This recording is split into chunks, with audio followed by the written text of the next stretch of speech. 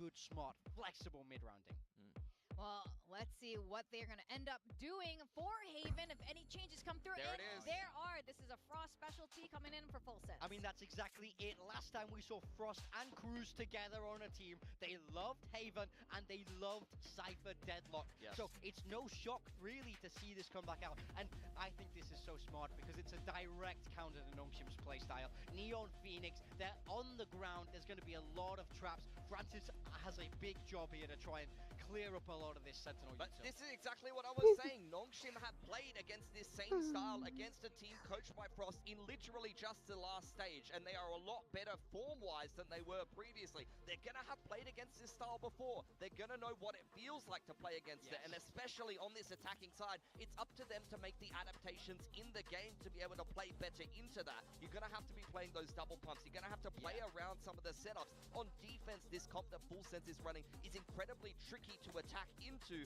but if you lurk well, if you work the map well, then you can have success against it. I really can't emphasize how important this match is and why we are so excited here at the desk to watch this play out. These two teams are the favorites to qualify the chance for a lot of us in our predictions in the way these two teams have been playing, and it's really promising also that Nongshim has been looking in much better form. Recently at DWC, and both break points, both free cases for both of these teams, so I'm really curious what our casters think of all of this. 大家一起来说一下，针对一下这个，就场景是这样，就是战队之间的战队。full sense sided, let's say. 什 But are we all kind of coming in with a little bit of stage one bias, right? Because Nongshim, they've just come off the back of a very good EWC run. Danby is back to Neon Maxi as well, so there's a lot of positives, I have to say, for Nongshim. I'm a little surprised that only 2 of us have predicted. 其实我是觉得他们真的很强。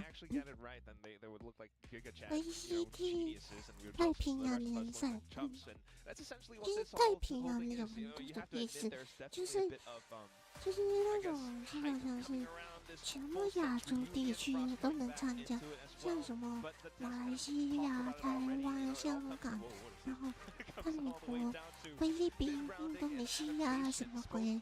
这个太平洋的意思就是说，所有我们亚洲地区的人都可以参加这种级别的赛事来讲的。韩国也是可以，就是日本也是可以的。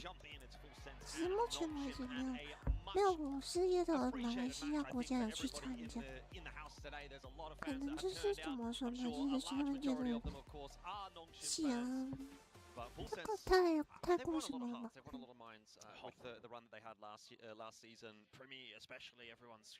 反正我是不知道。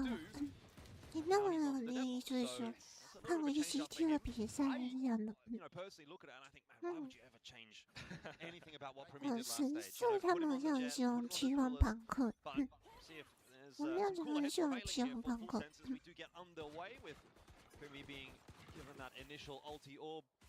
So a little bit of map control taken by Full Sense early on in the pistol, but Nongshim on their way now. You can already see how it's kind of too. I mean, the grab net already spent. They get the alt orb off of it. They have some information now, seeing where Nongshim were kind of positioned. Already as well, debut player Sephiroth gets his first kill into the server. Look at where Full Sense are positioned. It feels as though they're prepared for this. Oh, and Kalua. 2 taps to the head of Danby and Francis. 什么鬼啊！2个人打不赢，这是手枪哦。Certainly not panned out the way that Nongshim would have wanted it to. Yeah, first round. I mean, especially 韩国队怎么会那么弱啊？打不赢这是手枪。Like this is just going to be tricky. The only choice is to kind of shoot your way out of the 对 situation. 好像是什么队的，我忘记了。Unwinnable right now for RB, by the way, 我 especially 也 if 是 he 上 can 网 dislodge 查一下， Cruz. A headshot would do 应 it. 该是 Remy is tagged up. 应该是泰国队 A 吧？ little bit of a softer target 我 there. 记得 This 是 is 泰国 actually 队吧？ started to get a little bit more interesting. 30 seconds left. Look at the caution being exercised by Full Sense. 30 seconds, playing it safe. I think Frost would be somewhat happy about this so far. Cruz as well, not overextending. It's all up to RB. He's got to get a wriggle on now. We'll make it into that seaside in time to get a plan down. 有多少个 And 队 then 哦？ when he 我不 does, 知 he's 道， got flash and a little bit to work with as well. So 谁也不知道， actually be able to 失业者会看。然后如果可以的话，真的就是真的想要去请个赛评，然后跟我解释说为什么他们会这样子，然后这样。Does he pull out the flash? Full Sense are playing it nicely. Buddy system. He's going to have to hit a couple of bangers right here. RB, the first opportunity. Does go into Brimmy. 首届赛事是2023年的赛事。 Pulls off the 1v2. Nongshim looked like they were completely 欢迎 out 年 of 冠 that 军 pistol. 最成功队友 They are the team. Paperless 3次夺冠。 Wow. What a way to start this matchup. Right from the get-go. You see the 这 macro 个 game being Paperless played as well. I 应 mean, 该会比较像 already 是 with the 说的 composition, T1 the 吧， swaps, 大家都很讨厌他 and the，但是 setups 他又 alone, 很 you 强 can。tell that Full Sense were prepared for it. But even down to some of these little moments, especially with the flash being played in that way, it just pulls it out after contact, doesn't toss it in as a gamble. Masterfully crafted RP has the guns now, and they kind of know that this is going to be that default. Let's get rid of that grab net first, take contact off of it immediately, and the team's already staging towards C site. Chiboy surviving, but does cop quite a chunk of damage. Still some space taken by Full Sense. Gonna try and take a little bit more as well. By the looks of things, they want to take this fight to Nongshim, but in the end, walking into the crosshairs.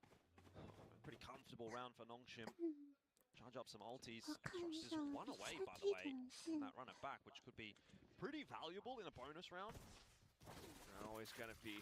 That's what this meta is all about, but that's also why you have Privy 战 on 队和 this 说战队 deadlock. What's EM meant for 真是 Sephiroth can try Cube to do a bit more damage anyways, but KRX way 韩 too 国 overwhelming. ，KRX 是 But back 泰 to my 国 earlier，point, I mean, actually, so this composition was one that 对啊， Frost 是泰 employed 国 with。global esports back in stage 1. 然后 Paperless 是新加坡与 But 马 they 来 actually 西亚。 did take down Nongshim 14 我 to 是觉 12得 back 他 then, 算 and 是 it 属 was 于 this 新加 same 坡的， composition, but 新加 there's 坡很 one 强啊。 difference though.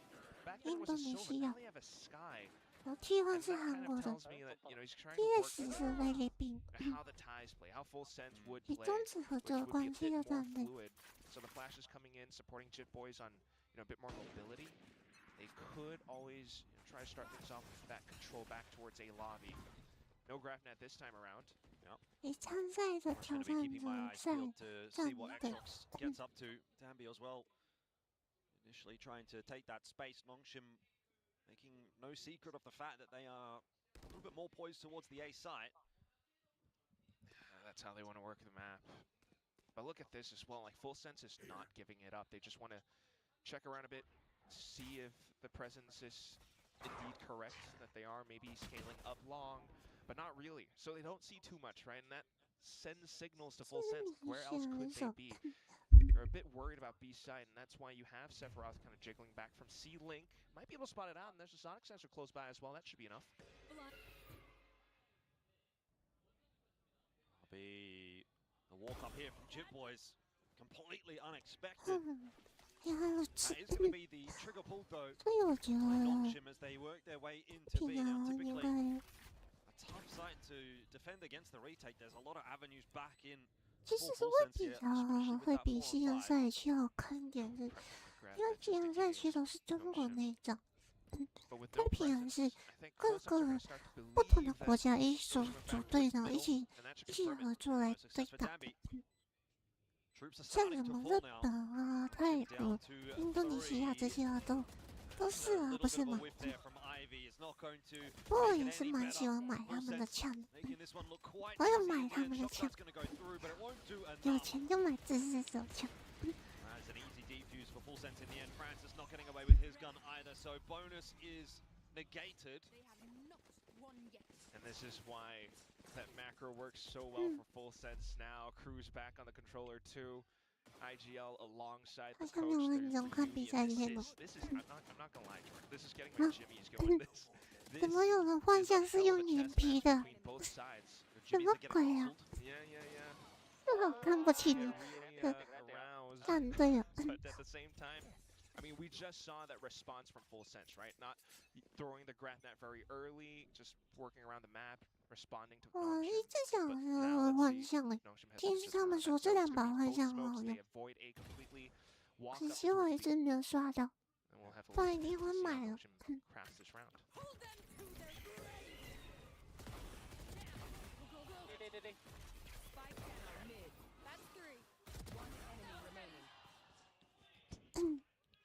泰国队伍， A 하나에 미드 둘. 보내줘. 所以他们是全部都是说泰国语言的吗？ 재밌게 하네. 这个泰国队伍， Apologies for 韩 that. 国肯定是全部都是韩国人。 Just as soon as they tried to push up in towards B, Full Sense comes in with their own set play, had the reckoning, well, annihilation and everything, and of course that's what breaks apart the whole setup. 我感觉很危 Definitely 险 caught 的， off guard by that one. I don't think they expected Full Sense 两 to 个 be 人打一个， pushing up mid that way. And it's going to be a completion of 瞬间被 Ace 2 秒了， Jit Boys. Yeah, that was a great round from Jit Boys, wasn't it? Just 啥意思？ supreme accuracy and aim on display. 抓到的话，我就买了那个什么直接无力的抓到， You have the annihilation. 我没有买到 Everyone's 纸巾的 completely 抓 blind, 到 and，that's what the Sky does. 太贵了，纸巾的抓到真的很 So 贵。 he's able to set up a relative flank, immediately decapitates all four. There's just nothing that Nongshim could do. The team comms are dead silent, dude. Yeah, I mean, not much to say really at that point. Back to it though, but Nongshim starting to scrape the bottom of the barrel when it comes to the guns. Ivy has been given just a sheriff to try to make this round work, but it's a faster play from Nongshim this time. They get a good plant on B. Okay. 是不是画面太 Response. 太小了， Try 还 to 是 find 什么 some 呢？ positional information. It's possible if they do enough by attention away, Jit Boys can start to make his move outside of A lobby.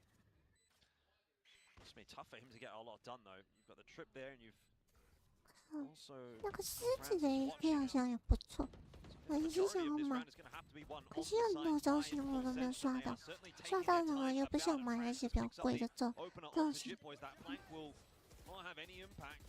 The smoke's everywhere. 嗯， Where are the 这个 frags? 干 That's the 嘛？ question that Full Sense have to answer, and they're just not getting them. They have not been able to bust their way into this B side. 农心在干嘛？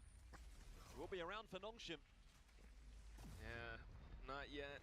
It's still a little bit early and difficult to kind of tell what Nongshim's 2021 年 intentions 的 truly 冠 are. 军 They 抓 were 到 just 也是 attempting a 很 B 不 side, 错 and 看。 Full Sense weren't expecting a second attempt. 什么时候要回 So that's 回 a continuation 顾 of 一 that 下 chance 他那 match 个 still. 那个造 Full 型啊？ Sense might want to 这样 reset, 买 go 了。 back to that default that worked for them, but at this point, who knows what Nongshim is going to attempt now. So it's going to be difficult. No, Full Sense is going to have to start the rounds off pretty effectively, get early information.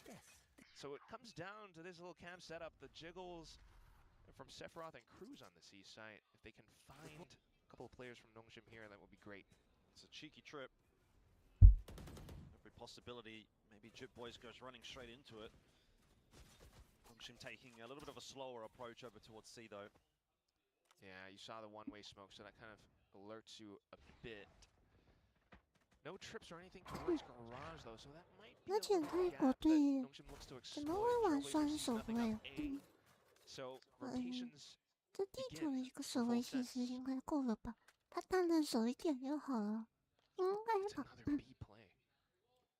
可惜我没有赛屏，不然他可以做自己的事。告诉我为什么他们要选择双手位呢？ Gonna try it again this time. Primi in position to cause a bit of a ruckus though. RB does get that plant down.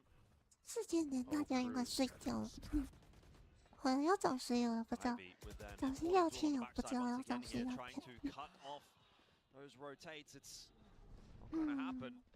Cruz in. Francis gets a cheeky one 这么 onto Jit 准呢？ Boys, who was an important piece of the puzzle there for the retake for Full Sense. 要 Killua 的 though 话，我 is 是 getting 可 all 以 that 去 work 我 done. 的 Now 嫡 it's 系 Jamie's 营 turn.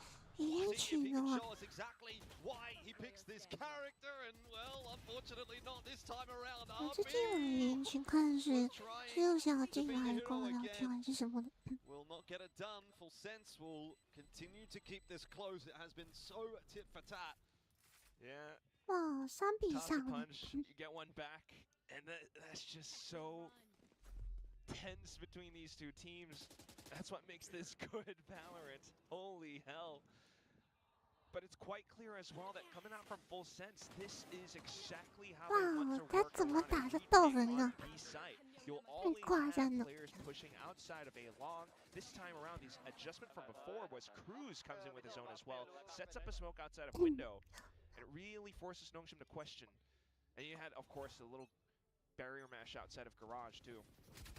Again, now Nongshim, they start to see that they have strengths in pushing up B. They'll start with that early pressure. Yeah, you've got to surely start to be considering this as full sense. All they do though is leave Premi high and dry. Cruz spotted, easy kill for Ivy. Nongshim coming into their own in this round. They really feel like they have found that weakness, that gap in the defense, and they're trying to exploit it. Yeah, they're just gonna keep going on. And that's just, if you were, you know, in full sense shoes right now, it's so odd. Teams oftentimes would start with maybe a bit of macro, you slow things down, you work on that burn A or C, try to spot things out. But that's not the case. Nongshim just full-on bum rush into B site several times in a row. Full sense are not anticipating that, so I don't really blame them, but you know, isolated deaths, what are you going to do? Now you're just going to have to save those expensive rifles, especially with Jitboys on the op. 跟我说早上也没有。应该要去睡觉了。就跟我说早上你要去睡觉，快去睡觉。不然我就要跟你要零花钱了。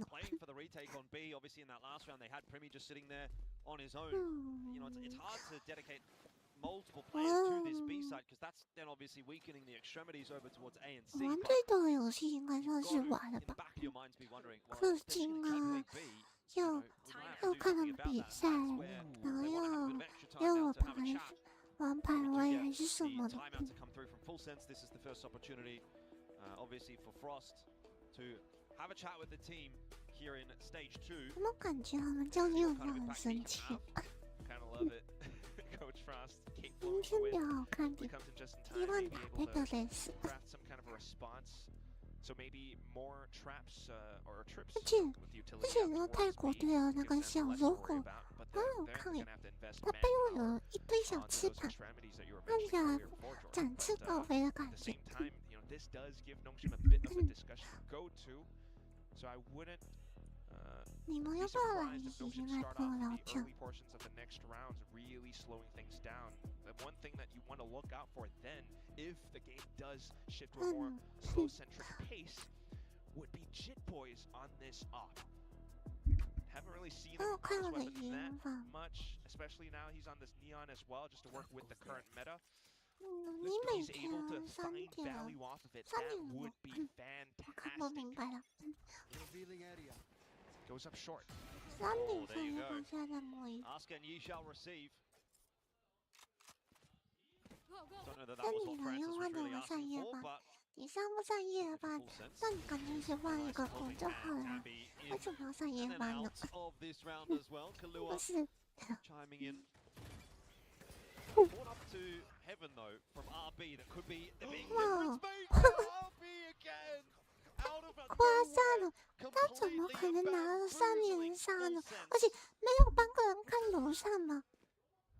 太夸张了，夸张到爆！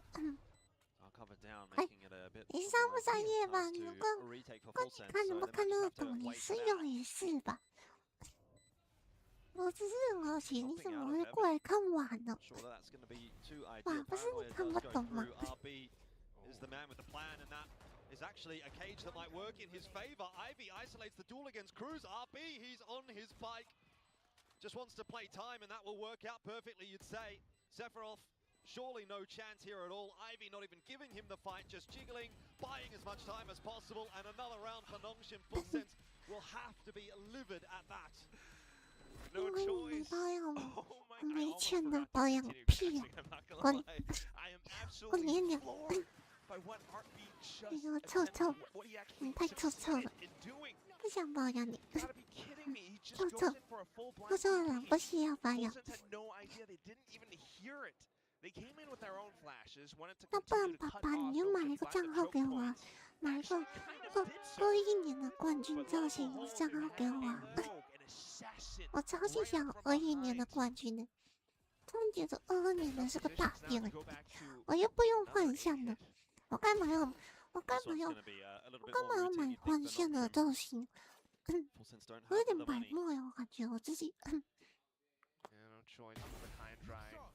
Trying to find what damage they can, but no, they're gonna eat some themselves, and that's going to sting, especially if you consider the scoreline right now, more than likely going down 3 and 6. 小声一点哦，因为隔壁房在睡觉， This is 不 incredible 然 micro 他们 plays 就 from 会吵， Notion, 他 and 们 look 就 at 起床 how 骂我还是什么的。 measured they're being as well. Holding safe, holding default, watching in case Full Sense does try something 好啦，不要 sneaky. 这么大声哦，现在要小声一点。 Numbers dwindling down. If they just commit to a single site, whatever happens, you know, they'll have the trades. In fact, they could even just spend 那 the 我 run 们 it 就 back. 去拿一些快乐水啊，还是小零食啊，在房间偷偷 Probably 吃。 unnecessary at this point. 最好 But 的是 true, 出 this 门。 initial entry does go. Sross looks like he's just gonna set up a flash and yeah, pretty easy for Danby. 30 seconds left. Sephiroth cleared out, but will be in the end. It takes a little longer for RB to get that done than he would have liked, so opens the door up for a kill for Kahlua, who has been pretty sharp so far this game for Full Sense. We're seeing some of that early stage 1 form come back for Kahlua. 10 and 5, topping the board for Full Sense at the moment, but not really enough to trouble the scoreboard right 对 now. 啊， Noxian pulling ahead pretty 哇， substantially. 特别 All 喜欢 Full 玩 Sense's 的 map 点 pick. 就是，大家就是喜欢他们很 Those 像 are 技 numbers 能 that 这 don't 样子 lie. 来搭配来组合。 You can have all the little hero plays, but 一 unless 些 it 死 comes out in 好像不懂的， situations like 可 an 能就是 RB 可以所有人都可以 it's 买 not 上 gonna be enough. 买一样， They're trying to 然后 match 什么都可以 Noxian 买 up。with the macro game, but 哇，是不能的， it's definitely 这 going to 只 be 能我 quite 依 a 靠 task now. 依 3 靠 more 技能 rounds 组 before 才 the 能 half。ends. Full Sense start to pick up the pace. All 4 up around A and start to scale up as 要是我 well. 有钱可以请赛拼的 There's 话， another B hit for 我就去 Noxian. 请赛拼了， Tried and 然后来 true. 帮 Be 来 ready 请 for 他 this 来 push 帮 as 你 well. They 解 know Full 释 Sense are going to try and 什 filter 么 their 英 way 雄 back 用 on 什么 in, 技 and Ivy 英 and 雄的技 Francis. 能。 Well, they just defend the gate. Cruz does pull one back, but they still haven't dealt with Ivy, and now Danby comes swinging in as well. It is coming together for Nongshim. This was the Nongshim we were missing last stage. They looked 都叫你多玩一 but 点哇， today 你又不 there's some 玩我， pizzazz. There's a 所以 pep 你 in 什 the 么都 step, 不 you 知 know. 道啊。 They put on those dancing shoes. 你要看他们手 I 枪 mean, 在那边 look 打 at 打打， how- I mean, you got to factor in the fact that they're back on agents that they're definitely more than comfortable on. They found my wire. And you already see, I mean, it's not just that as well. 而 It's 且 the entire team 我 working 是觉得你应 together, 该会买他们的 reading, 我们 or 黑 putting 市 themselves 玩 in 的 situations where they can 那个什么， react to what Full Sense might try. In 黑 this 市 round, it 玩 was 的那个造 a 型嘛， variation 因为 of that 很多 retake 都是 attempt that we 还原你 witnessed 们那 several 个 rounds ago. 你们那 Except you 个 don't see anything out 天 towards 使 C, right? You 的 just 那 see 个 it's very 那个 sussy, 枪吧， deep smoke blocking off A 所以我 lobby. 不是很 And 了解 you 你 would 们 think 现 that 实 that 在 funnels 哪里。 Noxian just straight up into B side, which it does, but they were also prepared for any kind of moves that Full Sense would have hit them with, and that was that scaling up outside of A. So just a try, but Noxian answered so well. They still have 也没有 all 人 the 愿 ultimates 意 to 过 work 来，就 around. 是说， It's gonna be tough for Full Sense too, even though they have ults of their own. I get the sense they're not trying to play too 我 passive, 先 but 去拿一些快 that 乐的 might 东 be the 西来， only option 像是 now. 快乐水啊什么的。 You can see that heftier setup towards B again for Full 你要 Sense 小声 acquisition 点 very much coming into play. This time Nongshim are just going to walk their way up towards C. Now there is a trip that they're going to have to break. Boys has come across as well, but Nongshim not going to be wasting any time. Danby gets the initial entry, then Ivy following up. It's 1 by 1. Again, Full Sense just falling at the hands of Nongshim. Straight up crumbling. Oh, and even with a Seeker spent, there's really not much you can do. One silenced out the back, the other one approaching from the front, and it's just way too easy for Nongshim. Everyone's spaced together rather close, so the trades are always available if someone goes down, but 拜拜。 even with these angles, the heads-up duels just can't find the angles. This is 等爸爸 incredible 买 stuff. 买那个21造型给我， You look at 21 that, 造 there's just 型这 no 个 chance 只 at 能向别 Full 人购买 Sense 账号， surviving on this 但是 site. 不 The 能 whole 当的，就 execute 是 and 说， everything.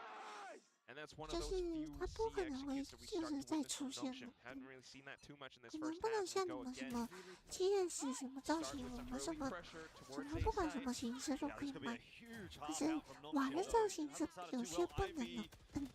hang on a second. RB is up to his usual trickery. They are going to be able to take him down. Jip Boys sliding on through. Full Sense recovering this round, and info given as to where Exros and Francis are, so shouldn't work out until, a flash out of nowhere. Exros and Francis back into it, and a walk in through the smoke. Surely can't go well. Oh, dearie me. Another round the way of Nongshim, and full sense, they just can't do anything right. This is ridiculous. Who does that? When has Nongshim done that? You have the site, and instead of going for a plant or maybe pushing past a link, they actually head back into the smoke. Full sense have no idea. You just wouldn't expect them to go for something like that. Nongshim oftentimes would have gone for the spike plant 6 days out of the week, but no. That was incredibly smart heads-up adaptations, just right quick. Wow. That was a snappy round, and I don't mean in terms of aim. 9-3. This was not a scoreline that we would have expected in this matchup. Again, remember, the vast majority of us predicted for full sense. I did sort of say at the start there, you know, I think Nongshim are maybe a little better than we're giving them credit for on the back of that EWC run. But even then, you know, I think we expected a close match. We expected this to be a real brawl, bit of a fist fight between these two teams. You've got two very explosive teams at their best. I think it's fair to say we're seeing Nongshim at their best, but I'm not sure it's fair to say we're seeing full sense at their best at the moment. I mean, where's Primmy? He's on a deadlock. He doesn't have the same explosiveness, the same mobility that he would tend to have, but you know, that's not even the whole story. Even he does have his utilities. He's trying to section parts of the map off. He has those sonic sensors down, but against Nongshim, who are just playing like this, it doesn't even matter. That's not the Primmy I want to see, though, bro.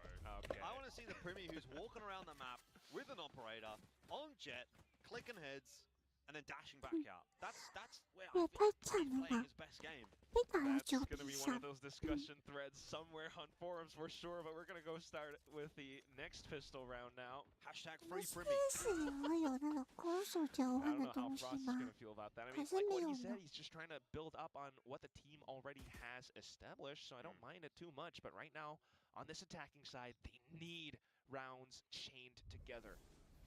So scaling up A together as a squad. And Dambi, ready and waiting, gets the early info that there's one or two players there. Flash is going to go through. Does manage to connect onto Francis, but the commitment is not there from full sense, nor from Nongshim. Yeah. Still holding on to Util. Dambi's having a look though. He kind of wants to see what's up. It's Jip Boys. So he recognizes they're hanging around. Camera still active around Seaside too. Nongshim pretty happy with what they've just seen, so stack coming through on the A site. It's a good call. Now they've just got to hit their shots. Be easier said than done. Another flash to go through. Dambi turning away from that one, runs straight into a paranoia, has to back up into the side, but helped out by some space creation from Francis, who is having his time in the sun, and now Exros will finish off Kahlua. Surely that has to be the nail in the coffin for full sense on this map. This pistol was very much required from them. And I guess it's not over. Sephiroth is going to have a crack. Oh, Francis. Yeah. Let's not talk about it. Done in the end. Nongshim up to 10. And it's a massive scoreline to come back from for full sense, so I can't lie, man. I have my doubts. Yeah, it feels like this map might be done. I know it's still, I guess, relatively early, and I do want to have some form of belief for full sense, but look at this. Just as soon as the hit comes in, I mean, they had all the reads all on the map. They knew where the hit was coming from. But to expect them to have that flash from Exros, Francis being able to hold down short like nobody's business, taking down triple kill like it's just another day in the office. Full sense has so much work to do.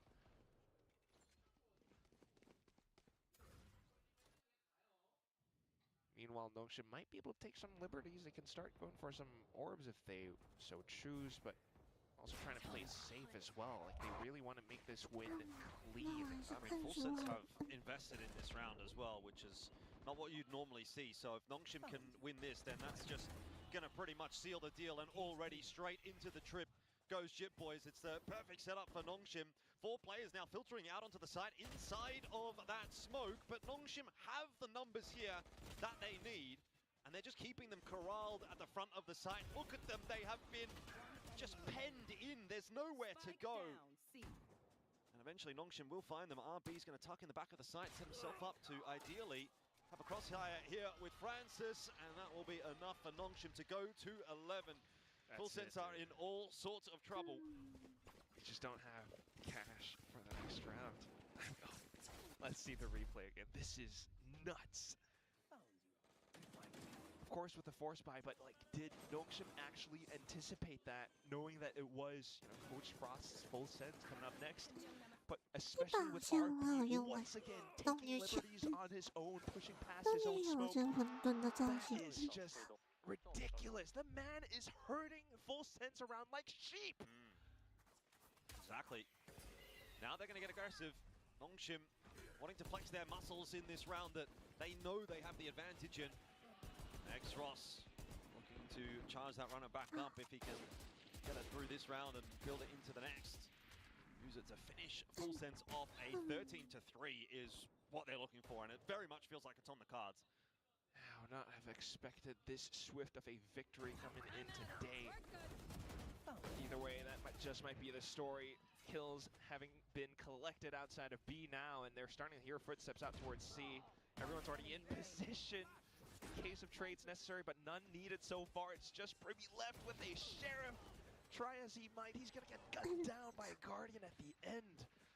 There's just nothing that the team can do now. They're looking all out of sorts. There's zero, zero, but they're not feeling confident either. That's why you're not seeing them even find bits of damage. And that is just... Yeah, no, I mean, they're completely out of this game. Like, mentally shattered at this point. Can't beat around the bush. That's just straight up a terrible way to start Stage 2. It's not great.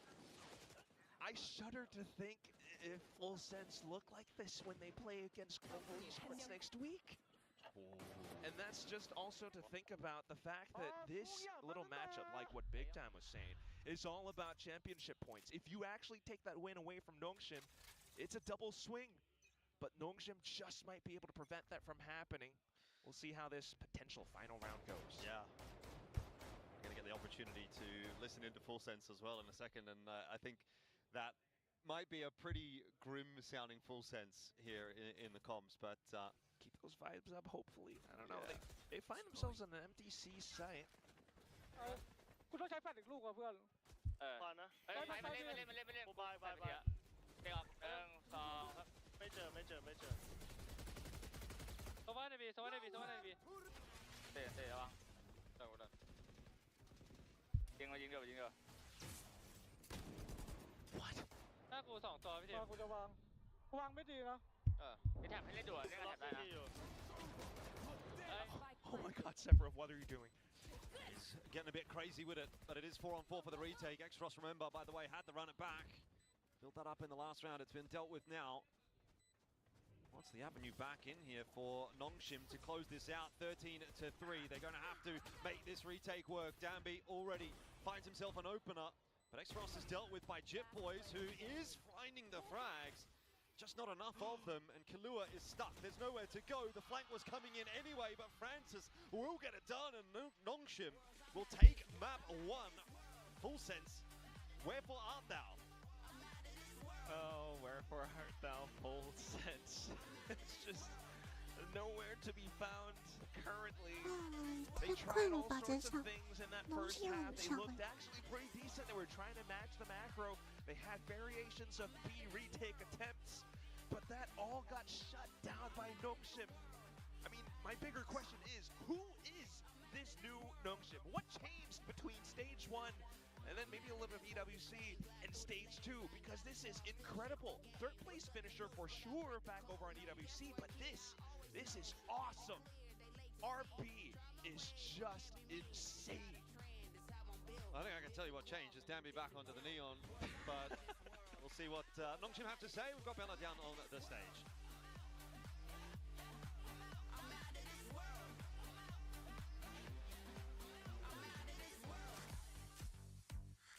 Hi guys, it's Bella standing with Coach Silkanon of Nongshim Red Force. Well, Silkanon, you had something that you wanted to say before we dive into the interview.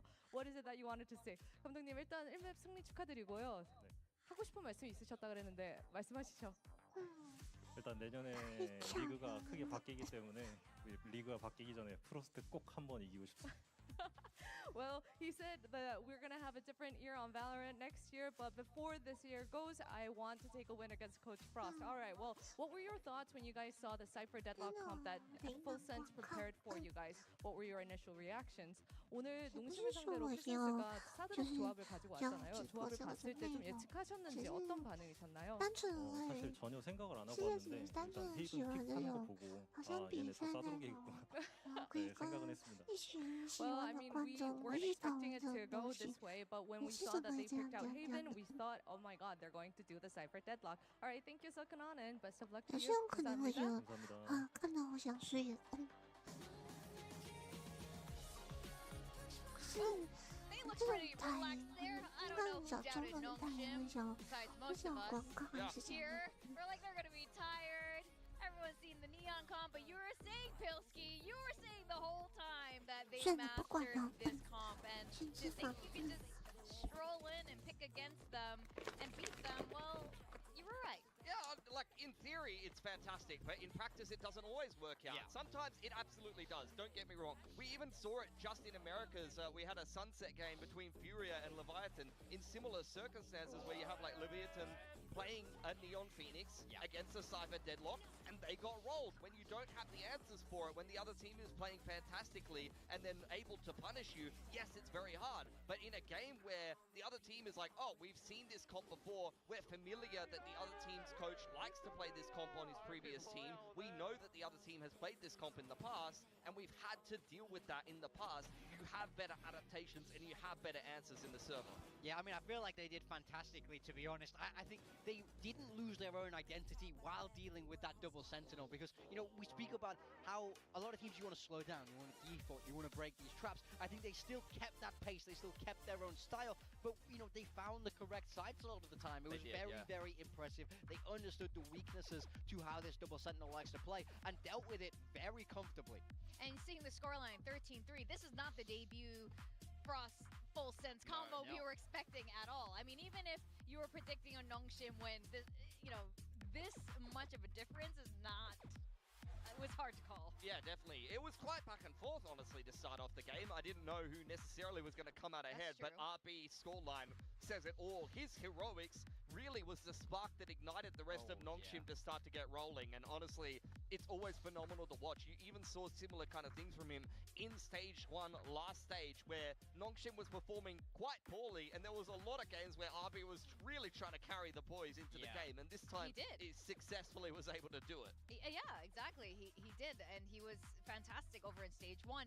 But we also had an IGL shift since Stage 1 as well. So do you think this has also unleashed the beast of RB? I like it a lot. I mean, whenever you're going to remove that burden from a player, I think you can expect an improvement. I also think Francis is a great IGL. Now he's back on that initiator. It's old school. We're taking it back to when Nongshim, I felt like were an amazing, like a truly dominant team. Yes, they were good this year as well, but in my mind, they were a little more impressive in 2024, to be honest. So I like that they're using their own strengths very well. It's been great to see that sort of return to form. So Francis is doing the calling now, and as you were pointing out, Pilski, that they are noticing Full Sense's tendencies and trying to work on it. Yeah, 100%.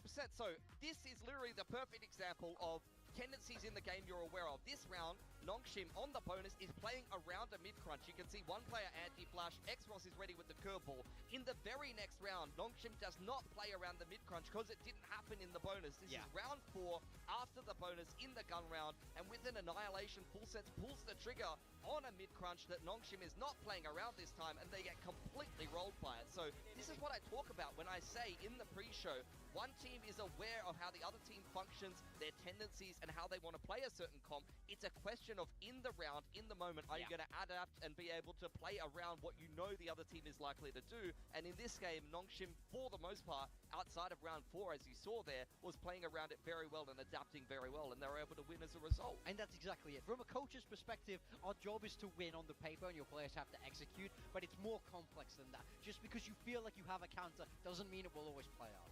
on other times, sometimes you just need one guy to be your hero, and their hero today is definitely our Beast. Yeah. He had moments like we saw in Stage 1. Shall I compare thee to a summer's day? Unbelievable on this pistol. I mean, they're down 5v2 and they bring it back here. This 1v2, it's vintage RB. Yeah. It's classic. I love to see it from this guy. This is why he joined the team ultimately, and it's so exciting. And then this little cheeky play, you see this on B side sometimes, but they inside the neon wall, he runs up and gets that TP into heaven while there's chaos going on, there's noise, and then he's behind them for the 3K. He saved the round here again, keeps that momentum going in Nongshim's favor, and he really just put them on their back at the crucial times. And that's what we're talking about. You can see the scoreline there. That pistol was 1 for Full Sense. He 1v2s. That round at 3-4, round number 8, I believe it was, that round is 1 for Full Sense. They get the entry on Francis right at the start of the round with the operator, and they're fully stacked on a site that Nongshim execute into. Full Sense completely slaps them, and then RB does something unthinkable to be able to put Nongshim back in the driver's seat. And I really think that broke the mental and the momentum of Full Sense. And they are a team that we know can be a little fragile mentally sometimes. And I think that this game, unfortunately, from there really got away from them. I mean, we saw the scoreline was 3-4 at that point in the game. Yeah. There was not another round for Full Sense after that RB round. I could see this happening again on Split. You know, this is something that Nongshim could easily carry into the second map. This is their map pick. And Frost was really confident with the map veto, as he always is. But he really was confident. He's like, we've got their number. We know how to counter them. But now I'm really worried coming into this second map. The thing is, I can see why he would think he has their number, because he's playing a Haven where he knows what they'll do and he knows what they do. On paper, he wins that. I think that I can see the confidence, but he's not accounted for RB's heroics. He's not accounted for the fact that Nongshim were kind of ready for this in a way. So now as we move across the split, I think the question is on how Full Sense are going to recover and also what comp they play. We saw it over in London in their game against Global, and it was the one map that they did manage to win. They were running that Sage there, but I wouldn't be shocked to also see a Cypher deadlock here to embrace that style once more, because Nongshim, I wouldn't be shocked to see the double duelist once more. Yeah, I wouldn't be surprised if they make no changes at all. We could see their previous comps there. Split was a bit of a disaster for them in Stage 1, honestly. We had a Francis Waylay into a nerfed Francis Yoru. Hated it. I'm sure that they've worked on things since then. You can throw Stage 1 Nongshim in the trash where it belongs, because Stage 2 Nongshim is coming for champs. And Split was a good map for them over at EWC, so it's all about can they continue that momentum. Did you like Full Sense's Split? I liked it. I thought it was good, so I actually hope Frost doesn't change too much. Yeah, I mean, again, are we going to play a Frost comp where they're trying to prep for what Nongshim are doing, or are we going to go back to Full Sense double duelist burst? Well, that is definitely in the question, and Bella is definitely on standby with a coach who might call himself a little bit unlucky.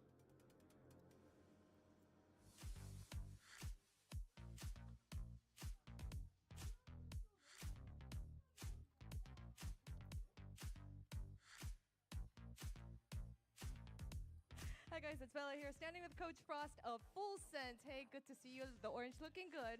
Well, on Haven, you chose Cypher Deadlock against Nongshim. That was probably something that you envisioned. There was something there, right? What didn't go your way? I believe we threw three 5v3s in the first 7 rounds, including that pistol. That certainly was not part of the game plan, but, you know, unfortunately, we got punished for a lot of mistakes. Well, there's still maps to go, right? But BO3, thankfully. And also, I got a chance to talk with Coach Silkanon. He said, before this year goes, I wish to take a win against Coach Frost. How does that make you feel? Well, he's off to a great start on that one. So let's see if we can prevent it over the next 2, though. All right. Thank you, Frost, and best of luck to you. Thank you.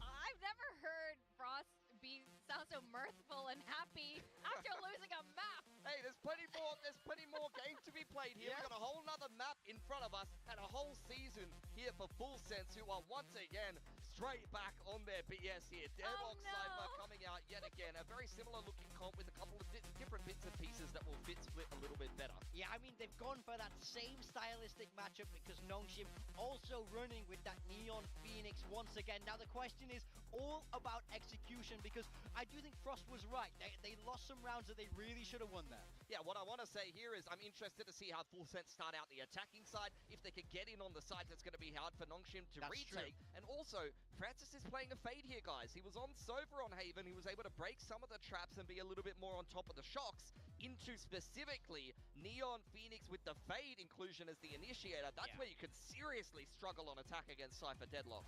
Well, we'll just have to wait and see what happens on the second map of Split. And to take us through it, we've got Jordan and Kentrell Fleck. She dropped the full name. There you go, man. Yeah, look, listen, I don't want to brag, but me and Victoria, we've been on first name basis since yesterday. Okay, so it's not really a big deal for me, but maybe it is for you. It's kind of an upgrade. Yeah. Tell you what, though, this map is a pretty big deal for Full Sense. They got blasted on map 1, I think it's fair to say. We're also moving into Nongshim's pick. So could you write a worse story to start off stage 2? I don't think you really could. No, this is... Yeah, Raz outdone themselves with the script. We got our Beast. We have Permian Deadlock. How are you feeling about that one? Look how they've massacred my boy. I do think He went 6 and 14, Quack! Yeah. He went 6 and 14! You can't dance around that. But onto this composition on this map without, you know, like a Sova shock dart, Pilly's got a point. It's going to be difficult for Nongshim to work against some of the trips, but for now, we do have Full Sense on attack, trying to scale up. Once again, A site, Cruz to lurk outside of B. Dambi's already received information. Full Sense already starting to get their way out onto this A site, though Ivy is going to try and chip away at them on that entry, see if he can cause a little bit of a ruckus. It's more of a slow progression out here from Full Sense than anything, but they seem to be in and with a plant. By the way, there's a really long lurk happening here for Cruz. I'm not sure he's going to get there in time, but we'll find out as the push now starts to come back on through. Francis and Extros are the ones to find the important initial frags, but this late lurk has been spotted by RB, who once again has been such a big difference maker, and that plan didn't actually go down. So Nongshim have got the time in their favor. Ivy standing strong. Cruz has to work his way out of a smoke. It's just not going to happen. Nongshim start well again.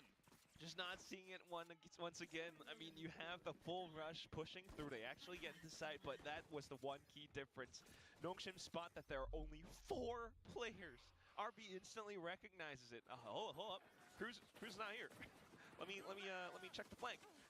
And he manages to take him down, or at least gets that information. Works around the rest of the team, or Ivy at the very least in this 2v1.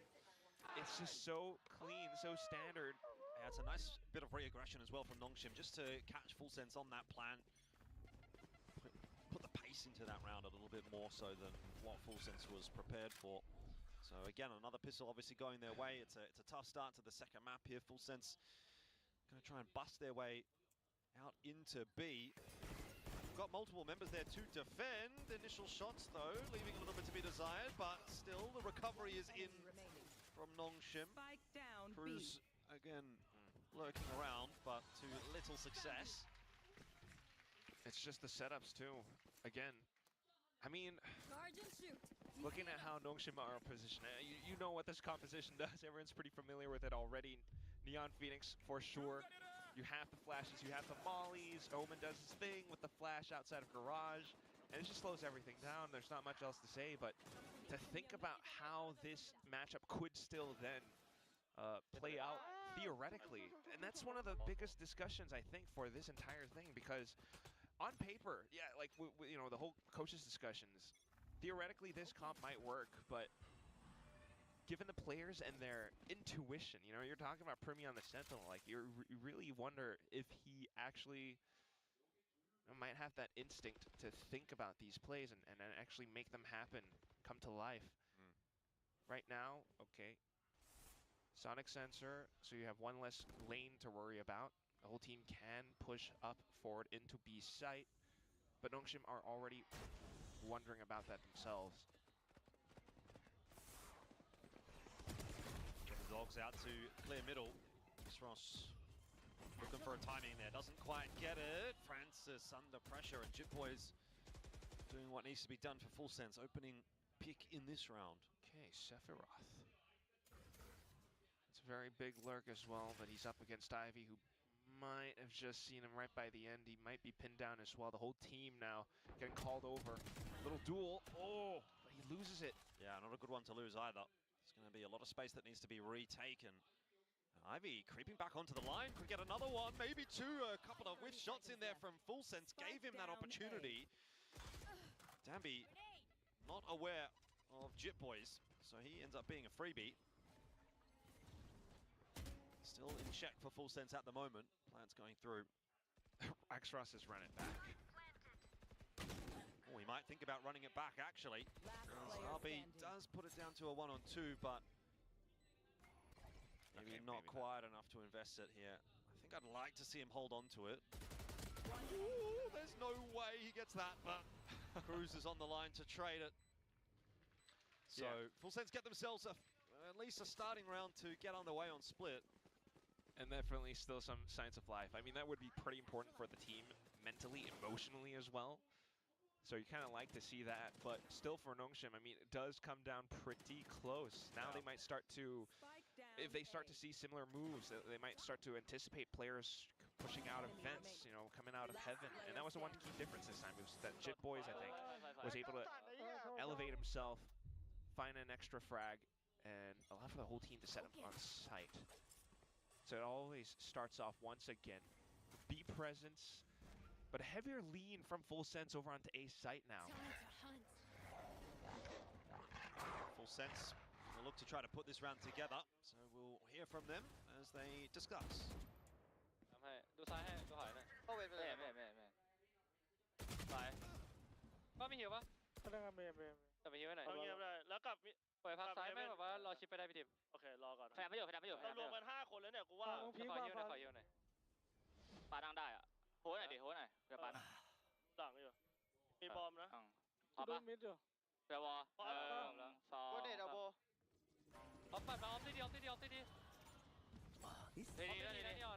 Well, here comes Full Sense on the way into A. Seems as though Nongshim have largely been pushed out of that site again. Xross, unfortunately, was the one that did get taken down as well, so that runner back is not going to get any play here in round 4. Still over ramp 2. That's another layer to worry about, but ultimately the whole team stuck on site. This seems like a very tough retake for Nongshim, especially now that Jitboys has kind of pulled the showstopper as a preventative measure. Nongshim are really taking their time about this one. They are going to have a little bit of a crack, but honestly, with Danby going down there, seems like it is very unlikely this is going to come together. Not to be. So 2-2 the score. Full Sense starting to put things back together.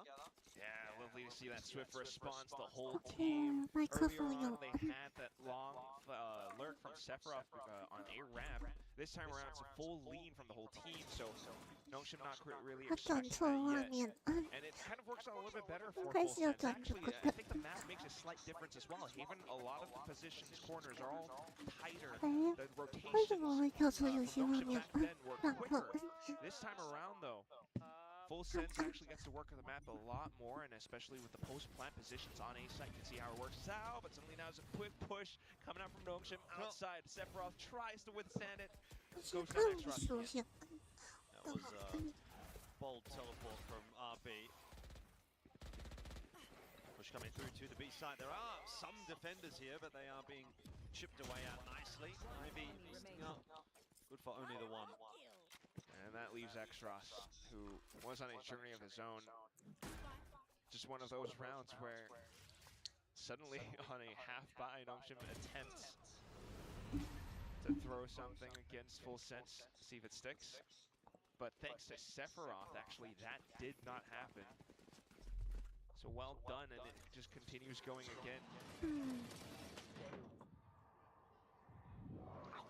Despite all the flashes and everything, he's just managed to have enough distance within him and the team to be able to back himself into a corner where he has some cover.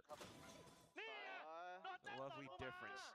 And you can also, actually, in the previous team comms segment, you heard Cruz, I believe, was saying something about an op, so he's kind of anticipating what Nongshim might bring. And that's why you see them slowing things down in this round as well. Danby has enough for it. Full Sense goes back to working out the middle portion. 感觉蛮小圆点小个，Put the rest of their forces towards the hold in mid, and that is very much required. Exros, he just gets deleted twice. It was not the spot for the runner back. But Ivy still in here and unable to get anything done either. Hold on. Full Sense are coming back into their own a little here on split. It feels like a completely different Nongshim as well. Yeah, I just can't quite swiftly respond to it. I mean, the positions especially, just two inside of mailroom. The rest of them are tasked with holding their own positions, so they can't really rotate back in time for those trades. And now, having a slightly weaker defense on this side alone, Full Sense are looking to overwhelm everything. Nongshim Just full push on the rotate. Look at this. They've got 3 players towards this B side. This might be defendable if RB is able to start well, and Francis is in there to help out as well. He gets deleted, and Tambi missed a shot. So it was a good pre-rotate from Nongshim. Things definitely could have gone a different way, but in the end, Full Sense get by, and they have a 4-2 lead. So starting to get a bit concerned, and I would kind of think now might be a good time for Nongshim to have a timeout. It's possible. I was definitely kind of worried for it. Like, again, theoretically, everything kind of checks out. You have 5v3. But if RB just finds 2 anyway, it does come pretty close, but thankfully still saving the day. But either way, as you mentioned it, the timeout being called, there are definitely some gaps that Full Sense have managed to identify. And that namely would be, okay, if he's on an op, he's probably not going to be marking down middle. He's probably on the extremity of the map somewhere, or definitely not at least on B heaven. And that's how they actually decided to go in for that annihilation, double peak push, straight up mailroom. And gives Full Sense that much more space to work off of, that much more, numbers advantage. So at least coming up for the next round where Nongshim are not going to have that op investment, you do wonder how they're going to adjust around this. Every part of the map is susceptible to what Full Sense can bring out. You've seen 4-1 lurks. You've seen, maybe a slight 1-3-1 with the way that Full Sense are able to scale up middle as well. I think they need to get a bit more proactive, get some information, really start to piece things together with how Full Sense are intending to approach this map. Otherwise, we might see a full swing, push us into our 3rd one. Start off with a flash for now. Down B beginning to jiggle. Yeah, spots him out. A couple of customary taps in there as well from Ivy, but realistically speaking, not expecting too much out of this one. Paint shells will push it back down the vents. Showstopper, nothing you can do about that as Danby. Kill from Kalua as well. Full Sense are making this one look relatively easy. Ivy getting away with a little more damage than he maybe ought to have, but I mean, there's just nothing in this one for Nongshim. That conversation surely was not about this round. It was surely about what do we do when we get the guns back in hand. Yeah, but I also have to wonder, like, right after seeing a rush like this was just 5 soldiers marching into A site, left, right, watching every single position where Nongshim could have come out of, crawled out of. And if Full Sense have the potential to pull out pacey hits like this, Nongshim have to consider the possibility of something like that again. Can't take his targets. The flash was good. He just spent his showstopper. He might get another one soon. Yeah, it makes matters worse, of course, for Nongshim. Confident round from Full Sense. You can tell that the confidence is building a little more in this map. I was very concerned when they lost that pistol that we were just going to see a repeat of what we got on map 1. Nongshim going to run away with things, but looks like we've got a little bit more of a competitive match here, which is a bit more in line with the expectations. Oh, yes. Okay, pit available. Got Nightfall for a potential retake as well, but not really seeing too much. Definitely a lot more of a heavy lean from Nongshim to reinforce A Heaven currently. But look at that. As soon as the rotations go through, Full Sense have found the weak link. Mail room is open. Yep. Dambi's going to come scrambling across to try to help, but RB's taken down. Cruz just gets a little better of it with the headshot through. Dambi is locked out. I mean, this is looking like it's all over the place, really, for Nongshim. They are just getting completely outread by Full Sense. There goes the Nightfall. They might just have to save now, especially since Dambi had that op. But look at Chip Boys. Oh. It's a couple away from the showstopper. Might be getting it right here. Ivy and X-Ross round the corner, ends up being a 1-for-1, so it could be worse for Nongshim, but down 6 and 2, it's about as bad as it's going to get. Any thought of a 2-0 is far from the minds of Nongshim right now. They're just trying to keep their heads above water. Yeah, especially for this first half at least. Maybe get at least a couple more rounds or get themselves to a third. 9-3 still not impossible. They have a lot of ultimates, but they haven't had the opportunity to use them. Oh my goodness, Elfish. What is this stark contrast between map 1 and 2? On to split. Nongshim are just running circles around the fences. They haven't quite been able to get themselves into position other than the first few rounds where they actually looked a little bit better. However, as the game elapses, they just continue to try to pull off early rotations, start to get a bit more hungry for information, which I can't really blame them for it. But that leaves a lot more gaps where Full Sense swiftly go in for it. He's so happy, Frost. It's been a pretty solid performance from Chip Boys to start things off. Yeah, 15 kills in the map. Showstopper entry is possible for this round. Nongshim, though, got themselves 4 ultis online as well. So if they're not going to win this round, they're not going to win any round, you'd think. Play is a little bit lackluster, though, I have to say. The offensive is on the march again. Full Sense, here it is. That's the showstopper, and this time Dambi will at least be able to trade 1 for 1. So that's better than nothing. X-Ross looking to try and hold on. Has the backup here of Ivy as well.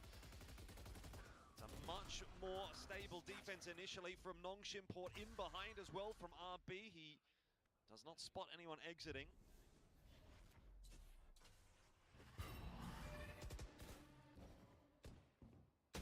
Re-aggression from Nongshim is a bold choice. They run right into Kalua, who has been hitting shots today. So once again, it comes down to RB to save the day for Nongshim. Gunslitter A heaven. It's not impossible. RB has a flash again as well. He's clutched out several times before in map 1. Time working in the favor of Kalua. RB spots him, but can't win it. Kalua just got way too many 1v1s, and Nongshim, they really have to beat themselves up about that round. That was not good enough. Swinging Kalua 1 by 1. They weren't expecting that re-aggression. They were all in position for it though, but looking at how the shots all flew by, the angle, the difference between viewpoints as well, just out from ramp versus inside of heaven, like all they had was that one tight little narrow doorway. It's a little bit more difficult then, and Killa has the extra swing as well. Definitely feeling much better. The adjustments from Nongshim though, they rotated a lot quicker that round, so overthinking the map a little bit less could help them. But then Full Sense slows down the pace again. Yeah, and it's already kind of gotten out of hand, you know. Full Sense is already on 7, so... Hang on, though. We do have a lot of forward space being taken up by Nongshim outside of A now, so it all comes down to RB and how well he might be able to hold alongside Ivy, leaning towards the B section of the map. Dambi gonna start to rotate off. Trying to fish for a kill. Nicely played from Sephiroth. Just backing it up. Keeping Nongshim in the dark as to where this hit is going to come from, because they spot players outside of A. And they think, okay, well, might still be a few more there as well. RB, big job to do, but perfectly timed. The peek there from Chip Boys as he turns away from the flash. And rotations pulled over. Remember, the previous round we saw re-aggression from Full Sense. Nongshim thinking about it, but as the cage comes in, it's A. Yeah, X-Ross just completely catches them unawares. Guys, what was that? Yeah, I mean, that was a little bit slack, I think, from Sephiroth. Seemed to think that the site was clear. Fortunately, wasn't. So that's going to give Nongshim their third of the half.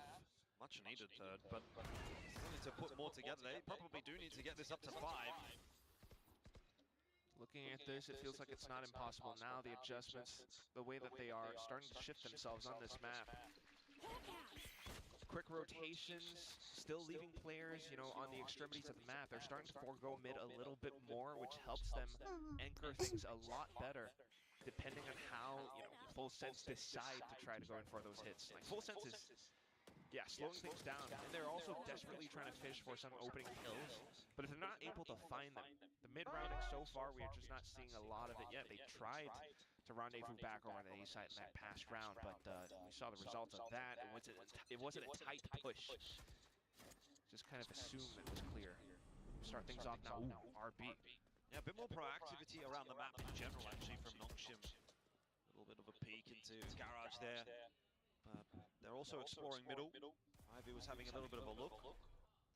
Yeah, it's a much deeper toxic screen as well, so Full Sense is going to be forced to use some util to clear it. And that creates new issues Full Sense will have to try and solve. Double lurk this time, though. 3-2 split starting to peel off now as time goes down. Nongshim might just see that there's nothing here. The Prowler and the Trip, they start to question it. But as it continues to go on, suddenly then you start to think, this feels like a B hit, I'm pretty sure. Ivy has got the pit. That could come into play here. He's on the right side of the map. Rotates coming through as well from Nongshim. They're reading it nicely, but they're just not hitting the shots they need to. RB out of the picture early on in the piece. Paint shells, and Francis and Ivy having to make the impact felt. Ivy for the double was a big 2K. Still not enough to hold on to the site. Extros comes on through with the run at back. Does, of course, survive as a result. And Danby is taking his time to clear out the deadlock util. It's fine, though, as he does get on him. It's Primmy that falls, and Danby now trying to bait out the peak from Kahlua, who can't do it again. And Nongshim starting to recover now on split. Oh, yeah, a fourth being claimed. Definitely possible for a comeback on the second half. We go into the last round of the half. How does Full Sense's economy look? Not too bad. They'll still be able to go in for pretty much a full buy, but as you take a look at how the round actually unfolded, it all comes down to the slight execute. I think Full Sense tried to go for, you know, kind of a delayed hit. You have the initial one outside of Garage, and then a secondary outside of Heaven, but it was so swiftly dealt with. As soon as they hurt the Hawk, Ivy has his position, comes in for assistance, and that's again Nongshim's whole game plan, really stifling Full Sense's momentum. There's the pit that we talked about, didn't get used in the last round. Does get invested here. Ivy going to solo hold B. That frees RB up to move it towards middle. Oh, okay, Full Sense just deciding to go collapse into the pit together. They do have stars close by, but I question if that's going to be enough. I'm kind of nervous, Jordan. Is it going to be a tunnel? Are they going to build themselves a tunnel to work into B, or are they just going to try and fight this pit? Snakebite bait it out. The pit will run down eventually. Ivy now in a bit of a spot of bother as the push starts to come through for Full Sense. He needs some help. Extros is in there for at least one. But Full Sense will be pushed away. Now, Nongshim are wondering, do we have to send Danby back over to A? He's kind of going back and forth, and Sephiroth, like you say, his timing is looking incredible. The trade not through. Sephiroth for the double, and it seems as though Full Sense will grab themselves an 8th to just seal the deal on the half. Switching sides. Which definitely makes things a little bit more steady going into the next half. Incredible. Still a same delayed hit, but this time around, much slower flank coming out from Sephiroth. He's just managed to find the right timing. Swiftly deals with every single kill as it moves forward as well.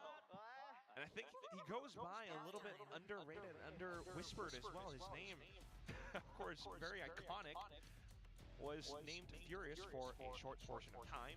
But if you take a look at the agent pool that this guy has, actually, he has so many agents played. He plays, you know, a Sentinel now, lurking around, but the movements in which he operates on this, it's definitely given himself a lot more crazy positioning, because the timing at which he actually shows up sometimes, it definitely catches the opponents off guard. But of course, all throughout the half, Jit Boys with those huge multi-kills, showstopper after showstopper, it's given Full Sense the wind, the second wind that they're looking for.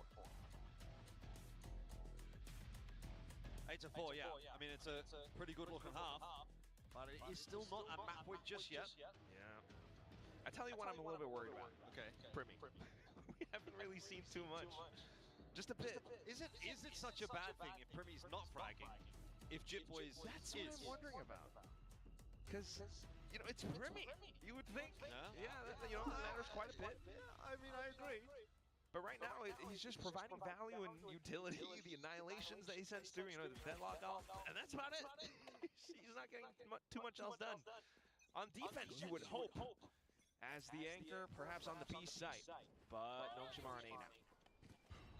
Dambi going to be leading that charge. Have to go straight through that start. Exros, the one to find the opening pick, and Sephiroth spotted now at the back of the site, needs to be swung together, will just be the 1-for-1. That's a good start for Nongshim. They need to convert on this pistol and then build on this attacking half. Spike planted. And in that case then, maybe this map is still on offer. Kalua gets away with a little bit too much there against Ivy. Primmy as well, hitting the headshot onto Dambi.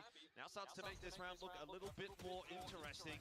Heals coming through from Kalua as well, but not enough to keep Primmy alive. What awkward timing as well. Francis is hanging on for dear life. He's just running out of bullets as well. But we're back into the 1-on-1, and Exros is on a crazy off angle. Jit Boys will look to clear it, flash around the corner, just to try to buy a bit more time, and there's not a whole lot of it left here for Jit Boys. Pre-fire is good enough. Does he have it? Okay, just in time. Oh my god. No, he doesn't have it. What? .11! The circle didn't come in yet! He had the flashback onto the spike! You're kidding! I think he thought he had it. Yeah. It looked like it for sure, but... Oh. Spike planted. And what a pistol to begin with, too. I mean, they safely evaded Primmy's setup on the B side, but... He was terrified in that corner, you could tell. That was so close. Good effort from Jit Boys. Sneaky, sneaky. Got to be wiping the brow after that one if you're Nongshim. That was your chance in the map. So 5-8, but a very, very close pistol round. You still got to do more to convince yourselves and convince us. Let's start with Ivy here. Only the one for him. Okay. Don't hate that. Find yourself the Marshal, but the whole team already sensing that B site is clear. Cruz swiftly dealt with. Just for a little attempt on the retake. How much space for Full Sense? Oh, they're maximizing the ult economy as well. And look at where Dambi is positioned. Line down. Hands of Exros, who again getting pretty close to building that run it back up. Wait, where are we going? The long way around from Garage, just to maybe try and die to the spike. Can't save on this round. Oh, they... Huh? They think that the spike was down on A side for some reason? A little bit of an odd rotation, but just trying to time it, I suppose. Either way, though, you can already see Nongshim. I mean, the one thing they would have to be worried about were the double sentinels. And as long as they kind of avoid that for the time being, they're kind of good to go. Oh, this is very weird. Exros was not too sure. Certainly wasn't expecting that, and so... Jump in the spike. Yeah, it's actually going to work out for Full Sense. Yeah. An extra kill or two, you know, and then all good. Everyone gets what they were looking for. Exros has his run it back. Full Sense still manages to not give up too many ult points. In fact, Full Sense does build up on their own as well, the one kill that they did get. But again, it all comes down to the hit. and how Nongshim tries to put it together. The thing that they had to worry about were the double sentinels, but it's only been 2 rounds so far. Going back to that 8 site, sonic sensors aplenty.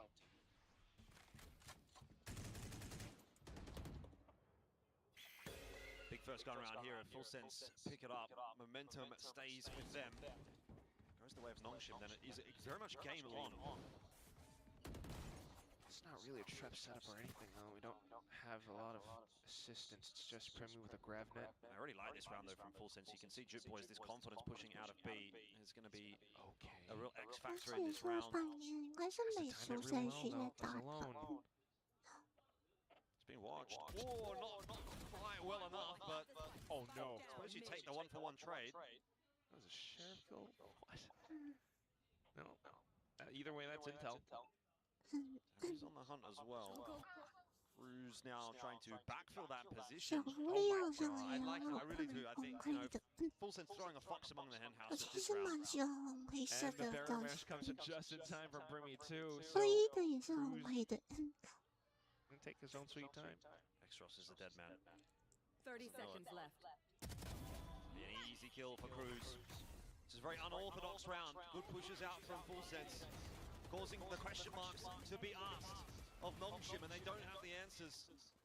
So the bonus not going to be secured. Full Sense get a bit of momentum back in here for the second half, 9-6. And like you call it, it does look a little bit odd, right? I mean, we have to admit that, but it's just unorthodox. It works so well. The initial push, a second person to go in for it. That's the unorthodox bit that I think Nongshim themselves weren't anticipating. But you can also see what Frost is trying to cook up together with the team, and that's what this comp is meant for. A bit of presence. Premi holds on to the barrier mash, drops it at just the right timing too. Nongshim gonna have to try and figure that out. Start of this round though, at least a bit of mid-presence. Premi will get away swiftly, and we'll have a listen in to what Nongshim are thinking. 소리. 한 번 더. 할 거야. 얘는 세진 뺑이랑 곰을 안 태우고 있을게. A 스카이야. 둘이서 해줘. 지워봄. 센서 깨. 센서 왼쪽. 야 여기 강깨. 가지마. 깨고 가지마. 벽 빠졌고. A 쪽. 몇 깼어? 펌핑 한번 주자. B번 펌핑. 나 그냥 궁 써볼게. A 스카이게. 써봐. 얘 나인 거 알아. A 스카이. 스테어 하나. Well, it's a lot of delaying at util that Nongshim have to bust through, but they do eventually try to get their way into that B site. Xros will be sent back, and they slow it down again. Yeah, it's just to run it back. Full Sense aren't sure if it's commitment or not. They have a stack on A instead of B, so this might just work out nicely for Nongshim. Dark cover goes through. Here's all the util from Nongshim getting tossed on in. It looks good, but they haven't found the entries. And Cruz able to find himself the one. Jip Boy still on this side. He's been fragging. He unfortunately cannot do any more of that in this round, though. So Nongshim are in with a player advantage for the post plan. Yeah, it just might be difficult. No real flashes or anything to make themselves get out of the smoke safely.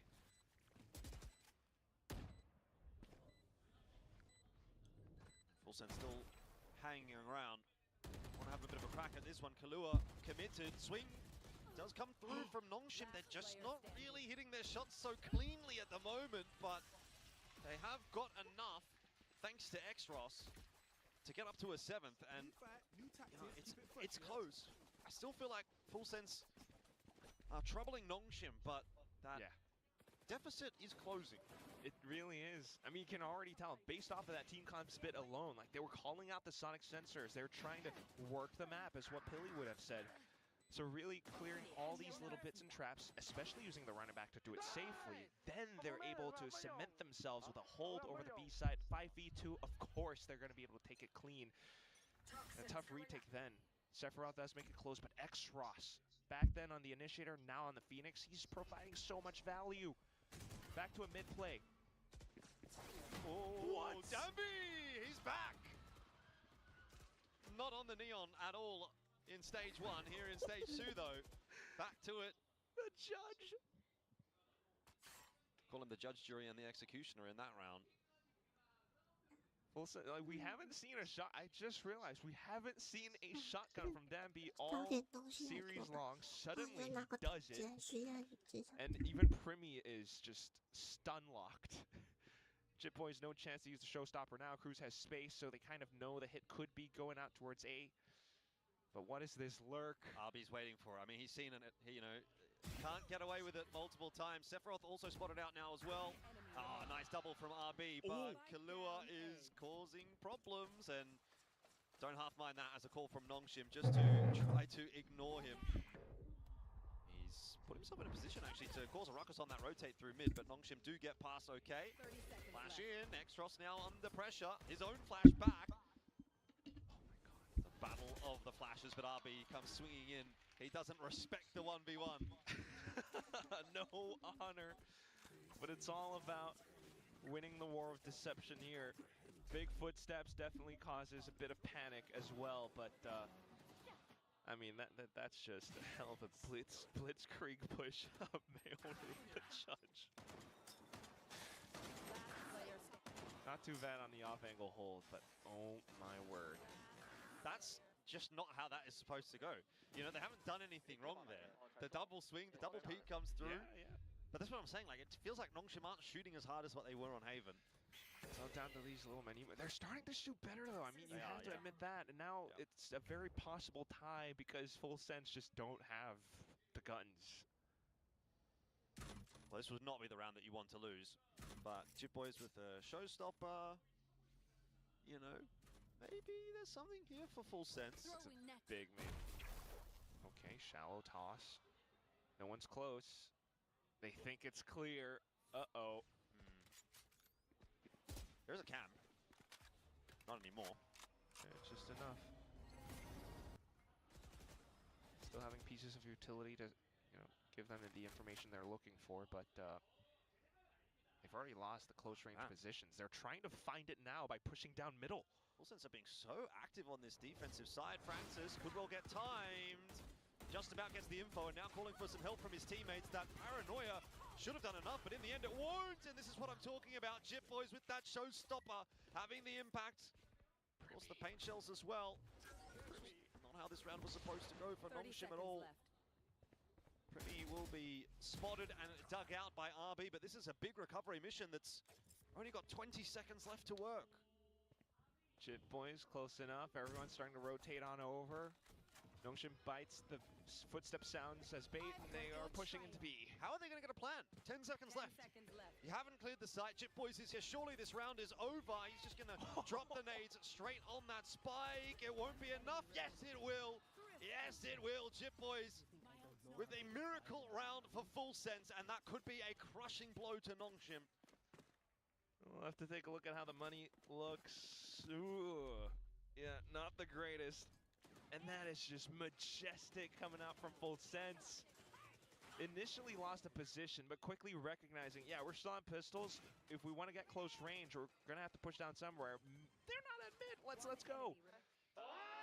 The crazy part about that round as well is if Nongshim would have just walked into B, they had the round for free.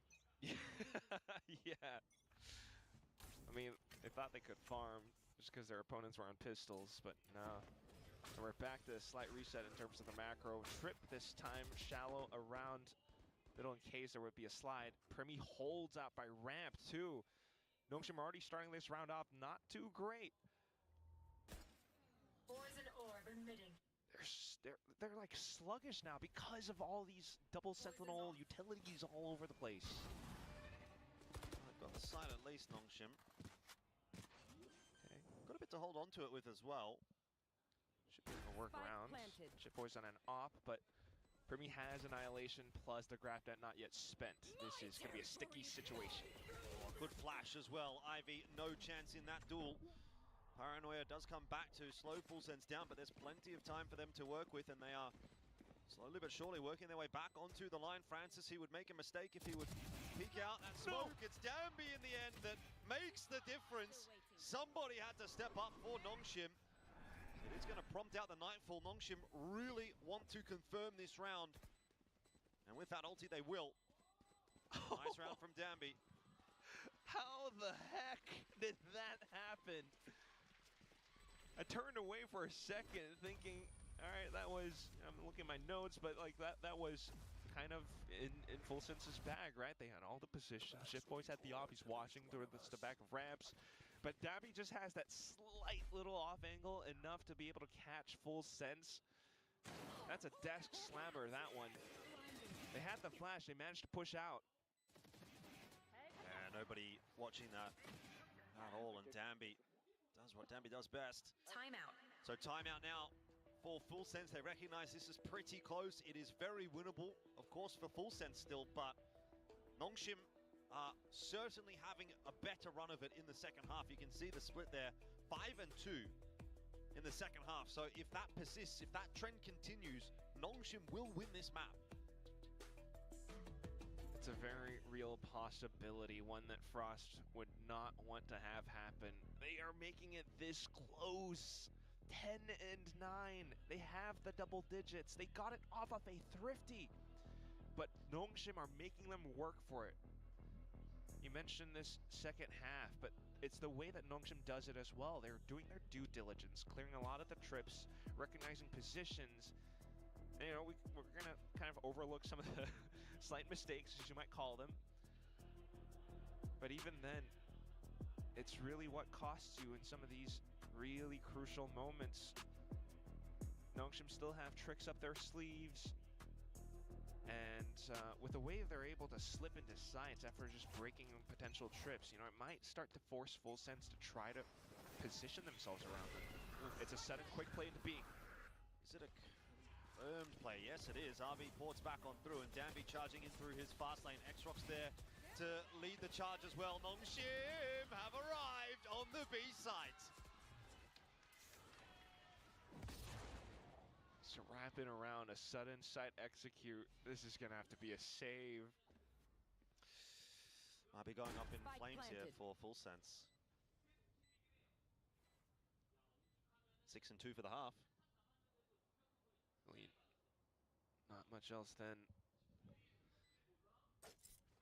Flashes. You have the overdrive. Of course, RB's hits like a truck as well. Now it's just trying to find that operator that Jit Boys would be holding onto with Sephiroth. Spots it out first. So safe enough for Full Sense to have another go, but otherwise the rest of the team maybe looking a little bit worse for where, I don't know, like, do they save? Nobody really has any big ults either.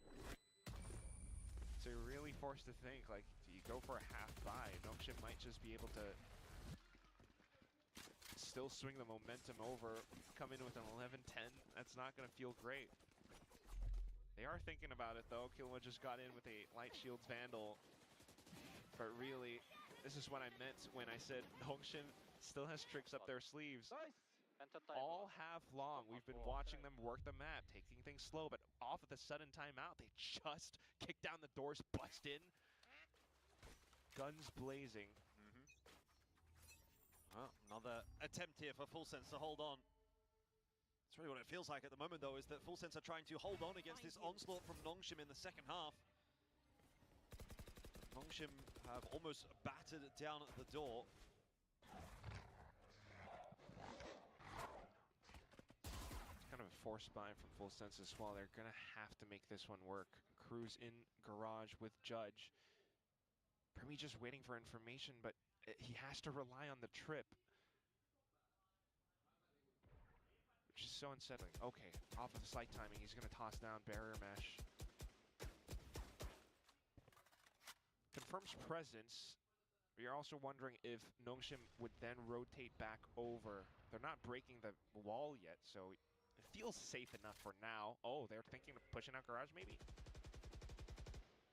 No, just sitting tight. Expecting the push. It's a bit of a fake towards B, though, is it not, for Nongshim? I don't know, I feel like they're trying to bait out something from Full Sense. The double pump from Nongshim.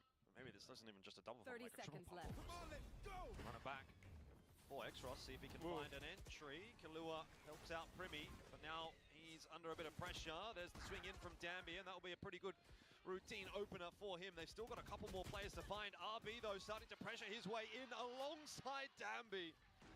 And Nongshim, perfection as they enter the B site.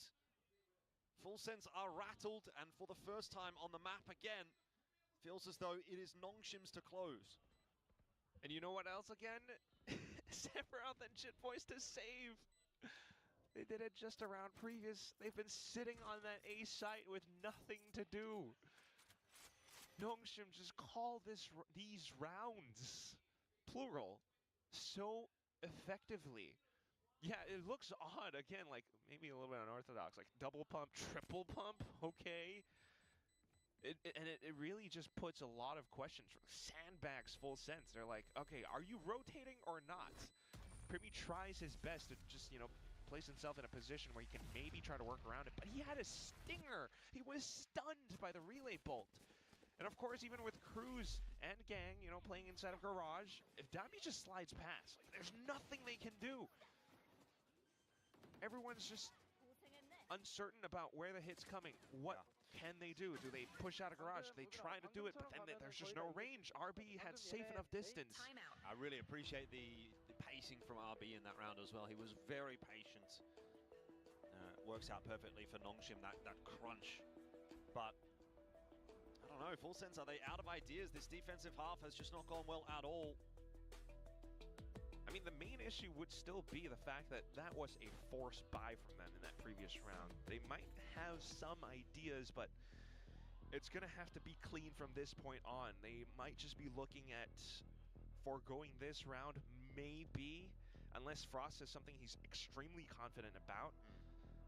Then you try to hope for an overtime, or at least just to actually make this round work.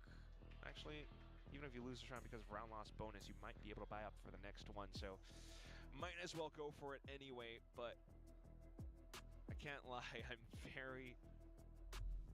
It just feels so unsettling if you were thinking of yourself in the shoes of Full Sense. Yep.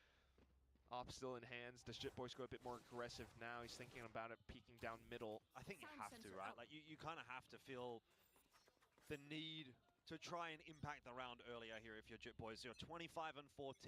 The default setups haven't worked. The way you've been playing this half has not worked. You need to try and make something happen early. Influence the round. That's exactly what he's trying to do. He's trying to push his way out into middle, see if he can find a fight.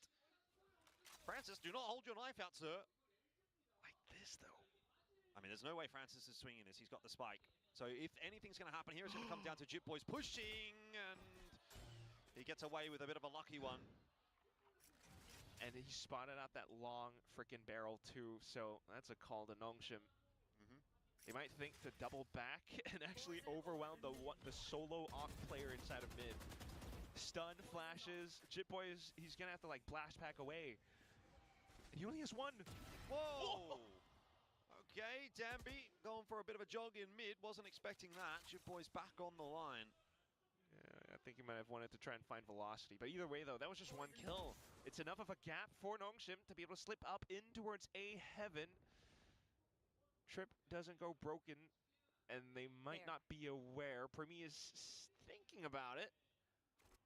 30 seconds left.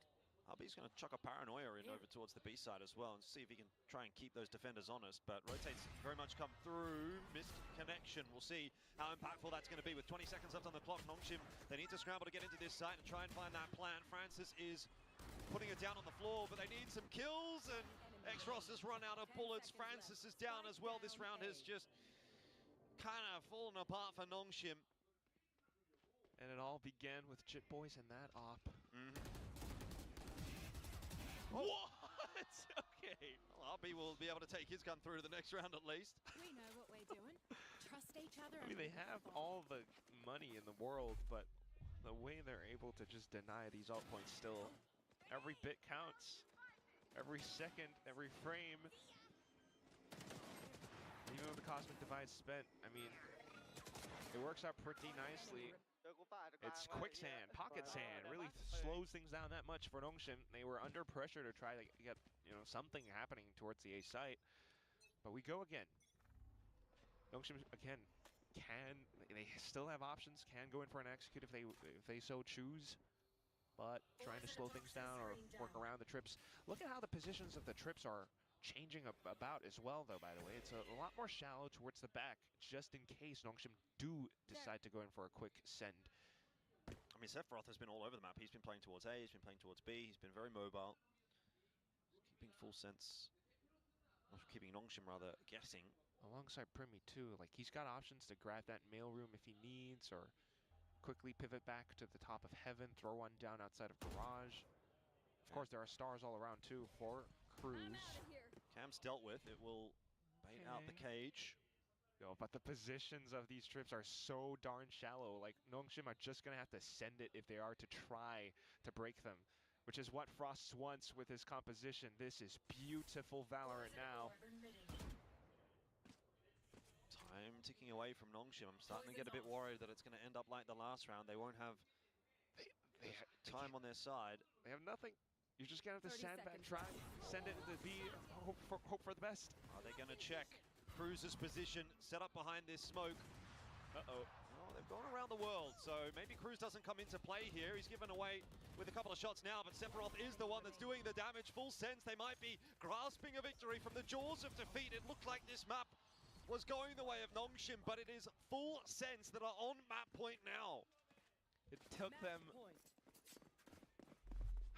just a truckload of work to be able to get to this point. It feels laborious for sure, but by golly, they're getting there. For this time around, the adjustments finally was to just get those trips in a much more shallower position, all the way defensive towards the back of sights. Now to change things up as well, trying to get a good read for it. It was B multiple times for Nongshim, mid as well. Suddenly we're back to A, and lo and behold, the stack is here. Well, it's going to be an attempt at a little bit of something faster. Danby goes straight on through. To heaven, that fast lane as well, cutting off the sight lines. Rotate starting to come through from Sephiroth, but Nongshim are trying to push their way out. It is miscoordinated though, and guess who's here? Kahlua, who is missing nothing. The flash connecting as well. Finally a frag in for Nongshim, but you might say it's a little bit too late. Primi at the back of sight deals with RB, and this must be it. This must be the death throes for the map. Nongshim can't get it done. 2-0. Full sense will survive and push us through to a third. A third one onto Ascent. My God, a tactical map. I do wonder how that one will go, but for this, a slight resurgence from Nongshim, ultimately still stifled out at the end. Full sense, having every bit of macro, pulling every little trick they have out of the book, and they managed to make it work in that last round, pushing Nongshim into spots where they want them, just exactly. Take heaven, sure, we know you are gonna be there. We want you there. And that's what all those sonic sensors, all those trips, this double sentinel can do. It's always gonna be kind of a problem for Nongshim, especially if the map is gonna be this wide, this narrow, that many different lanes to try and poke through. It's a lot more unlike Haven, of course. But then again, you still saw some swift executes from Nongshim that definitely force Full sense to question things, to think about things, the thrifties that they might have won and then lost back in and around. Yeah, I definitely thought Nongshim was going to get it done there. I felt like they had it, but nice recovery from Full Sense right at the back end. Still, felt like a map that could go either way. I think for the series as a whole, you'd say Nongshim still with their noses in front, but again, that can very much change when we do get to map 3. A pretty inspired performance, it certainly has to be said. From Jip Boys, a good little cameo in there, here and there from Kahlua. So we've got a lot to look forward to when we do get into map number 3.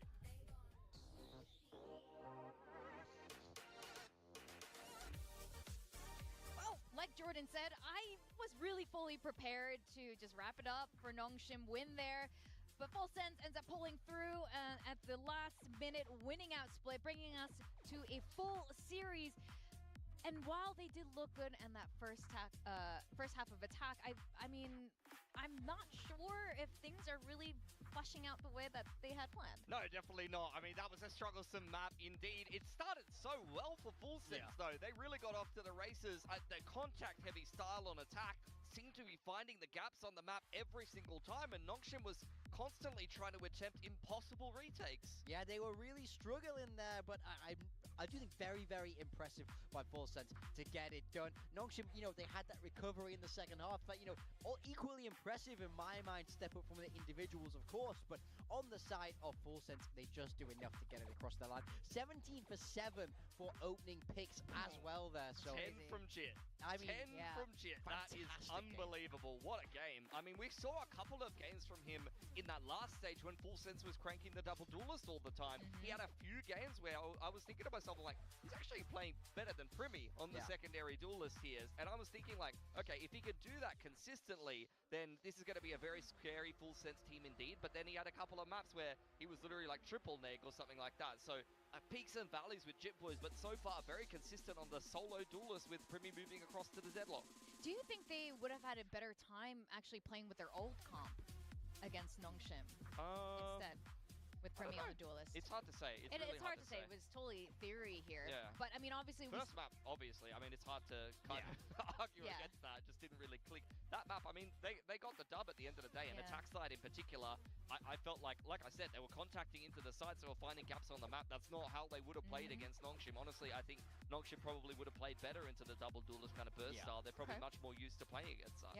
Yeah, well, ended up working out. In fact, in the first half, we saw it looked like Nongshim, you know, they won the pistol, things were going to go well again, and then 7 rounds in a row. This double Senti comp worked out really well. That's the big thing. When people talk about it, it's the ability to win in these post plants. You see it there, they kill Exros, who has the Phoenix, so a real key to stopping these post plants. But I felt like they were rock solid. When that double Sentinel gets into a site, it's very, very effective. Now, I do think Nongshim had some decent enough counters. We see them start to entrench themselves on the site here. RB up close, Ivy able to trade, and then X-Ross deep inside these sites. This is how you have to stop it, and this is ultimately what got them those crucial rounds on attack. They needed every single one of them. Here you can see how much further forward they're playing on the map, dominating A main, trying to take that space in B main, getting away that info. It's so important that you don't let them get comfortable in the post plant. And you see it here, this is how they get their 4th round.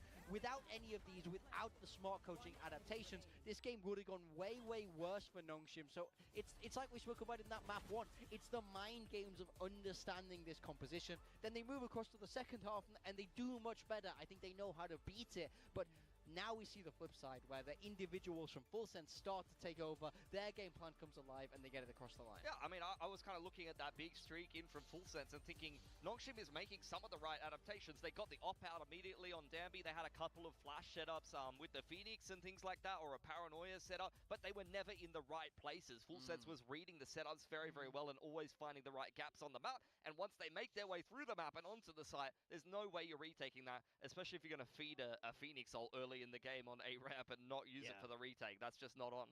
It also helps when Jitboy is hitting all of his shots, using his util really well. He wants to make sure he is never sent back to the Sentinel. He literally won this game for Full Sense. Easily, you cannot argue with that. He was unbelievable on the raise. On the attacking side, I was super impressed with his pacing. He was never rushing in with a double satchel or anything like that. That round right there is the perfect example of it. It's all single satchel movement to be able to break lines, but you always see Full Sense are right behind him. This is the trap a lot of Raze players fall into, and Neon players as well.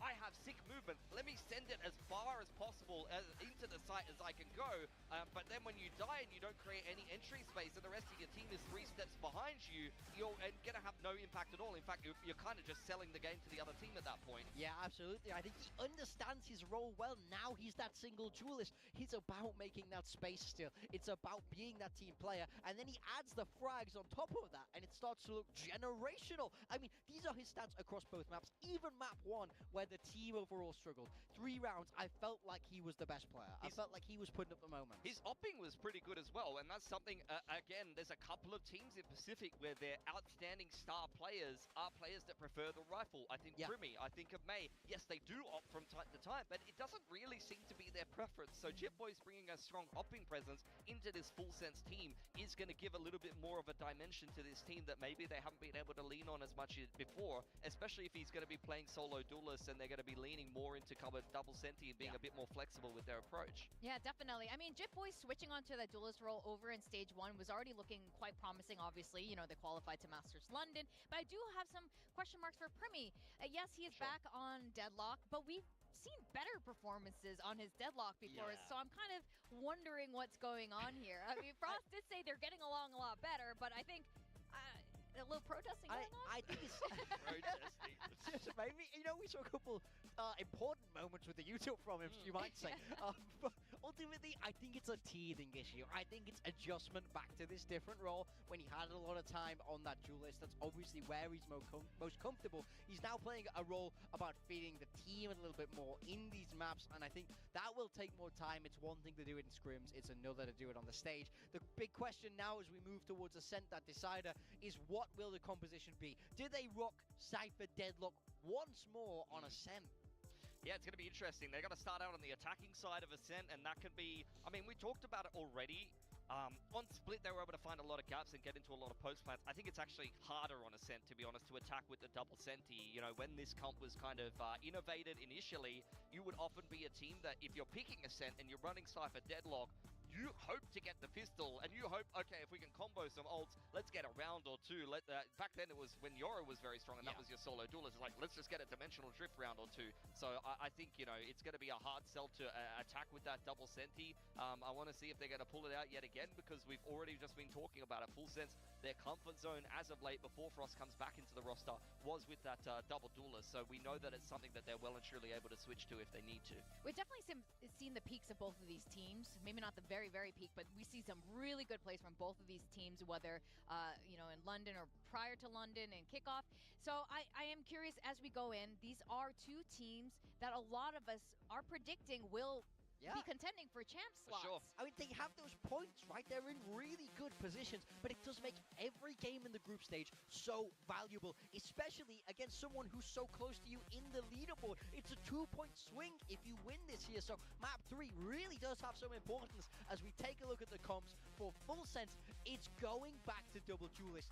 Primi is on the jet. I think he'll be very happy about that. I want to see him get rolling early. He hasn't had a good series so far, so a step up is needed. Yeah, best of one on a set here for a chance point. Put your foot out in front in the group stage. Primi back on the jet after, you know, some shenanigans on the Deadlock. I think he's going to be quite happy with that.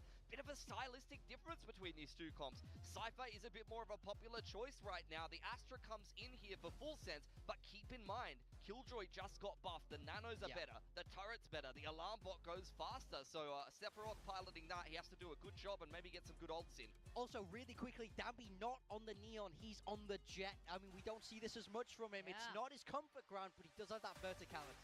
Well, Frost does have 5 wins over Silkanon, but everything is left up to chance now as we go into Ascent and send it back to our casters, Jordan and Kentrol.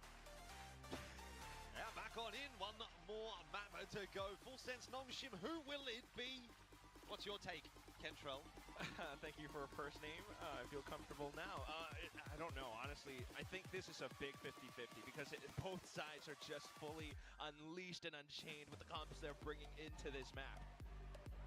Yeah, I'm glad to see Primi back on that jet.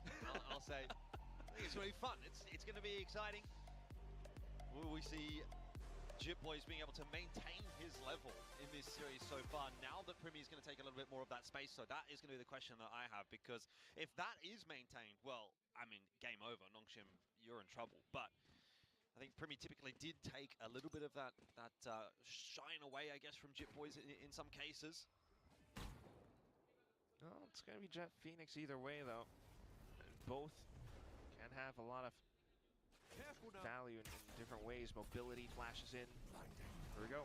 Great flash through from RB. That's really going to stymie the momentum of Full Sense, you would think. But Sephiroth, Jitboys, Primi, they're all having a good time. Maybe that paranoia didn't do enough. And the wall doors down as well.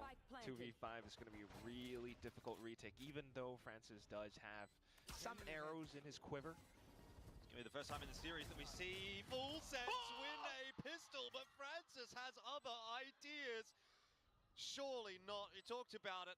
Frost in the interview, they're throwing away advantageous rounds. Full Sense can't afford to throw another one away. Primi locking in that kill onto Ivy, and Francis is kind of up the creek without a paddle. He's really got nowhere to go. He needs mistakes now, and there's one maybe from Primi getting caught out. The ace required. Is there even time for Francis here? He's going to sit that defuse, but he'll be pulled off, and there's nothing really that he can do here. Cruz has won the round for Full Sense, but by God, did that get too close.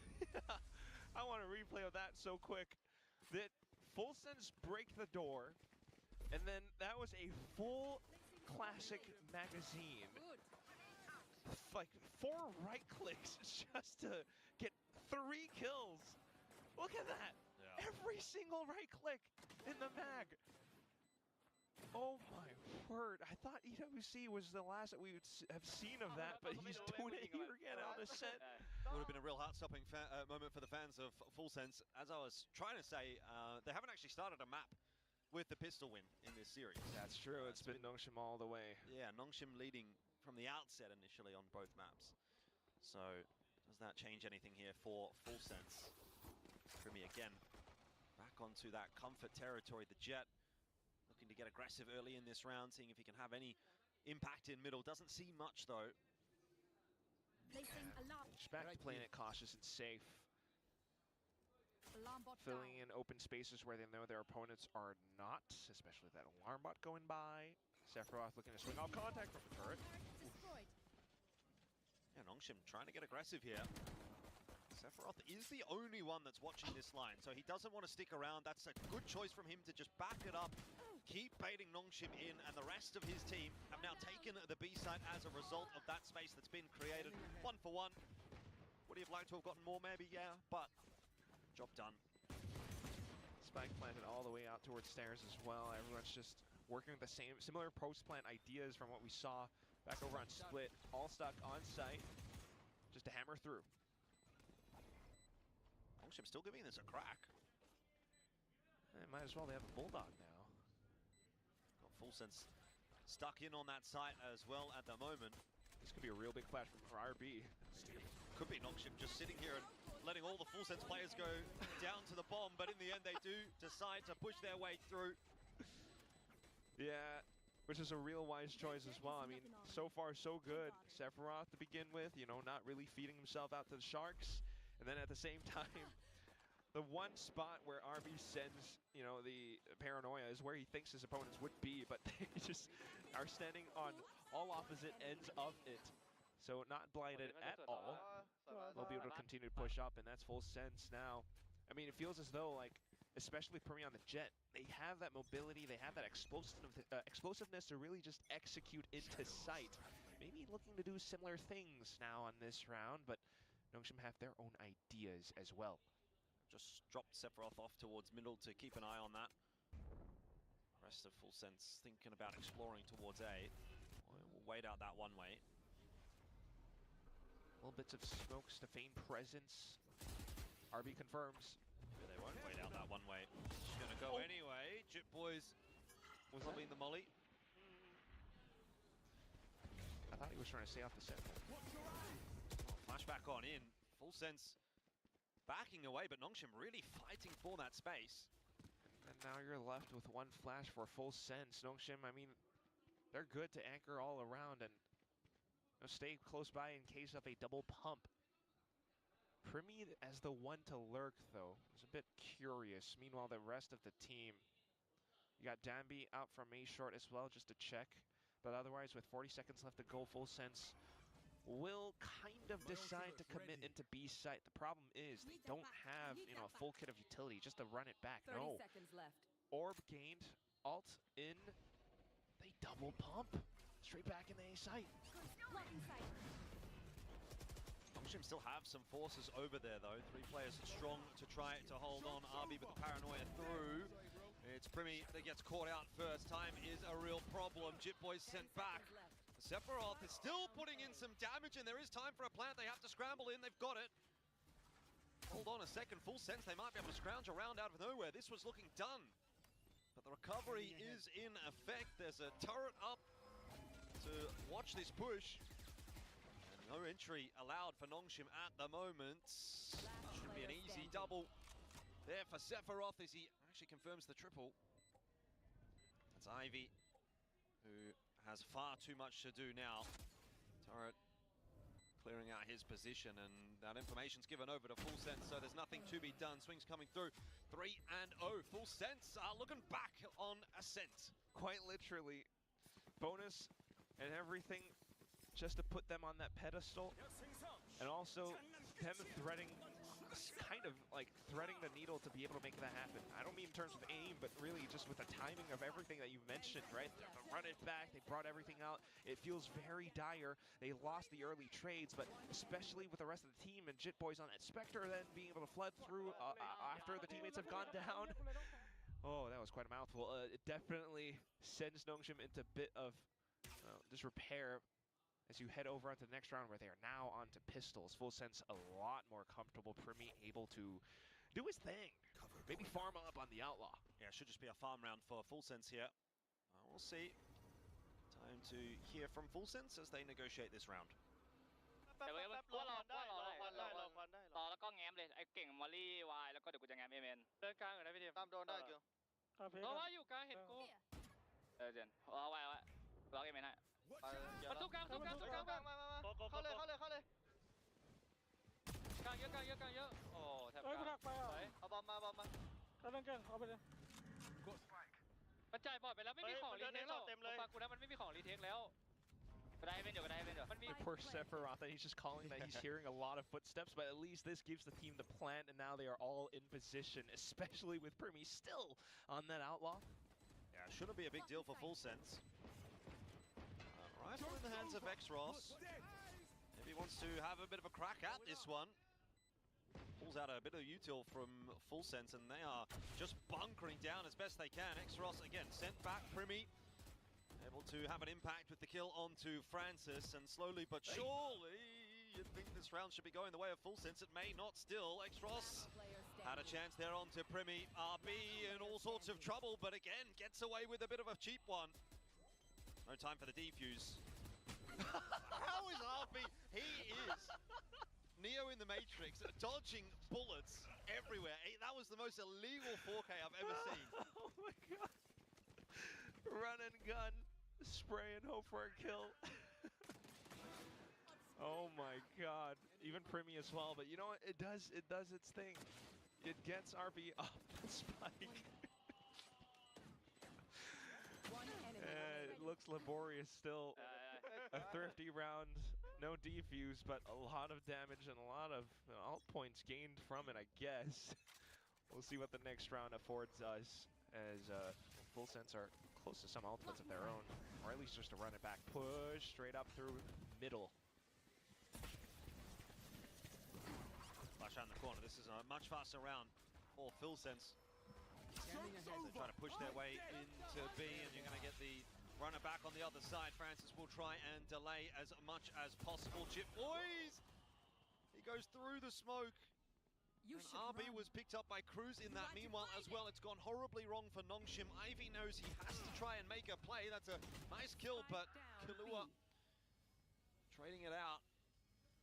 It leaves Francis pretty much alone at the back of sight. There's a little cubby hole to hide away from the lockdown. Maybe Sephiroth overlooking that. It will give Francis a chance at a defense, but Primi is there to ensure another round will go down for Full Sense. X-Ross trying to farm up some alt points if possible. No, Jit Boys gets his back instead. Oh, right from the run it back. Yeah, all right. Timeout time. Come on, we need it. Nongshim need it. This has been the smoothest by far that Full Sense has looked this entire series. Round after round, it's been, quick plays, trying to look at their toolkit, seeing what they have, and trying to make the best out of it. And in this round, they had multiple ultimates, a lot of space. Someone tell me, how do I stop them from throwing? Please! Please! How? What were they throwing, Hector? I'm not sure we saw I think that might have been the pistol round, potentially. Oh, maybe they kept that one in stock. Who knows? Maybe there was a slight mistake that he witnessed But this one still worked out pretty well. I mean, everything considered. I mean, the RB 4K round as well it could have come from, so... Probably. There's been a few sort of wonky moments from Full Sense in this half, I'll say. They're up 5-0, but it has been by no means perfect. Definitely not. Especially that pistol. Oh, God. But hey, it still looks great, right? I mean, you have those ults, you created all that space for yourself. Nongshim are the ones who are looking kind of confused. They're just reacting to every different thing that Full Sense has been throwing at them, and how could you not? They've been having quite a mental workout from the past 2 maps already. They've been doing pretty well, especially with that Hunter's Fury, you know, trying to thwart that incoming push, but Full Sense dodged it. So now going back in, especially with Silkanon's timeout, we'll see what the next round could afford, because on this one they're on half buys, just X-Ross on a Guardian. One-way smoke, trying to hold a bit more forward space. Flash drop in from Jibboy's trying to bait the fight here. There it is. Flash back through. It does not work out at all for Nongshim. That's too clean. Cruz has stars placed in a lot of these positions where he expects Nongshim to be maybe peeking out, especially on this one because it's a pistol. And that's just the rifle, the one hero rifle already gone, so maybe they'll stick close by from the corpses to see if they can pick it up, but Full Sense should be aware of that fact too. No. We're both gonna go on a scouting mission somewhere else where there may be another collision. Primi's very quick on this Outlaw. He has been. It's a hard angle to clear with the Outlaw, so you'd want the rifles to go first. They do. Now Francis has been spotted. There is nowhere to go. That is terrifying from the perspective of Ivy, I will say as well. As Primi just goes jumping at his face. It's almost like a horror movie. And then you got, close your eyes. It's like flashing everywhere as well. Yeah, just something flying at your screen. It's just a pistol. So we'll take a look at the next round for Nongshim.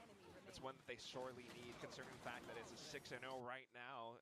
And if you're thinking about championship points as well, there is a very possible world in which Full Sense catches up. And maybe some of the other teams too. Who knows? They're facing Gen G next week, Nongshim. But right now, a 3-stack on the B site. Again, forward space, trying to find as much information as possible. But look at those stars from Cruz again. It just forces a couple members, you know, to stay close by, maybe on A site. Down B out with the op. Oh, missed shot on both sides. Everybody walks away. Alarm bot out. Does Full Sense try to double back? Force Danby off of an initial line, go for that slight reposition. No, actually, they just avoid him completely. They've managed to cross middle safely. Nobody's marking this position. There's so much space for Full Sense.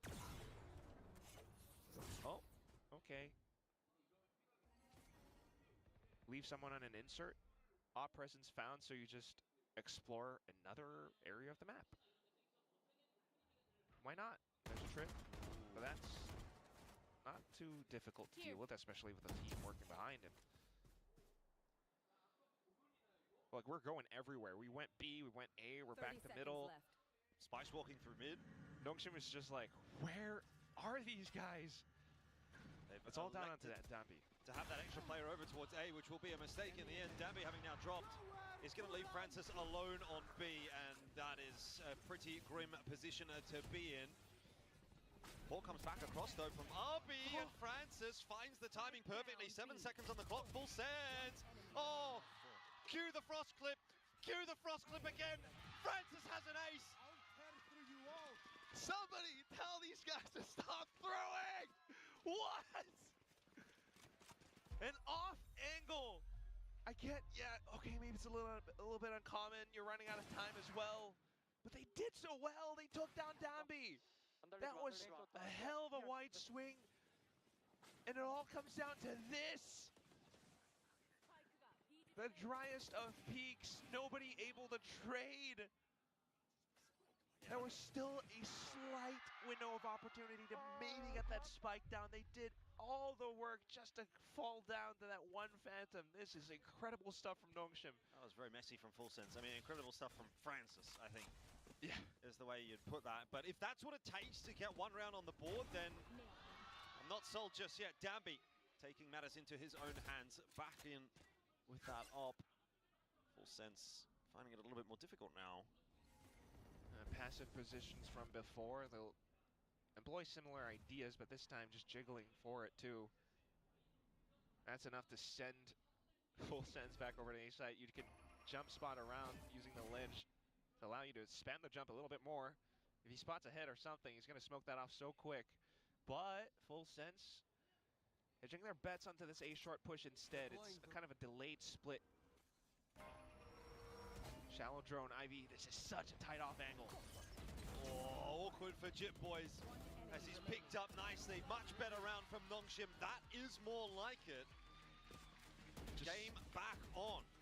Slowing down the pace that much further. Nongshim really turtle up, quite literally. And a little bit out front, Danby, but it just funnels Full Sense elsewhere. And if you look at all the positions that Nongshim are holding, the trips that they're playing, it's kind of similar to what, almost, well, you know, especially with the Sentinel ideas, just having those trips playing around them. Full Sense, they haven't really met this kind of resistance so far, so they're gonna have to take some time to think about it, but the solution should be somewhat simple, right? You're just gonna have to try and get a feel for where those trips are more commonly placed, use maybe shock darts or walk a little bit more slowly to delete them. But of course, then if you're taking a bit of time away, that's a resource which Nongshim gains and can use to find a bit more space themselves and work around the map as well. I can't imagine this is going to be a fun tack timeout in the Full Sense camp, right? Like, they reliably probably should be up 7-0 off the start there, but just giving Francis way too much room.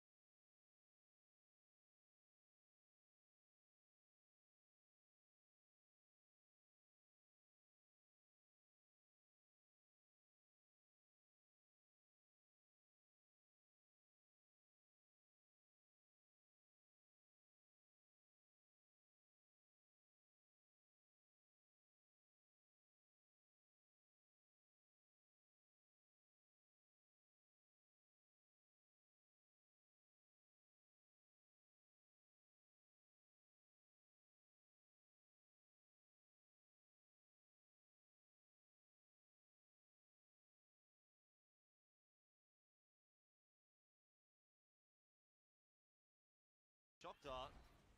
No, looking for it.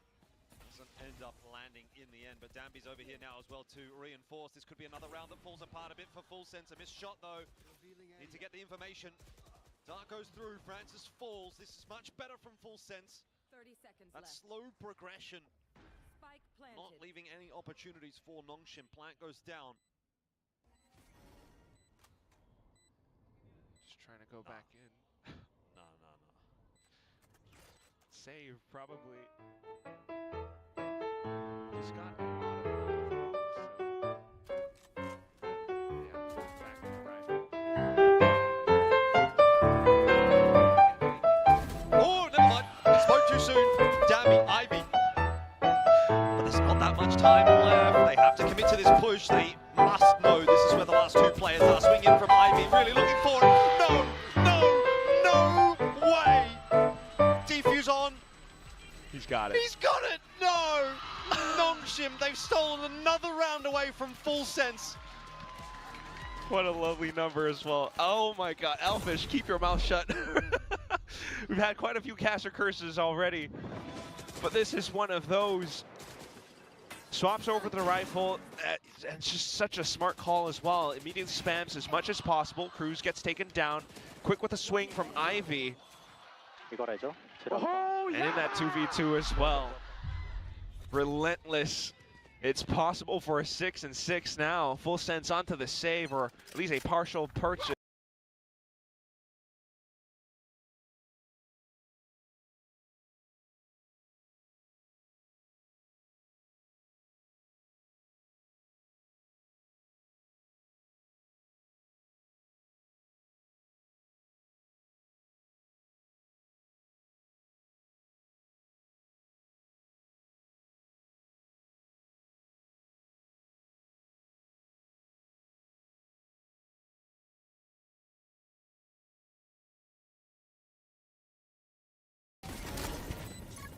It's not going to be the easiest to hold.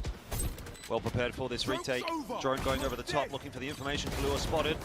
Frag's not yet coming though. X-Ross is sent back to safety, but yeah, Nongshim, they just had way too many resources. They overwhelmed Full Sense, and man, this half, like this has got to be one of those halves where Full Sense are getting in their own heads now.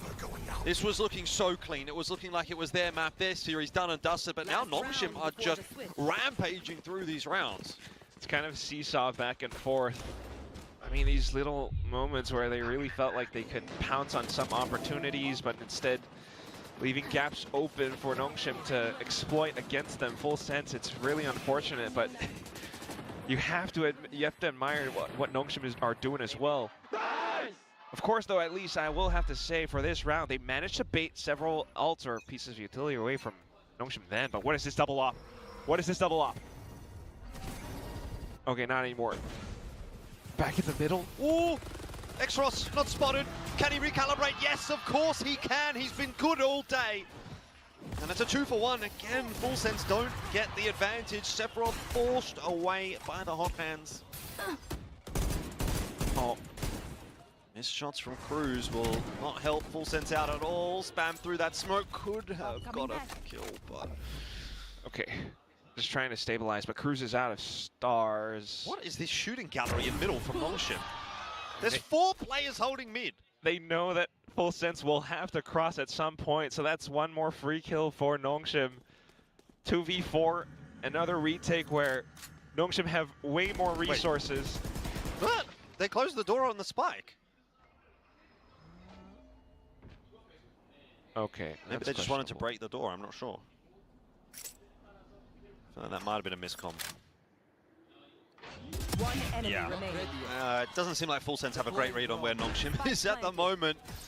Sephiroth spotted out, easy finish for Nongshim. Wow, I'm starting to see some problems cropping up for Full Sense here. I don't know what the call is. I'm trying to wrap my head around it, but it's kind of odd. Is it map fatigue? Like, what's going on? Mental boom. Either way, rounds booming on the other hand for Nongshim. I mean, look at this play. Final round of the half, suddenly they go in for a mid, well, not really a crunch, but just in position for it, because Full Sense have been exhausting their options. Full Sense have been exploring every portion of the map. Halftime. And as they go back in towards middle, I think that's pretty difficult. Ivy was always watching B main as well. So 6-6. the result, the victor of this series to be decided within one half.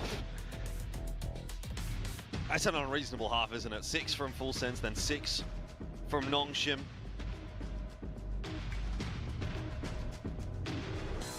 I feel smart money's on Nongshim at the moment. They've got the momentum.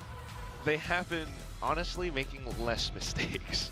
I think that's the main thing between the two teams, because you have to admit there were rounds where Full Sense had some pretty good ideas. They really wanted to, you know, find certain executes, or they actually have certain advantages. For example, being able to get themselves into sight, holding out from Boathouse, but then the 2v2 out from Nongshim, they're still able to take it away. 2v4 initially. And then also the little mid to A idea where a couple of Full Sense players felt like they had an opportunity to maybe pounce on the one Hunter Story player, but nope, that was not it. We go again.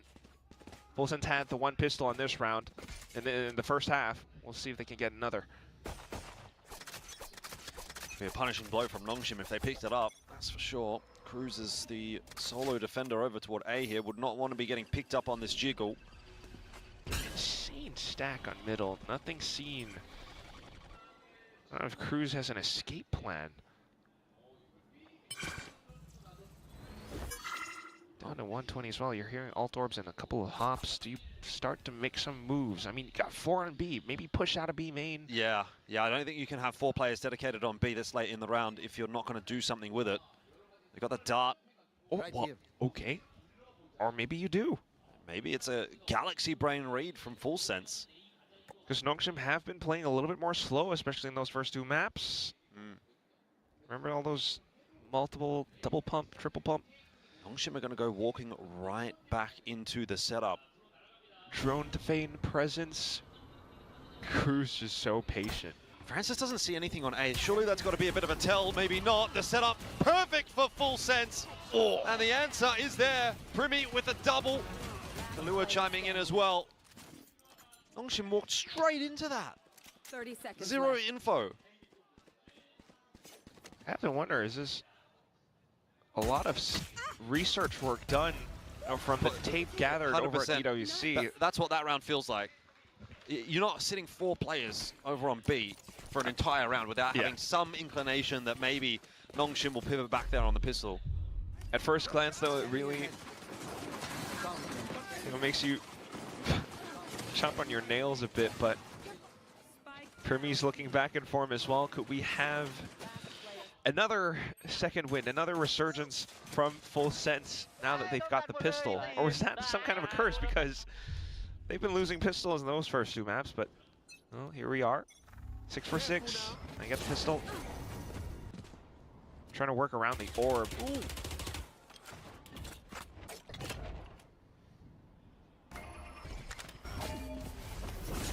Well, defense on A required. Primi straight out into... Never mind, it was Damby, of course. That was straight out into the shots from Cruz. Chip Boys is there as well. And I did ask the question at the start of this map, you know, if Primi is back on the duelist, nice kill for Ivy, does that sort of take some of the shine away from Jit Boys, who's been pretty good this series so far, has kind of been leading from the front, fragging-wise for Full Sense. But I think Jit Boys has had his moments on this map as well. Yeah, Jit Boys still pretty solid. And he's relatively close to another run it back in the second half now, at least. But of course, Primi operating on a different role. He's going to probably hold on to an op at some point, now to an outlaw. So that's the intention for Full Sense's defense.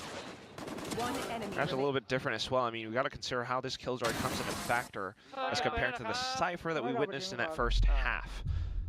For now, though, it's just heavy lead, heavy resistance around this A main orb. Both teams trying to vie for it. Nongshim have had the better of at least getting that orb early. Chip Boys popping a bit of a beating there, trying to challenge it. Yeah, it's just classic stuff, but yeah, because no one from Full Sense is seeing anything else anywhere, any other portion of the map. Just gonna have to relinquish that orb and start to fish around. The guns, though. Okay, Bulldog's still good. Vandal's still good. Fulsen's still good. Yep. Lurk's eliminated. Nongshim has no choice but to walk into this A side and hope for the best. Maybe it was a fake comeback after all from Nongshim. Danby will be an easy cleanup. Went past Cruz, didn't check. Nongshim get those 6 rounds in the first half, make us think like there's going to be a contest. And immediately, it seems there might not be. Yeah, kind of early. I'm gonna hold my breath. I don't know if it's early anymore. I mean, it's going to be 9-6, map 3. Early in the second half, I should correct myself, but curious to see because, I mean, everything changed when Silkanon came in with the timeout from before. This time around, hold on. Guys, please. Premier's looking for him. Flash avoided nicely. Safe enough. Upgrade for Premier as well. We're gonna save a couple of strands for of hair on the top of Frost's head, so he's not gonna go ball too soon. But otherwise, I mean, I'll tell you what, if I was the coach of Full Sense in this game, I think I'd be bold. There's just no way. But so far, so good for Full Sense, at least. Early presence, both teams are on A main, but Primi with the sniper outlaw still, because they're Nongshim are going to be on this eco with the bonus. They're just always able to catch everything out towards middle, if not B main, where all the util sits. So thinking about how Nongshim tries to survey as much as possible for this round, but they're not getting too much done. Yeah, feels like a pretty tough round to negotiate here for Nongshim. We'll listen in anyway. 오케이, 오른쪽 넘어와서 피닉스 가리고 레버 먹기 하자, 레버 먹기. 싱어인 것도 또봐 리콘 있어. 마켓 가리라는 거지? 아, 마켓. 그럼 나올게. 그럼 내가 볼게. 여기서 가자, 뛸게. 나오는 거지. 필스마크에 타락 깨줘. 나 넘어간다, 야 바로. 나 리콘 내가 볼게. 그래. 다 있었다. 갈게, 가린다. 여기서 깎고. 가자, 쭉 들어가서 하니까. 안에 들어가서 갈게. 끝나고 감. 이거 끝나면 망상. Nongshim going to be slowed down for a second, but they've still got plenty of time. They try and push their way into B here. Don't really have the weapons, but still going to try and give it a bit of a crack. Hoping to maybe bait Primi forward into some crosshairs, but it'll go the other direction. Chip Boys as well wants to get in to the thick of things, and Full Sense, that is a perfect round out from them. 10-6. Right back into the winner's circle. And it was always kind of well read by Full Sense already too. This gives them double digits. As soon as they found this one kill, players positioned around 2, like they kind of knew where the rotations were heading. While they tried to, maybe get Primi out into the open. Primi's just so comfortable once again. Look at that, 18-10. Yeah, back to, I think really it is fair to say, his comfort territory. Yeah. You see the difference between map 3 Primi and map 1 and map 2 Primi. Here he goes again, by the way. Knows the crosshairs are in his direction, 1 for 1. Now starting to favor Full Sense as Chip Boys claims another and is able to get back out to safety as well. So Nongshim just not having the success on this attack at all. More aggression still yet to come from Full Sense. They want to fight again for that control in tree. And it's Chip Boys that gets himself a double for the round. Sephiroth as well. I'll be the last standing dealt with by Full Sense, and it's a flawless first half for 6 rounds, and now it's a flawless second half for 5 rounds. Are we gonna go 6 for 6 again? No way. Like, surely not. Is this the script? Feels like it for now. We're gonna have a timeout again. Of course, a much needed one for Nongshim now. The pressure's all slightly different though. And this is just wonderful macro coming up from Full Sense, right? So many rounds in a row where everyone's conditioned to go around this A main orb. So many rounds in A main, A main, A main, A main. Suddenly then you go for an A main crunch. Multiple teams have done variations of this as well, but this one, when you have the Phoenix right underneath, and Chip Boys is the one to add in that extra layer of firepower as well. There's just no answer from Nongshim. That is just a comical timeline. No.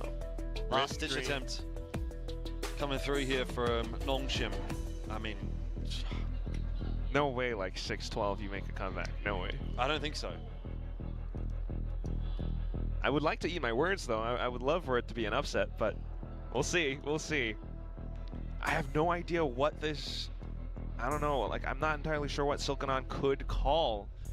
We haven't seen too many variations from Nongshim's attack. They've always done the same thing, like 5 rounds in a row now. Maybe a little bit towards B, but then they got met with all that util and a little jiggle peek from Sephiroth, who's still honestly pretty damn capable, everything considered. Yeah, a bit of a doomed buy, though, for Nongshim, isn't it? They've got half armor on the majority of those players, and Primi, once again, is looking to take advantage of that. It'll be Jitboys and Cruz, though, that do find those frags first. Look at how they immediately peel off. Blaze wall, everyone runs back. We have numbers, guys. Let's chill. Don't need to do anything further than that. I mean, you just want to disrupt Nongshim. You know that they're still a threat. They've got a little bit of a buy-through. They've got some ultis to play with. They could do something in this round, but not if they're playing 3v5. Unless we see another throw from Full Sense, which, to be fair, there was a few of them in the first half, but this round seems to be pretty well locked in. Nah, look at all that killjoy util. RB managed to slip up from behind. Hold on. Oh, holding. I'm holding. I'm ready. 1v5. Okay, I was joking. But now, maybe it's real until he crosses Primi. Okay. I wanted to believe. Do we keep Primi on Duelist forever now? Frost. Have a think. Consider it, please. Outlaw, and he's gonna be the one to be able to prevent that full 1v5 from happening. One enemy remaining. But yeah, otherwise it's starting to look kind of desperate, to be honest, from Nongshim. Just really not seeing too much else. But here we go, gun round in. It's gonna be 4-1 on the opposite side. Instead of A main, we go B main. Maybe a little bit towards middle as well. Primi has the op now, though, for the first time in this second half. I mean, as Nongshim, you would anticipate it. I've figured it out, Quack. Yes? Full Sense. They're playing the 6-7 strat. Wait, what? 6 rounds in the first half, 7 rounds in the second half. What are you on, man? Please. 6-7. No, I know. No, please. Just win 7 in a row in the second half, 6 in a row in the first half. Okay, if it actually happens on this round, I'll give it to you. But for now, Nongshim still have a chance in towards market. The first time they're trying this push, and they've managed to get the opening frag. Maybe that wasn't the strat after all. Ivy giving Nongshim a bit of a chance in here. Dambi under real pressure. Kahlua, though, is only able to get the one, and Sephiroth can't hold on to the site. It's the defensive setup that hasn't worked out for Full Sense this time. They'll need a retake. They don't really have much to get back in here with. Primi obviously has the Blade Storm, so maybe he could conjure a little bit of magic. Kahlua, Jitboys as well, close to an ult. He's looking for that information to try to set his duelists up for success, and in all that meanwhile, the spike is ticking away. Flash forward, again buying some more time. I think Full Sense have honestly been timed out of this round. They're still going to go for it, but Jitboys is the sacrificial lamb. And eventually they cut their losses, so no 6-7 strat, but hold on, because 6 in the first half, 6 in the first half, 6 in the second half. What about 6 again here from Nongshim? 12-12. There's no 7 there. 12-12, it'll be overtime. Someone has to go to an 8. I'm just saying, like, we are having the most ridiculous game. Look at that timeline. It is definitely ridiculous, but it's kind of wonderful as well for Nongshim. After the timeout, finally, Silkanon saves them. A swap on the lean over onto the B portion of the map. They go through market, and it's the least expecting position that Full Sense didn't really read. So swapping around now, we'll have Primi stationed out towards middle, but then full 5 from Nongshim. The Nanostorms have been dodged pretty effectively so far. Primi is in the spot to make a difference here, but he'll be forced away by the util, in fact. Francis catches up with him with that Hunter's Fury. Nongshim are back with a vengeance. It's their turn to win 6 rounds in a row. That's the memo they're trying to send in the direction of Full Sense, at least. This will be their second. It's just a shame that it's taken this long to come online for Nongshim. Yeah, a single mistake, it could still cost you. But finally finding macro momentum now. Jit Poise, just a bit more damage, maybe. One Nope. enemy remaining. Thought to retrieve the op, but it's not there this time around. Just full on with the execute. They kind of know where the Killjoy utility would be set up anyway, so it doesn't really deter them too much. In fact, they actually just hunker down and go for the open firefight. Everyone from Nongshim just trying to bait Full Sense into reacting around the B site, and they could continue to do this again. My question is, does Full Sense start to come in with their own adaptation around that? They have their own ultimates, at least a couple of them, potential for retake. No Hunter's Fury or anything yet, so do you kind of leave a certain site a little bit open, hold more defensive positions, give yourself an escape route, come back in for a retake? It's possible.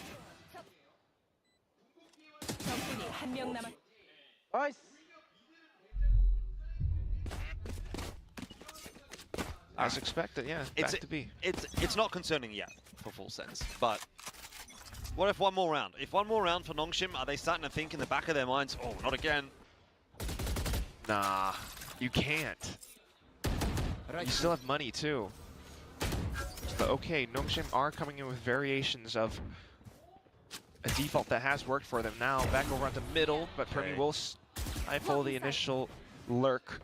That's enough information too. Nongshim try and work their way into tree. There is a smoke and a flash to try and get them in, but a counteracting flash from Jit Boys is worth 2. This might be it. Nongshim still fighting hard. They get a kill out of Francis. Premi is certainly giving them an opportunity to find a fight. Eventually does let his cooler head prevail.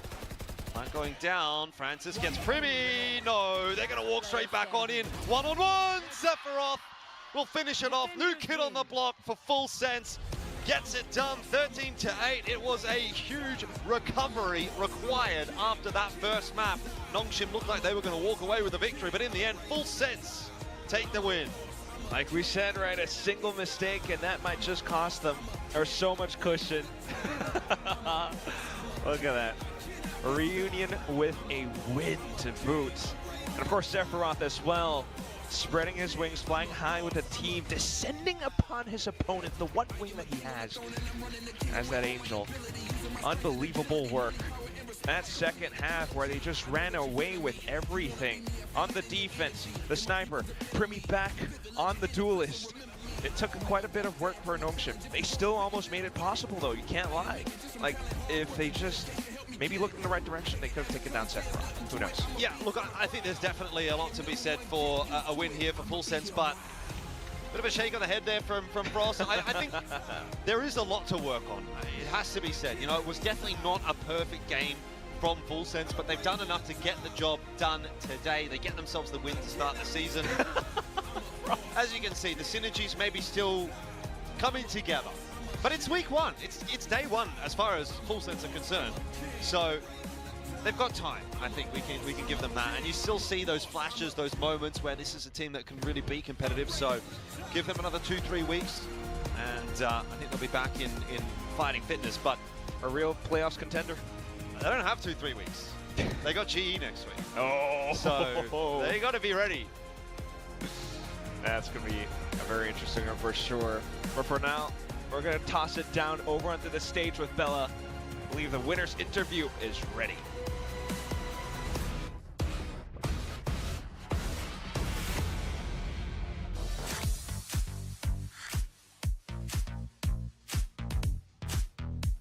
Hi guys, it's Bella standing with Full Sense's Sephiroth and our translator LBY. Well, let's get down to all the interview talks. Full Sense의 세피로스 선수 만나보겠습니다. 승리 축하드립니다. Indeed, Sephiroth. Thank you. Well, today was your first Pacific debut, and you take your first win, a reverse sweep at that. Okay, well, how was the day like for you? 오늘 세피로스 선수의 퍼시픽 데뷔전이자 첫 승리, 역전승으로 가져갔습니다. 오늘 경기 소감부터 한번 들어보도록 하겠습니다. วันนี้เป็นวันแรกที่ฟ้าได้เล่นใน Pacific แล้วก็คว้าชัยชนะมาด้วยก็วันนี้รู้สึกยังไงบ้างก็รู้สึกดีใจครับที่ได้มาเล่นที่นี่ครั้งแรกด้วย he feels happy to play here and like excited and he feels grateful.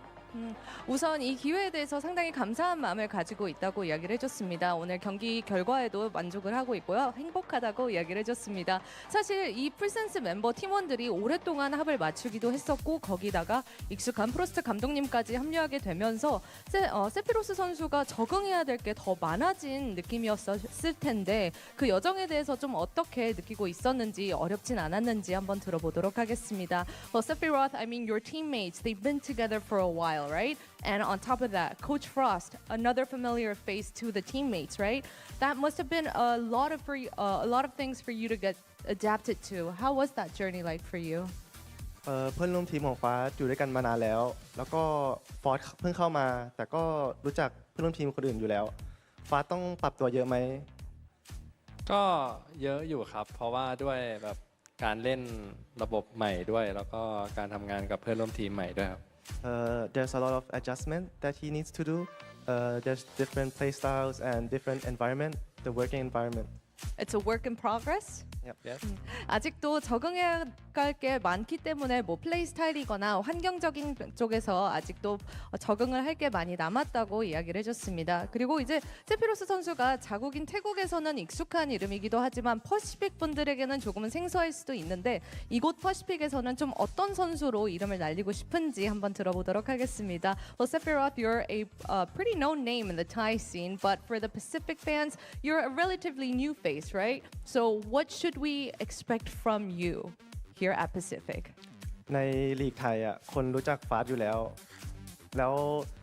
ฟาสเพิ่งขึ้นมาใน VCT Pacific คืออยากให้แบบประมาณว่าแบบให้คนจับตามองอะไรในตัวฟาสก็ผมว่าจับตามองทีมพวกผมเลยก็ได้ครับจะทำให้เต็มที่ครับ He wants to keep an eye on the team, not only him. Oh, so humble. Are you humble? No. No, you're not humble. 본인 개인적인 선수의 그런 초점보다는 풀센스라는 팀에게 좀 더 시선이 많이 모였으면 좋겠다고 이야기를 했습니다. 제가 겸손한 편이냐고 물어봤더니 그건 또 아니라고 이야기를 하네요. 풀센스의 세피로스 선수 만나봤습니다. Thank you, Sephiroth, and congrats on the win.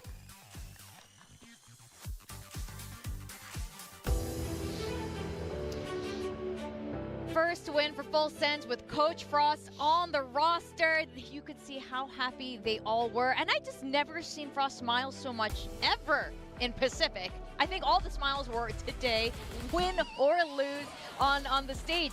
But with the addition of Sephiroth, I think this has been a fantastic addition. What we were talking about earlier, Pilsky, this guy actually has a ton of history in Thai Valorant. Yeah, for sure. I don't think he even necessarily had the best day ever today, to be honest. There was a few rounds where you saw flashes of his brilliance, particularly you saw the replays where when he was in the thick of things, you know, whether it was multi-fragging in some of these kind of weird post-plant situations or when push came to shove, he showed his raw aim potential. But I think a lot of the time he was just kind of fitting into the role that was needed within the team. I think that there's a lot more ceiling there. And I said the same thing about Leviathan, really. I think there's so many of these players that have incredible mechanics, incredible potential coming up from the Thai Tier 2 scene, but whether they're able to actually be enabled enough and fit within the system well enough in this Tier 1 landscape to perform that well is something that is not always realized. Yeah, I mean, for me, the thing I'm most impressed with Full Sense is, you know, they got rolled in that map one. It wasn't close, 13-3, but the composure to bring the series back is really impressive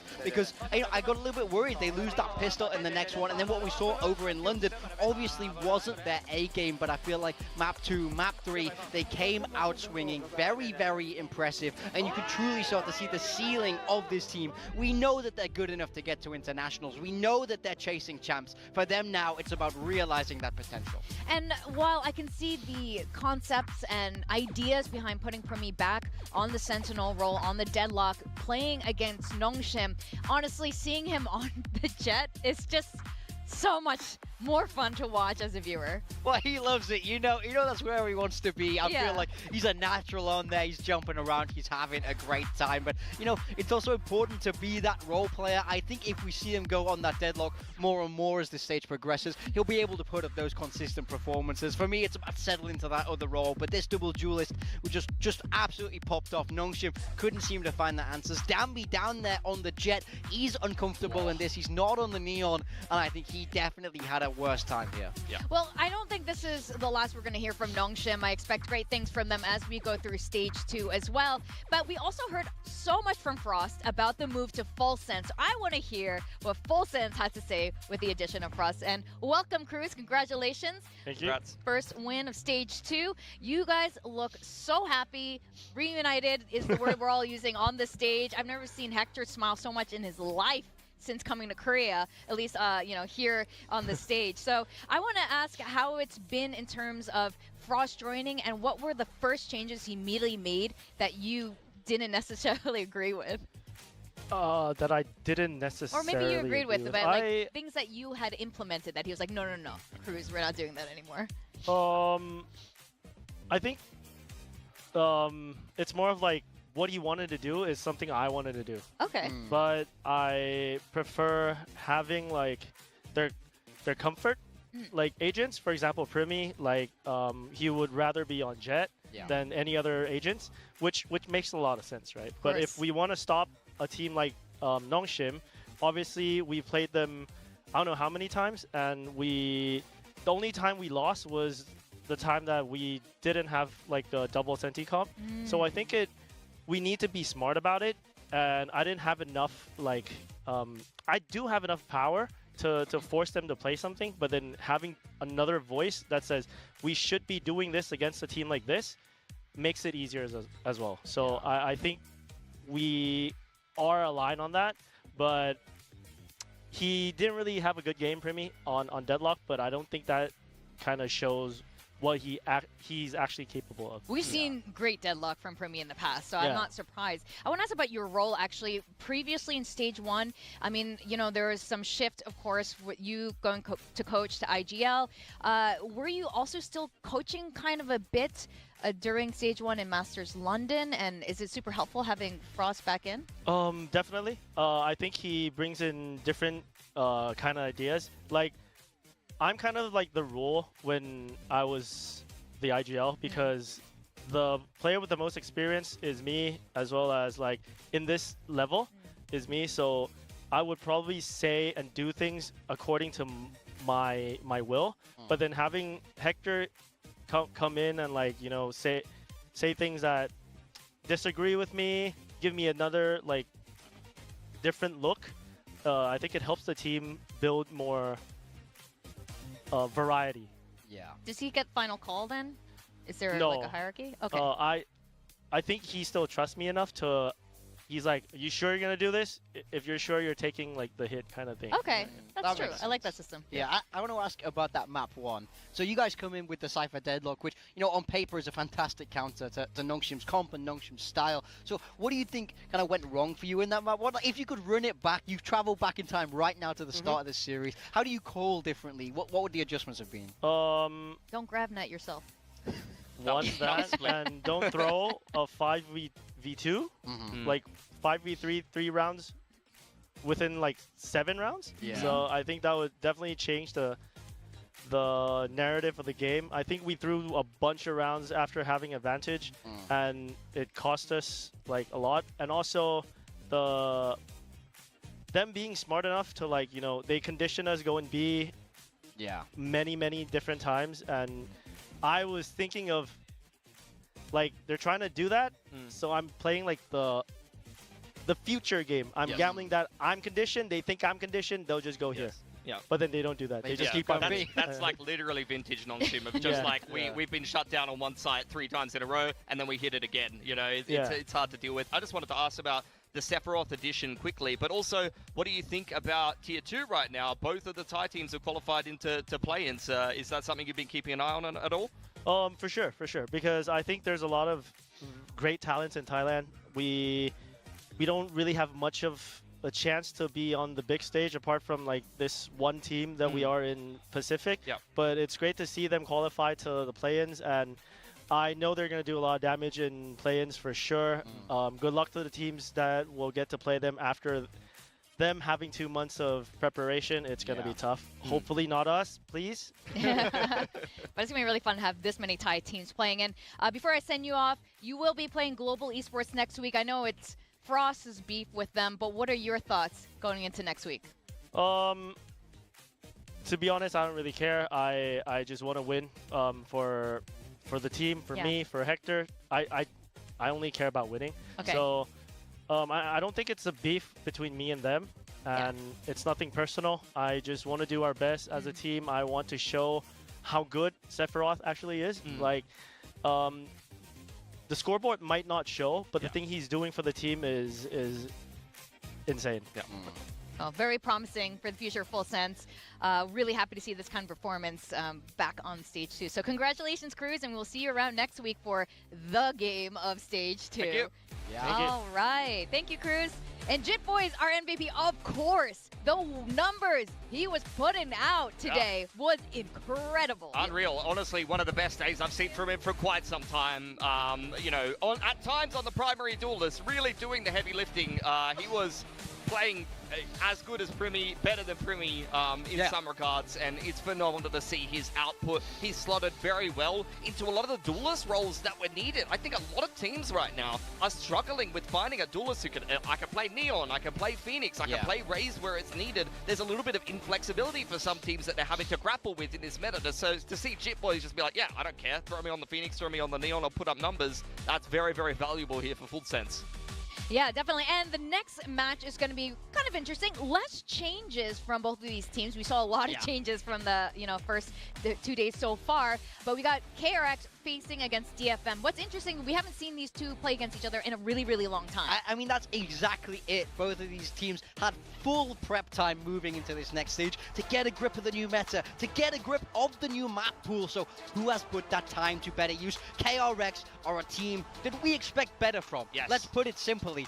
This is a team that should be at internationals. They've been there before. Champs last year, they came fourth. We know that their ceiling is incredibly high, but this year has not gone their way. No, definitely not. If they make it to an international event, you can bet your bottom dollar they're going to make a deep placement there. But Pacific is an international event in its own regard. It's difficult to qualify at the best of times. And as you can see here, yet again, we're playing musical chairs with the 5th spot here of KRX. Flicker is going to come in. We've had Hermes. We've had Yong.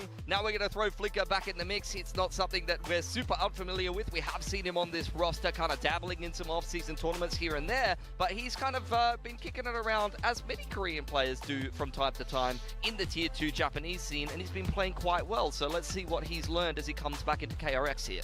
Now, while KRX didn't qualify to Masters, it's almost hard to forget that they started the group stage pretty good. Yeah, I mean, that's exactly it. Like, they were right up at the top there. We see that loss to PaperX, of course, that's tough. And then as you move forward to the playoffs, the two teams they lost to were Full Sense and then PaperX, the top 2 performing teams from last split. Yes. Sometimes you can't help to wonder if only they'd had a little bit of a different bracket, maybe they could have got some more momentum there, but it wasn't meant to be. You see it here. They only have 4 championship points. That's not going to be enough to get one of those point slots. Realistically, they need a big stage 2 here. Stage 2, they need a top 2 performance, otherwise the year is done. No international events. Yeah, absolutely. They've got such a good core, and yet again, we're going to be looking for a good group stage performance, but they're going to have to go the distance here, and that's going to start very, very quickly in this opening game against DFM, who, by contrast, quite honestly, have been sitting in the middle of the pack in Pacific. They've had similar placements here, KRX and DFM, but different trajectories. KRX has gone from the top to the middle. DFM has gone from one of the worst performing teams in Pacific to being a threat, but similarly not being able to actually eclipse some of the better teams. Have a look at Flicker here. As mentioned before, we have seen him play the EWC last year for KRX, and as mentioned before, playing over there in VCL Japan, but he's been playing the duelist role, guys. And if we think about, you know, Hermes playing Yoru and then filling a little bit of KO, filling a little bit of Viper into Yong only playing Sentinel. Once again, KRX is going to have to be a little bit flexible with the roles. Yeah, that's exactly it for me, where, you know, he didn't have the best performance over on DRX before. Then he goes to tier 2, he starts farming on the duelist. The roles are uncomfortable for KRX, and then they go, oh, well, maybe we need a secondary duelist player. I wonder if they come out swinging with double duelists today, with this man being that second guy behind Hyunmin, and they become a real 1-2 punch, because over in tier 2, he was looking dominant. They will be facing DFM today, and traditionally, as the underdogs, it was always the May show, but we saw greatness from this team show up, and now we're calling them a good mid-tier team, and that's because the rest of the players have ended up stepping up, especially through kickoff. A little bit less in stage 1, but we see the potential of this team where half the team made up Riddle Order stepping in, but then we've also seen conflicts of roles and overlaps in the roles, and that might be part of the problem for this team. So I wonder if this is something that they solved during the break. I mean, maybe we have to wait and see, because they've had a lot of time. I need to see some more consistency from these guys. 7th to 8th in stage 1, again, simply not good enough. They need a huge stage 2 performance. You can see just how good the players can be made. Kaide, even Akame having his moments. Ses and Yatsuka, though, these are where we need to see the step up, because I think both these players have high ceilings if they're able to perform. This team is very, very dangerous, but we've just not quite seen the very best of them this year. The issue kind of is that they kind of have too many good players, and they don't know where to put the emphasis of the game. Yatsuka was up Yoru, then he's thrown onto the Initiator. He doesn't perform well. Kaide was on an uncomfortable role, maybe feeling more Enid, doesn't play well in kickoff. Then on the Sentinel, he's fantastic in stage 1. The one consistent for DFM, though, is May. This guy puts up numbers no matter what. He's been a little bit more flexible with his agent pool as of late as well, playing a little bit of everything. And we expect, especially with the Super Saiyan hair here in stage 2, it looks like that he's going to get even better, apparently. May's hair is always a topic of discussion. The full beach blonde, I respect it. But yeah, I mean, like, this is the thing, is his improvement, even on Borderline, got better between kickoff and stage 1, despite the team performance dropping overall. So can he hold up in stage 2? I do wonder as well. We saw him experimenting with the chamber a little bit in the offseason. Are we finally going to see him shift roles? The main bar. A little bit. I'm going to call it the main. We've had the melee. It's time for the main bar. The head-to-head not looking good for DFM here, though. But what I will say is that's a long time ago, guys. The last time they played each other is more than a year ago, and a lot of the time. And this is what we're talking about. Trajectory of DRX, KRX now was one of the best teams in Pacific, beating up maybe the worst team in Pacific. It's not the same anymore. These two teams are the closest they've ever been, and they have not played in a long time, so we might get a different result. Exactly. A lot of the players on DFM are completely different. KRX, though, we have the core still kind of remains the same here. As we go into the skirmish, we're going to have some different players than usual. Yeah, Yong versus... Who's on the other side? I didn't get to see. It looks like Flicker. Like Flicker? No, I mean, it's Yong versus Yatsuka. Yeah, Yatsuka, sorry, They've been throwing Yatsuka in there a couple of times. I'm like, oh my god, they're throwing in KRX, KRX Flicker against KRX. He's repping Japan after this play in tier 2. That would have been something. Yong, I mean, this is a big question. We had Yong playing chamber, doing quite well for himself, but a little bit more flexible in some of the Senti roles. He's been a very sharp player, so they're happy to throw him into the skirmish against Yatsuka. Yatsuka's been pretty good in the skirmishes for the most part, even if the win rate's not showing it yet. This is the classic, very Korean thing of, oh, well, we don't want to do it. Let's send in the young guy who's not on the team. You just give him up to the skirmish there and let yourselves have some warm-up time. So let's see if he's able to produce something good. Let's see if he's still in a little bit of form. He's kind of playing for his job here. Maybe if he wins every skirmish, Toby might give him another shot. He's preying on Flicker's downfall. Absolutely. He wants to spot back in the roster. Yeah, that's true.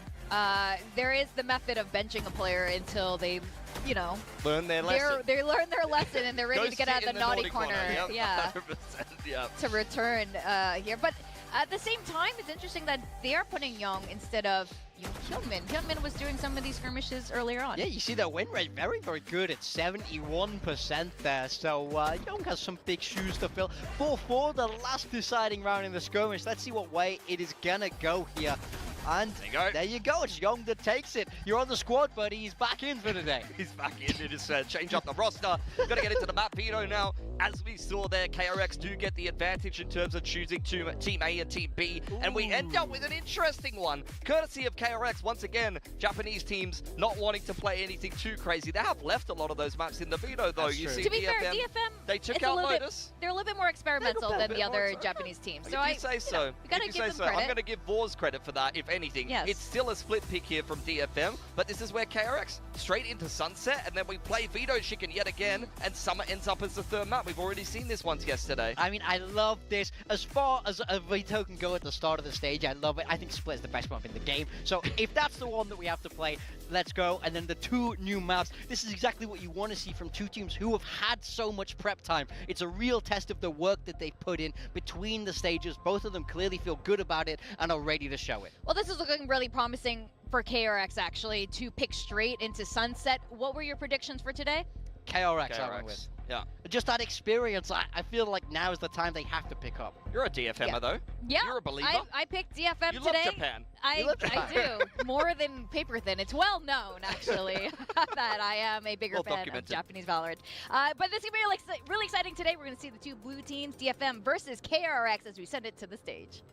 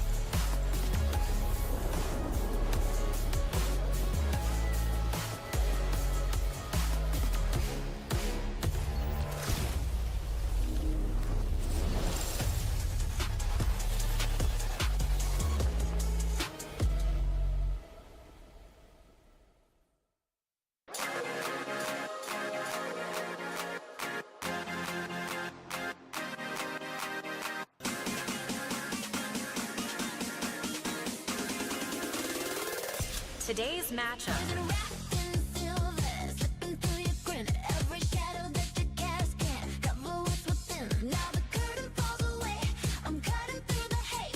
Today's a rather interesting matchup between these two teams because once upon a time, DFM were the ultimate underdogs, but now they've risen to a respectable mid-tier team. But they're facing a KRX, and KRX used to qualify to a lot of the internationals. They were one of our top teams here in Pacific, but we've seen a slight descent. I wouldn't say a fall from grace, but definitely a descent here with the rotating roster that we've been seeing in that fifth chair. Absolutely. This is a team and an organization that in the past has won the Pacific League. You see, Kami once again stealing the show. Time. Yeah, he gets his own music apparently. He's coordinated that with production.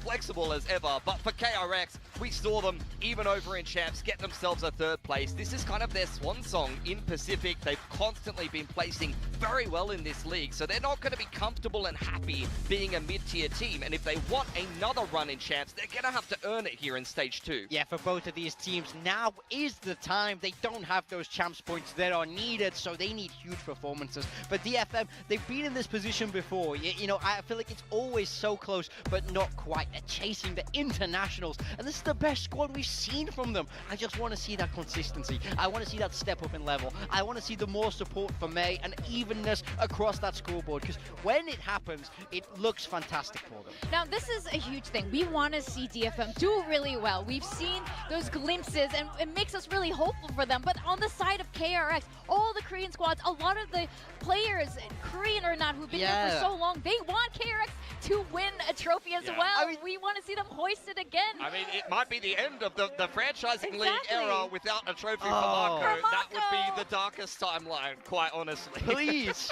I'll steal the trophy and give it to myself. We know he deserves it. I mean, I think, like you say, this is truly the last year where they have a great chance of doing it, but they have to start strong in the group stage. They were good there in Stage 1. They need to be even better, and then especially when the crunch time of that playoffs, if they do get there, we know that they play great Valorant. That's the thing for me, is the players across the board are fantastic on this team. It's just that consistency. It's that 5th slot since Flashback's departure. Yeah. They just can't find what is working for them. Have they cracked the code here with Flicker once again coming back to them in Stage 2? Here's an expectation resting on his shoulders. For DFM though, as I said, it's an opposite trajectory. It's the first time you've looked at DFM coming into this year and thought, okay, there's a chance, there's potential here. They need to realize it and go on some kind of Cinderella run, and they don't have an easy opponent to start things off.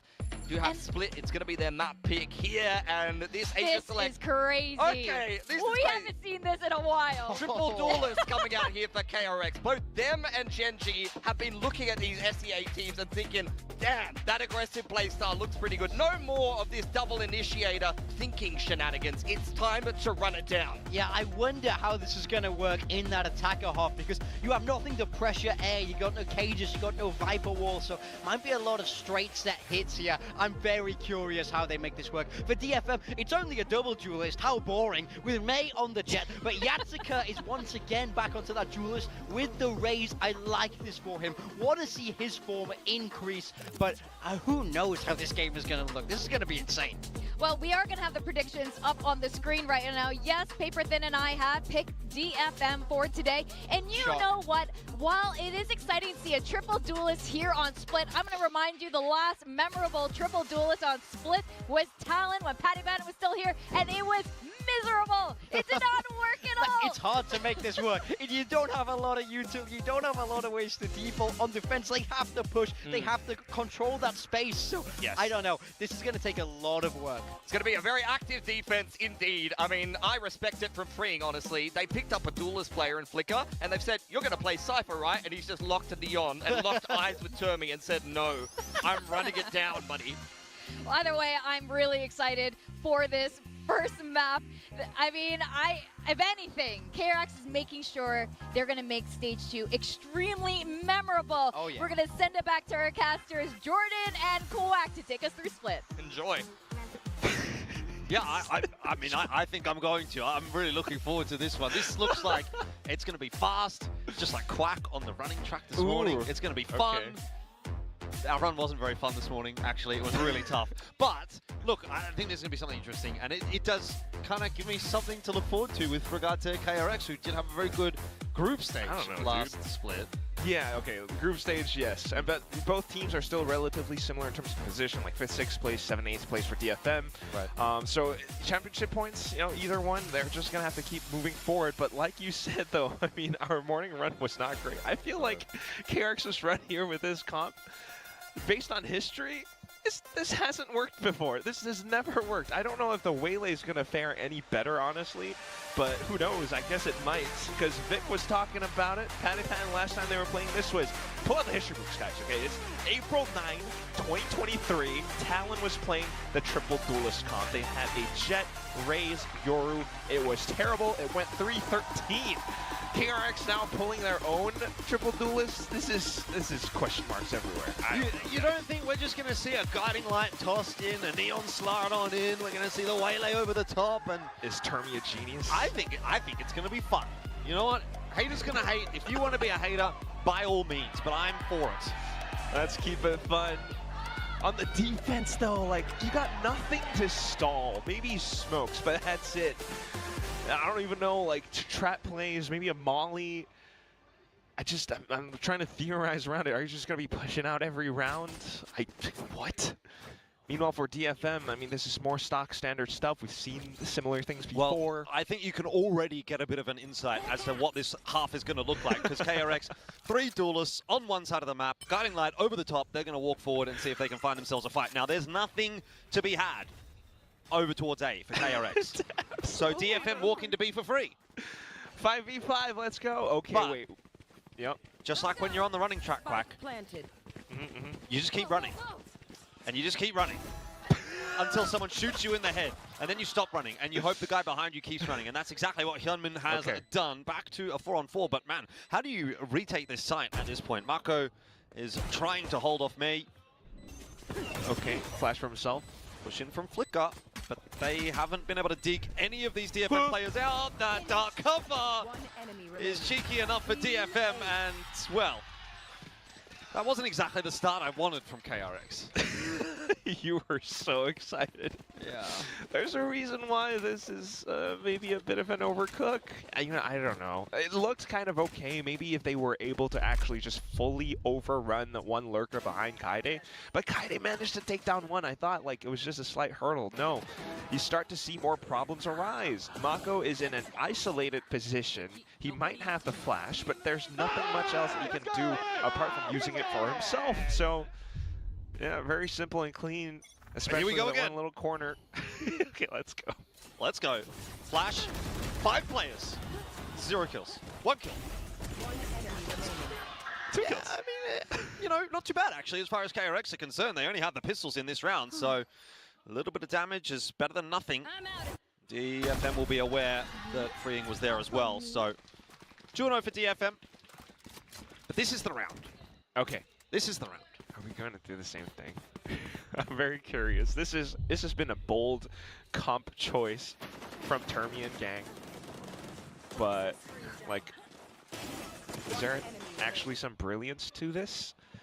So far for DFM, like, I was thinking, like, how do DFM feel seeing their opponents with this composition? Do they just kind of feel comfortable with it? Here we go again. Yeah, let's Here we go again. sit tight, watch them push into our crosshairs. Surely they can't do this for the entire half. Same flash. Okay. Get the orb, and then the swing, and this time it works. And they have an ult now. Run it back off the orb. Mako to hold an anchor. This is hard. Mako, pretty solid. Paranoia will keep him alive for the moment, and he actually recovers a little quicker, so he gets the better of Cess, and the cavalry have arrived. Freeing with a bit of a farm around. 3K in there, space created by the dash from the Waylay. That's a bit more like it from KRX, but you know, again, it looks a bit one-dimensional on the defense, doesn't it? Yeah, you gotta admit that, but you know what? The sun doth shine, the grass doth grow, and this is what will happen. Termian Glow, just everyone, what a comp, full rush in. They have the flashes, they have the Waylay. Hyunmin picks up the orb. Ooh. It's just a lot of resistance. DFM now trying to have their own adjustments around it. All right, let's have 4 stacked up. That's good conditioning from KRX, isn't it? Change things up in this round. This then, like, how do you triple duelist on defense around it? Okay, you got the initial, the sky around middle. Do you just permanently play for the retake and pretend you're playing attack? Even then, I don't think that's going to be the best thing, but all right, let's go for it. Freeing didn't get the memo, so he's out of the picture, but Hyunmin has got himself a trade back on in, and he'll be helped out by Flicker. It's getting a little bit messy now as that spike has gone down. Hyunmin will be sent back. 3-on-3 for the retake, but Flicker is an easy pickup for Cess. So DFM need to put together a 3rd round. Flash out from both the players there. No real success to be had as DFM lock in 3. Do you see that? You see that on your screen? That's called a smoke. And they can do that. They have 2 of those controllers. So they're able to kind of layer more pieces of utility around it. They can actually have versatility and being able to hold certain portions of the map. That's why you tend to have more controlled, I don't know, more balanced out compositions. I'm still hopeful though, I guess, for this triple duelist to do something. We're back over onto B now. Ooh, DFM trying to push in against it. Receiving contact, showstopper. It missed! Can Freeing get out? That's the question. DFM, this is a pretty chaotic round. Everything being thrown at them by KRX. Let's see how they are handling it. ゆっくりゆっくり。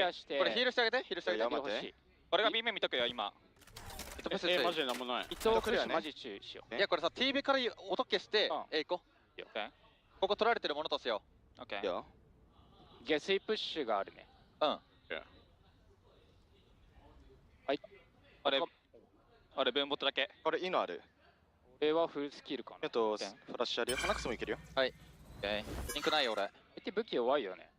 You can kind of hear what they're thinking about possible weapons that KRX might be bringing into the fray, but also the fact that they might be pushing out of garage. But it's quite clear where DFM want to end up. They're doing it very carefully, methodically, as a full stack. Now it's going to be Cess to kind of maybe lurk behind too after smoking that first team. 30 seconds left. Ooh, Flicker out of the picture. Here. As he tries to go pushing through that smoke, it's, yeah, I mean, this defense is not really looking all that crash hot from KRX. DFM are having a very easy time of getting into these sites. And maybe potentially out too. All the post-plant positions. For this one, KRX, of course, intending to save, but still trying to wrap my head around, like, what are some potential ways this could work? Like, thinking about retakes, things are smoked off. Yeah, you got 2 agents who can flash. Neon for the stun. Flicker can kind of bait things out a little. But that's really it. And unless you have, like, clear protocols or, like, some kind of clear set play in which you kind of want to bait something out from your opponents, maybe positions, maybe more flashes and everything, this is still relatively odd. We're not seeing too much of it yet, apart from the first couple of rounds where they just completely went in for the full sack push outside of A main with all 4. But DFM have gotten so wise to it now. Every round now might begin with DFM having a heavy stack onto some portion of the map.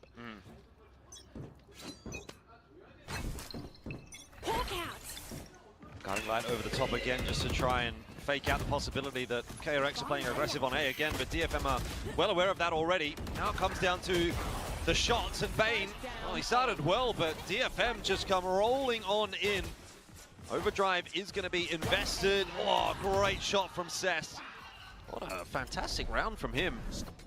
Yeah, a player who has been often quiet. I mean, he's the caller for the team, yes, but you don't often see him pull together rounds like that. Initial contact out from rafters, and he's able to swing all around towards the back of heaven. That is sweet, Mako. Gonna give it a good try anyway, I guess. That's like kind of a high-low. Yeah, pretty tough. No, now he's smoked off as well. Cess is on the corner. Or up by Vents. Yeah, it's gonna be a save, I suppose. There's really a big question in what KRX is meant to do. They had the quick rotations this time around. Bane had a sweet couple of shots. But apart from that, really, everyone still got cut off. Look at the little TP that Cess can pull off. So I'm really still scratching my head. We got Seekers, potentially, maybe a conversion pass for the next round. What is going on? Yeah, I'm really not seeing it so far for KRX. I thought maybe that double to start the round there for Bane would help him out, but even despite having the plays where they needed to, they just didn't put together a round.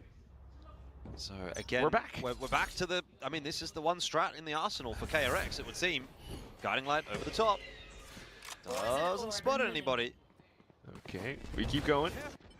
Of course, why, what else? What else? Okay, they get the orb. So, they got something. All right. Surprised they gave it to Hyunmin. Flicker was close to convergent paths, but all right. Back towards middle now. Confirms positioning from DFM. Oh. Well, this is kind of what KRX wants. They want a fight, and they get one. It's up only going 1 for 1. I mean, I guess. Toxin screen down. We creep back onto the line for KRX. That's a bit more like it. That's how it's supposed to go. Aggressive rounds. Oy, this from Flicker might be a bit overeager, but able to refract back. And then the smoke. There's really not much that Kaide could do. Yeah, That's rough. Okay, KRX have 2. But you know what's that?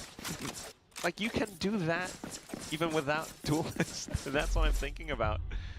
That was a big round, yes. Flashes and everything, but it's and full trades out from Flicker. Sure. But look at this. I mean, the map control, the way they push him down. I don't know about conditioning and how they might have forced DFM to consider middle as an option, but those are all just shots. We go over again. DFM are just thinking, all right, if they go for the full stack on A, Lancer and back. Faster play this time from DFM straight into A. Seeker's kind of revealing that it is clear. This is where we get to see KRX's retake properly tested. They do have a little bit to work with. Convergent plants and run it back for Hyunmin. Akame's clearing things out. 5 players coming through from one direction, though. Oh, no. Look, DFM are already anticipating this. They're all positioned around Heaven instead of site itself. Right, well, Blaze Wall goes up to just try and provide a safe avenue in for KRX. There's a push through it from Akame.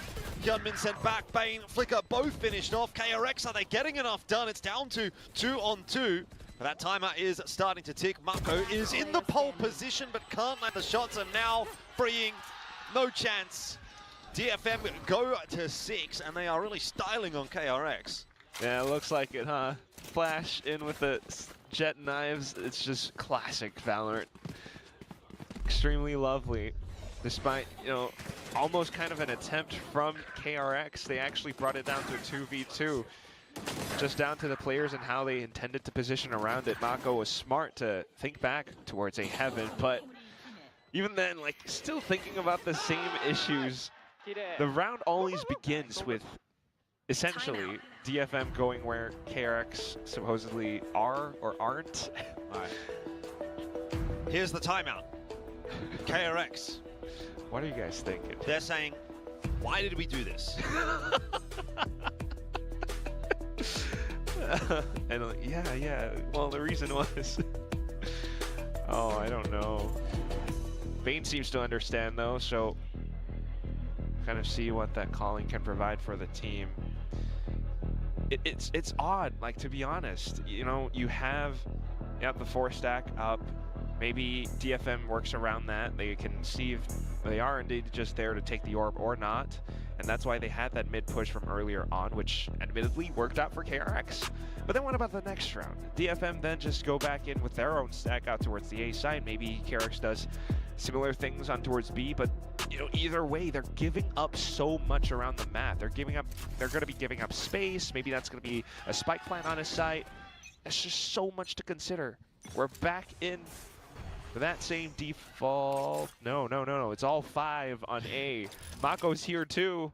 Of course, they only have the pistol, so kind of write that a little bit off, but I mean, really, they made this bed.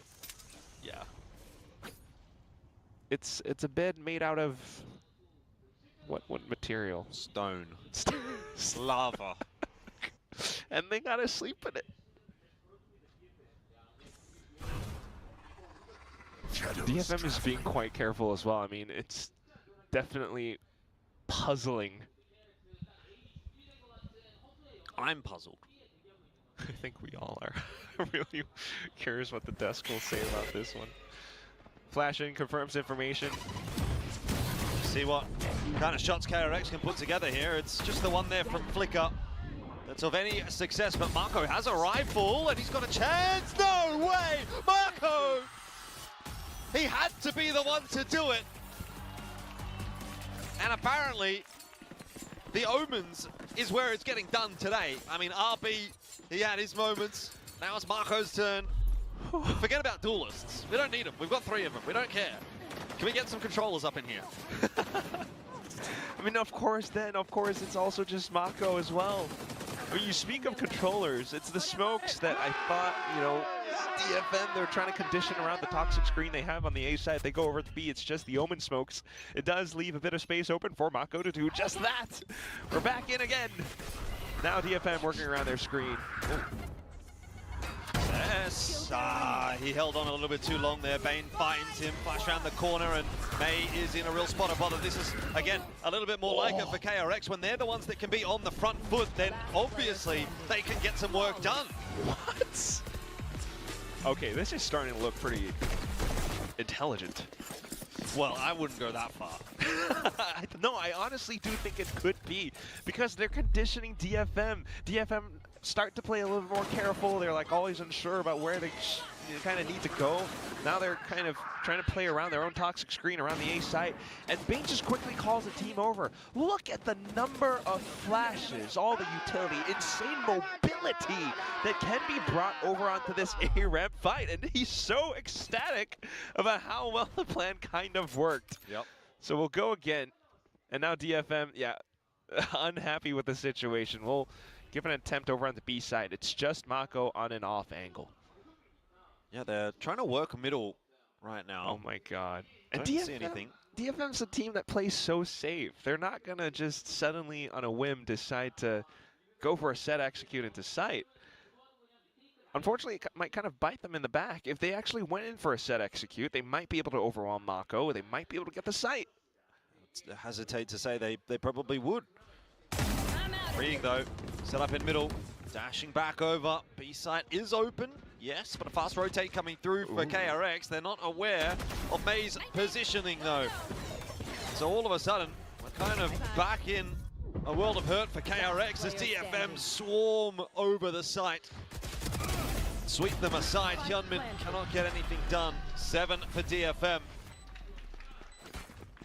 All right, 8-4 or 7-5. I mean, is this supposed to work a bit better on the attack? That's my question, right? Like, you have 3 duelists. Is it kind of like, yeah, we just have to get through the defense and then attack is our playground? Actually, yeah, thank you for that. If that's the case, is 5 enough? Could be. I'm not saying I have the answers. It's a great, honestly, it's a great question to ponder about. Okay, 2 offs. I mean, on attack, you can bait out quite a bit. Oh, Maze 1 HP. An off duel for now. Look at how they're pushing. I don't think Freeing was truly spotted there, but that is still enough to send KRX scurrying back to safety.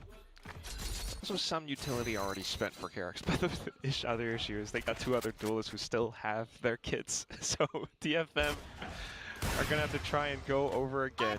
They spot the off out, which gives them a lot of information. They want to go in for it. Just going to go straight through middle. KRX have the Seekers having a little bit of a look. They're aware that this is going in the direction of A, and so they are well and truly on their rotate over. But they're not going to beat DFM there. You need something from that site player. Joke's over. You're not going to happen. Welcome to my Hit now up. Spike planted. That's just no holds barred from KRX. They just don't stop. They're just going to keep on going, and Showstopper is cancelled out. No, not quite quickly enough.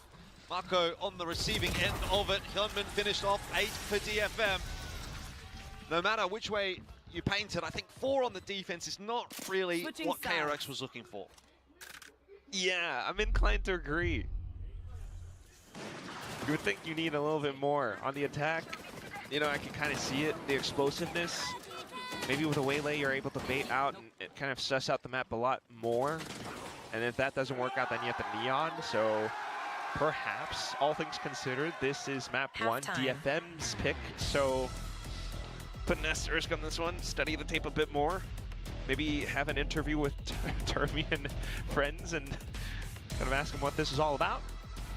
But otherwise, with everything that DFM has done, they have managed to stay afloat. It was a little bit chaotic at first, but they very quickly responded to it. Came in with their own plays around, you know, what would have been that consistent 4-man push outside of A main.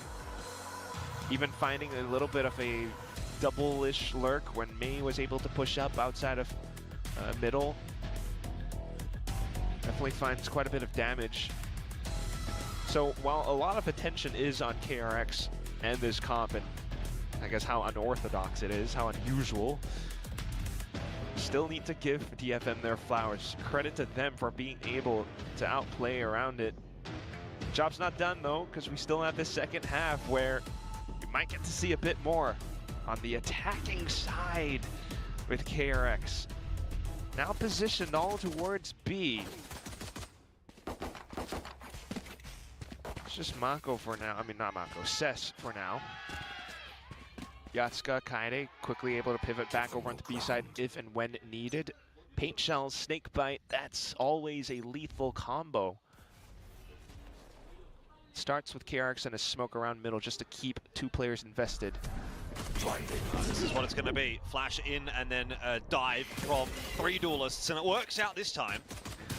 B-side cracked open. Yatsuka, sacrificial lamb for DFM. I was going to say this is going to be an important pistol for KRX if they can pick it up. You know, there's a conversation to be had about how this map will play out. And that is the way they would have wanted to start it. They're all naked now. Everyone spent everything. Just have to shoot straight. Trade down effectively. Flicker is stuck between a rock and a hard place. He thought there was a swing coming from elsewhere, and there wasn't. DFM do get a couple back on in. That's a brilliant shot from Akame, and now freeing. Oh, it needs to be locked in and clean, and he certainly is. Low HP. It'll be an easy finish. KRX do take the pistol. And Akame takes a bullet to the knee as well. Clutch. Red Bull clutch for KRX. Oh my goodness. I mean, positionally, in that post plant, they still had it. So, credit to them. But you can definitely see how quickly they can accelerate into sights. All the flashes dumped in. Two duelists, maybe a third flying at your screens. And with that smoke especially, towards middle was pretty smart. Here we go again. Ooh, DFM doing, taking a page out of KRX's strat book. That's like Groundhog Day. I feel like I'm This watching is the same half whimsical. again. It's fun. Walking out into B. Can plant down all the guns. Can probably reserve and hold on to them too. DFM. Do you just waterfall off of heaven? No. They've got a separate squad pushing into garage. Ooh, Mako. He has the flash for it too, though. Mako ready and set up. So, Paranoia held for a moment, but now Flicker and Freeing are looking to come into their own as well. So a pretty standard start to the half. Off the back of that pistol, KRX are going to convert. They get the deficit back down to 2. Once those guns come out, though, that's, I think, where we really are going to get to see what KRX have been cooking. Wow. That's 2K for Hyunmin. The joy in their faces. He's close to the L now. So yeah, like you were saying, we've passed the eye test.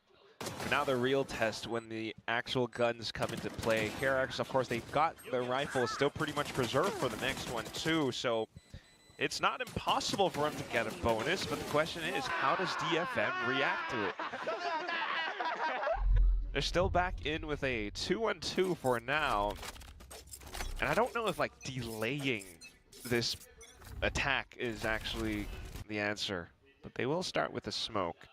May in an one and done position. Paranoia's going to go through as well. May. Solid attempt onto Flicker, who actually did manage to pick up Cess. That's not exactly the clean hold that DFM was looking for. Runner back is pushed away. 3-on-3 we find ourselves here, but May still trying to get in onto that site. Mako coming in on the flank will be the one that causes the issue. Plant goes down. This is chaotic, it's messy, it's dirty, and that's the kind of game that KRX is trying to play. Keep your head down, sir. It's all good. 7-8. Still protected. Oh, man. And you are right. I can't believe this is the game that they're playing as well. KRX, most known for their immaculate map macro. They always had a system way back then. But now, ever since, you know, coming in with the roster shuffles, Flicker brought in as well. Everyone with their own job to do still, but it is all chaotic, all for the brawl.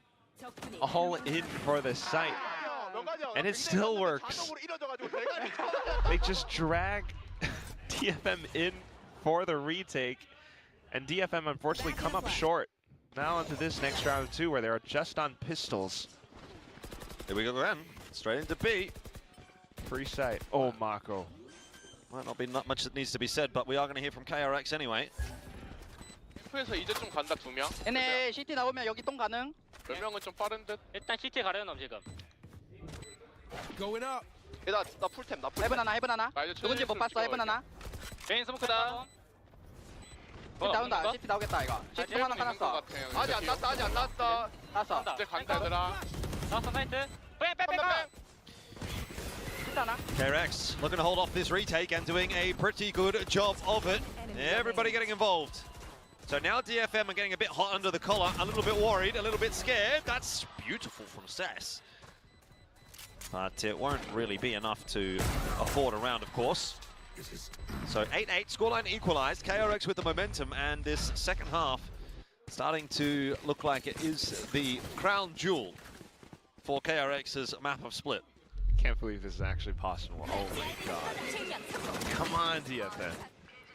I mean, they are trying and responding really quickly to it, but had no idea that Mako was lurking that far behind. And meanwhile, everyone who walks into sight pretty much doesn't have to spend that much utility. If you spend a flash, the Sky comes in with her own. If you come in with the slide, you know, flicker, light speed, you still have so many more options. And that's kind of the darndest thing of this whole composition. Everything that they spend and do, they will have some reserve, some backup. And it helps them for the post-plant. And it's kind of, honestly, maybe Termi's answer to what the current meta is. Ever since, you know, it was the Initiator nerf, maybe the Sentinels get buffed now, everything's back to about 50 seconds instead of 60. But instead of, like, thinking twice about using your utility, now you just double down on the number of agents that play that same role. Oh, it's working kind of neatly so far. But we'll see if DFM are able to respond. So far, they've been kind of leaving the sites open a little bit. They haven't quite been able to anchor it down, but looks maybe like now with a different toxic screen. I don't know. It looks like that's exactly what they're going to do again here. A hefty defense over towards B. A kind of anchored here by Akame solo. And I don't know if you can keep playing for the retakes here, which is pretty much what DFM have been doing, and they haven't been having any success. And KRX are just going to continue to look for more space, push forward off the back of that curveball. A 3K for Flicker, and freeing filters through for the last two. It's KRX in a nutshell now. You get the idea. You see what they're going to do. The barriers go down, they press the go button. Yeah, pretty much. I think at this point, honestly, they have reached maximum velocity. Straight up all the way through into sight. Nobody's home. They are not even caring to check too many corners. They just push past into screen. They are so explosive and so happy about this. It's not going to slow down either. We've got overdrive, we've got convergent paths. Where do you think they're going to go? What do you think they're going to do? B sites. Okay, maybe it will slow down. There's an orb. Maybe it won't slow down. Flicker wanted to go. Just got met by a bullet. Hold up. Hold on. Mako is taking space over toward A. Exactly. Oh my god, this mini-map. It's just Akame. He has been sharp before. He's played ISO, things like that. Surely, DFM needs you right now. Okay, relay bolt goes forward. KRX looking for their space. May trying to hold that off. Paranoia in and overdrive out. Freeing. Do you go left? Do you go right? You go backwards instead. Plants down. KRX happy with the space that they've taken. There's a good flash in that will push Mako back away, but you've got three players here to try to hold on to the position for KRX. It's not going to be enough. Yatsuka got up the ladder. The rope, I guess, as it were. Showstopper. Oh! Hang on, Bane on for the 1v3. This could be a crushing blow for DFM if he's able to pull it off. Push through, though. We'll keep it alive for DFM. as they get the defuse too, but that was definitely one to, oh my god, have your heart leap out of your chest for. Especially with the showstopper as well. I mean, that's, you know, the Japanese way, DFM as well, and just always playing it safe. If they have it, they're going to spend it, which you kind of admire too. But you also want to think about how that could have been used for the next round, but it does at least reveal Bane's position then for this, you know, 2-on-1 swing. So, not too bad. DFM now spends more utility in taking a bit more, you know, forward positions. A heaven screens, they know they have to fight for it. But it does cost them a lot as well, which means KRX might have another added layer. Another full rush, but May has flown on top. He's trying to see over the top of that fast lane. Eventually it will fall, and that will be the end of Bane, who just doesn't have the mobility of those duelists. So was kind of left in the back. But again, you're going to get a plan. And with that, there's every opportunity KRX can still put together around. They take a lot of space. Seeker's going forward. More or less dealt with there by Flicker, who's got the convergent paths ready. Look at this. Oh, it could be huge. That's so good. Just pushes DFM away for a second. They don't really cop a beating off the back of it, but it certainly slows them down. And Freeing's now been spotted out as well, so they're going to have even more reason to have caution. Space being encroached upon, though. KRX are not enjoying that feeling. Here it is. Push coming to shove. Freeing for the double. Doesn't know there's a player behind him, but it's all on Marco, who's lurking around inside those smokes. He spots one, but not the other. And DFM have 10. That is amazing. Awakened to every possibility that KRX have been throwing at them. We've seen this A hit several times now. Yeah, they were tested before DFM, and that's what brought them to this much of a close scoreline to begin with. But once they recognize that they have to fight for that forward space, especially with May taking down away some numbers, it makes things that much more difficult for KRX to try and hold. They definitely tried, especially with some positions and the convergent paths being committed. But DFM just fly back in. They've got their own double duelist after all. So same thing again. Let's go. Yep, again and again and again. Couple of flashes through Paranoia and then Guiding Light to try to get them into A. This time it works out without any loss, and that has been the recipe for success for KRX. When they've had the 5-on-5 post plant, they've been good. When they've had the 4-on-5, it hasn't worked out. This time, it's the former rather than the latter. It's also Mako, okay. Maybe that extra layer of flank. Late lurk, it's going to be a good one, you'd think. What? They are all holding from ramp? DFM have got no idea. Marco's on for 2 or 3 potentially here. It'll be 2. And then just going to try and slow things down a little bit. Swing comes through, Marco 4, and Flicker finishing the last one off. 10 up again. What is this game? Layers. As soon as DFM start to fight for forward space, talk about spawn, screens, a heaven. Now they think they have it. They're questioning where KRX could be. They look to the site. No! KRX are right behind him. I'm not just talking about Mako out from vents, which was admittedly a very big factor. 4 kills to this guy, that's awesome. But everyone else up from ramp, oh my god, this is a hell of an adaptation. We go again, but this time on to B. Yeah, and they're not slowing down. KRX, they're just relentless, aren't they? DFM this time have the answers. May and Yatsuka starting well. We did manage to grab one back. It's back over onto middle now. You've lost 2 duelists. This is a bit of an issue. That is a hell of a judge hold. Yatsuka being able to make that happen. Yeah, this is going to have to be a contact play.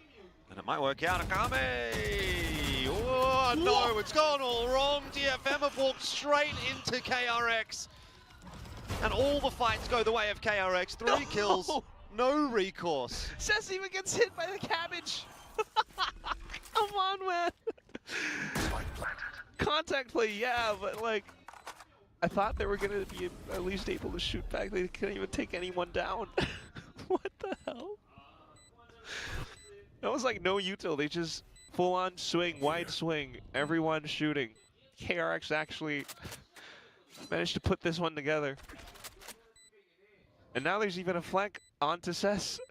Poor guy's gonna get caught. At least gets one, but has no idea that Bane's right behind. Dude, KRX is actually Bane's monologuing, by the way. He's literally monologuing at the end of that round. Oh my god. Very important refrag here coming through from Flicker, by the way. The fact that he gets the kill, is able to refract back out. It just sort of gives you a little bit more of a chance back in that round. 5v3, very untenable. 4v3, if you get a nice pick here or there, it sort of equalizes back up. That's what I'm talking about. Contact. Bro, he doesn't stop talking.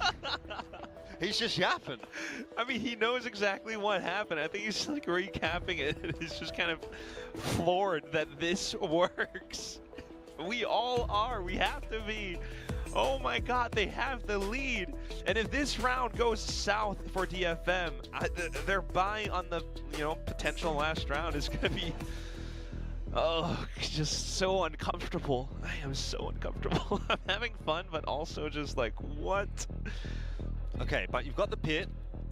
Yeah. Right? So you drop the pit on one side of the map. Everyone else plays the other side. I mean, you kind of know that that's probably what KRX is going to do anyway. The only thing is, like, how do you figure out what the tell is, or like, how do you read the adjustments from the previous rounds? Is KRX going back to A? They were just hitting B, so I don't know. It's actually a bit more of a standard sort of 2-on-2. Oh my. Retake pit? Maybe. Shadows traveling. But that's why, guys like Akame, they have to land that opening shot. Or this time around, middle. Yatsuka is up to the task. Maybe. It's taken. That gives you options. Oh, okay. Trill's back. Has paint shells to delay. Akame is now in position in case there is that pivot over. Oh, but he has to play this so carefully, too.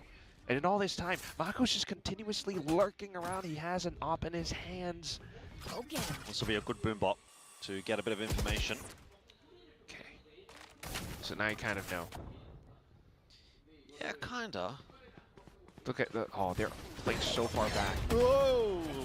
It's a lot of noise. All bark and no bite KRX in this round.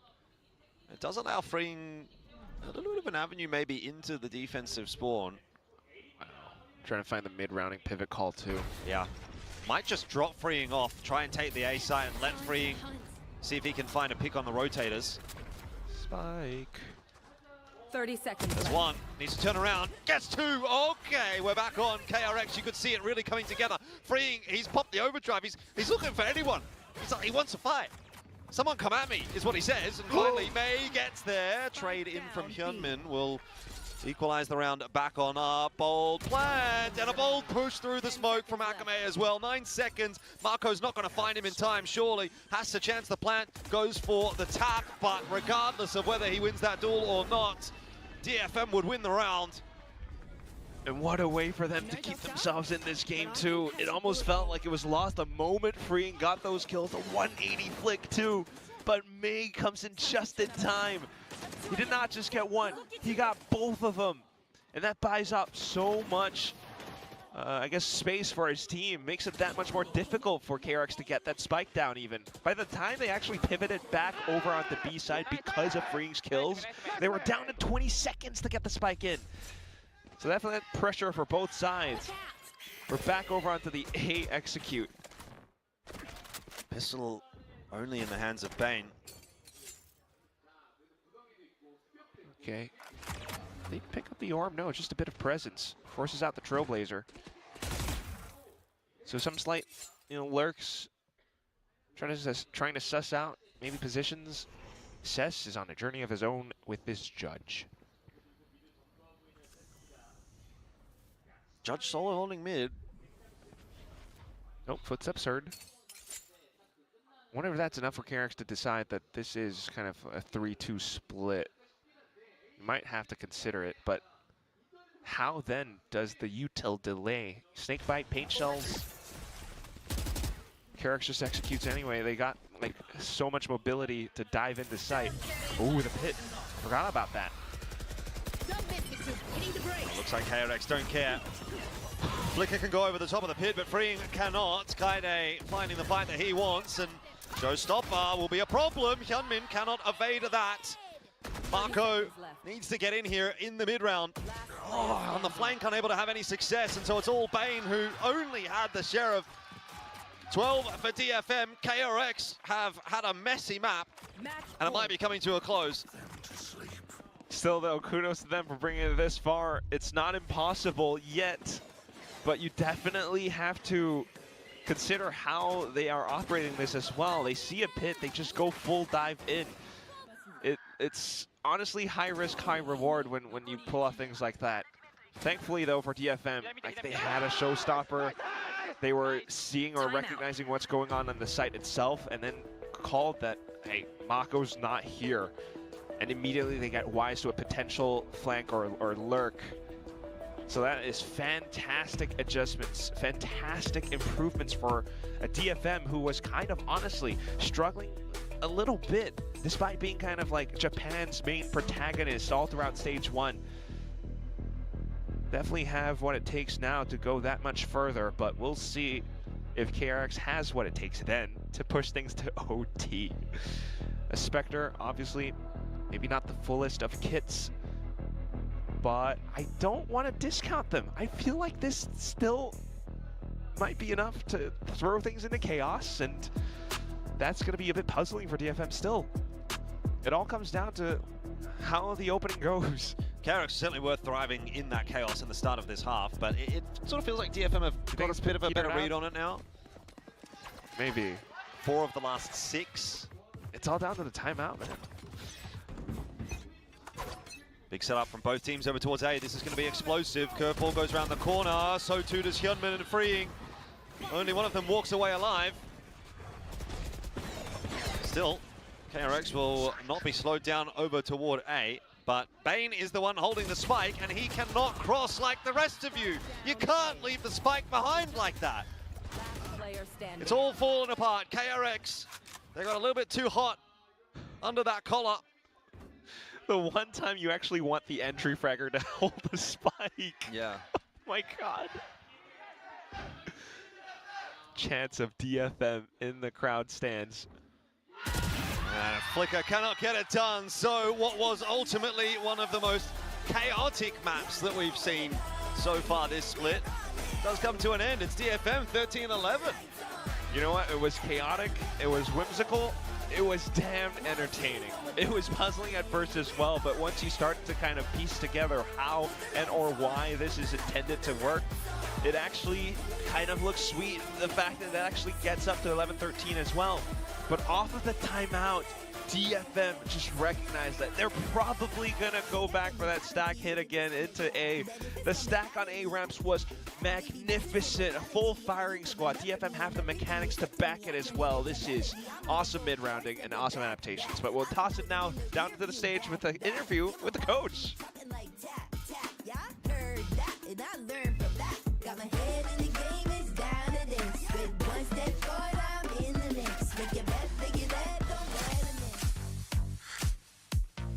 Hi guys, it's Bella standing with Coach Northern Lights from DFM and our translator Hugo. Well, Northern Lights, what were your thoughts when you saw the 3-entry compound split? What were your initial thoughts? And then how did you guys try to navigate through the win?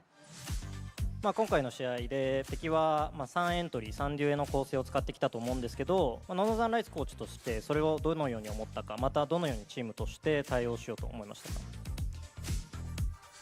DRX が2デュエ以上、2デュエを選ぶことは結構想定してたんで、同じなんですけど、3エントリーまで3デュエリストまで来て、自分たちが普通に止めるのが難しいんで、低めの配置で人数を寄せるようにして守りましたね。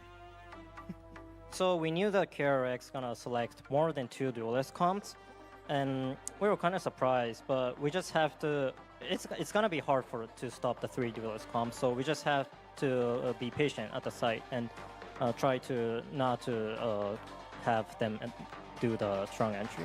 Right, there's a limit to expecting the unexpected. All right, thank you for that, Northern Lights, and best of luck to you.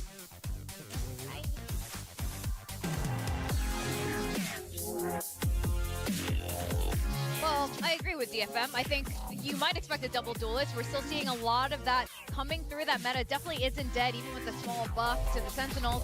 But seeing triple duelists was a little bit shocking. Obviously, DFM still pulled through in the end, but... Barely. Yeah, but barely. That's the point. Look, I think it's very easy to be like, oh, it lost, so it's bad. But I think this is one of the times where even if they won, I would have gone, no, this is bad, guys. Like, it is bad. It is bad. Can it win? Absolutely. Like, I don't know. I don't know what's going on over there, but this feels like a bridge too far. Even for me, double duelist, I don't think is great for DFM. I don't think that's their style. It's not how they made their name, but they're really trying to embrace this meta and then some. But I think you have to give more credit to DFM for finding solutions in the server here, because this is exactly one of those things. It's a bit of a cheesy pick, and if you're not used to dealing with the sort of pace and aggression of it, it can be a little bit tough, but I think they did a really good job of weathering the storm. But I mean, big questions for KRX here. Yeah, for sure. I mean, I like it. It's brave. It's bold. It almost reminds me of like... You're being so brave right now. You're playing like a best-of series in StarCraft and you pull the workers. Like, that's effectively what KRX has done here. They have sent it as hard as you could possibly send it, and there was some potential there. There was some good rounds, let's be honest, but DFM, you could tell that they did adapt to what KRX was doing. They recognized, you know, how heavily they were committing to one side. There was a lot of 1-4ing and 5-0ing from KRX on their attacking side. On defense as well, very stack heavy. A lot of the time they're just leaving like Marco on one side and they're sending it down the mains on the other side. And I think for DFM, once you recognize that's what you're playing against, you adapt your style. You saw it right from the get-go. DFM was very slow on attack. They were constantly waiting for KRX to make the next move. And then on the defense, it took them a while to figure out, but I was waiting for it. I'm like, buy the judge. Why are we not buying the judge? Let's be honest, just sit in the choke point with the judge. And when they finally started to do that, they started to get things across the line on the defense. Good game there from May. He is, once again, very consistent in terms of his performance. And we talked about the flexibility of the roles in DFM. I'm honestly quite surprised they've been able to win this game of Split when their anchor player has had a bit of a stinker, to be honest. This is maybe one of the weaker series we've seen from Kaide in Pacific. He's usually very, very solid in this kind of a role. And I'm glad to see Yatsuka thrive on something that's not Yoru. They move well past that. But for KRX, it's a little bit interesting. I think one of the questions that we were discussing backstage was, who's the IGL now for KRX? And we're hearing that, you know, they're having a little bit of a looser style. I mean, it must be loose when you were throwing in a triple duelist. This is so not KRX. This is the most on-termy like thing I've ever seen. In fact, let's break it down. Let's start with the first half of defense. So it's always going to be hard on the defender half, but they basically have two ideas of slam A main or slam B main, and there's only a few solutions to that. So this is the first time where you see it work. They go outside of A main and they get the job done. Then they start to go A main and they get, you know, they kind of lose this fight. They lose the first kill. Korean can't escape here. This is like sort of one other way it can go. And then the third way is you sort of start slamming the wrong side where you're all the way across here, but it just doesn't seem to work so well when this is kind of all you have. You see them here, they come in towards B main, fast aggressiveness, but there's no one here. They get that info, but A site is wide open. So this is sort of the third solution when you're taking a gamble, but then they're not there. You give up the space, you're forced into a retake, and you just aren't able to pull it off. I mean, you have all the tools to be able to pull off the retake. It's really about how you're kind of choosing your decisions at the end of the day. In that case, I really took issue with the fact that a lot of the time it felt like it was a very one-dimensional retake. You're playing a fluid comp. Why are we going 5 screens? Yeah. Like, let's get some flanks going. There's no hard senti on the side of DFM. Maybe let's go and take a ramp and try to pinch the site from multiple times or send in a runner back ult or something like that. It just felt like the retake plans weren't super well drilled when that's literally what the comp is. If you're going to 4-1, guys, you're going to end up in some retakes. You have to retake. At the end of the day. But then how about on the second half of attack? Like, is it as one-dimensional? I mean, yeah, the game plan, you know, was equally simple, I would say. These are their first 4 rounds, round 13, 14, 15, and 16. Oh, these are screenshots from Ranked, no? I mean, you see I've seen this in Ranked. It's all just built around. It's all just built around the same idea of we want to slam these sites. How is best to slam these sites? And I will say, on the attacking half, it definitely looked a little bit stronger. They managed to make it work a little bit more. So, yeah, I mean, I think that's on DFM. They took a minute to adapt to the pace that they were bringing. So, you know, not all doom and gloom, but I can't say I was a big fan. Yeah. Yeah, clearly not. I think we had a lot of question marks about this comp going in, and it didn't give us a lot more than what we kind of expected for this comp. But that said, I do like KRX is experimenting with new things. They're even picking into Sunset. That wasn't their map pick, but they still had an interesting split comp anyway. I'm interested to see who's the ideas person behind this. I know KRX has an extensive coaching staff, but there's no way you can convince me that Termi, as a 40-year-old man, has given the thumbs up to a triple duelist. Like, I don't think he's going to be able to keep up with it. Have you heard of a midlife crisis? That bleached his hair and he's so spot on. It's like, yeah, let's run it down. I'm down with that. This is Termi's equivalent of like... W. It's the same as him like buying a motorcycle. This is his equivalent going, yeah guys, I'm gonna have some fun. I'm cool, I'm down with the kids. Yeah, let's run it down, guys. I mean, who knows? We're moving into Sunset. This is their map pick. They've had a long time to prep this. They knew Sunset was coming back into the pool, so now I want to see something deliberate. I want to see something organized. Same for DFM. DFM have also had that same amount of time, so I wonder what way they're going to go, because they were still on the double duelist train on Split as well, which I think is perfectly fine. I just think DFM went 1 degree too far. Yeah, I think for DFM, like, you know, it's really just a question of roles. I want to see if they're consistently having Yatsuka on that secondary duelist. I have no problems with I prefer Akame on the E-Net, honestly. I felt like both Yatsuka and Kaide have struggled when they've been put on that role, and Akame has proved to be the most flexible player on DFM. So I actually like the roles that they've ended up on. I hope that they keep them across the map and they can continue to be consistent, because they've taken that first map win on their map pick, struggled to do it, but let's see how they go in the second. Yeah, I am really curious what KRX is going to continue doing. I do want to know what Termi has to say for himself, and if this really is the whole motorcycle purchasing thing as we send it down to the stage.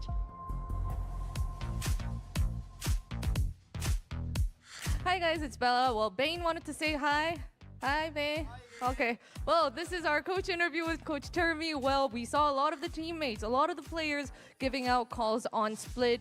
What's the change with the IGL situation on KRX? 감독님 안녕하세요. 안녕하세요. 오늘 베인 선수 말고도 다 같이 선수들이 콜링을 되게 많이 하던데 KRX의 IGL 변화가 혹시 있는지 좀 여쭤보고 싶습니다. 지금 현재 저희 조합상 IGL은 크게 의미가 없다고 생각을 해서 지금 IGL은 없는 상태고요. 그리고 선수들이 더 적극적으로 콜을 많이 하는 것 같아서 더 좀 자연스러운 분위기가 나오는 것 같습니다. I mean, with the comp choice that we had on Split, it didn't really matter if we had an IGL or not. So we just decided to go with the flow that everyone calling, everyone voicing their opinion would be the better fit. And so, yeah, that will be my answer. All right, thank you, Coach Termi, and best of luck to you. 감사합니다. Midlife crisis it is! Okay then!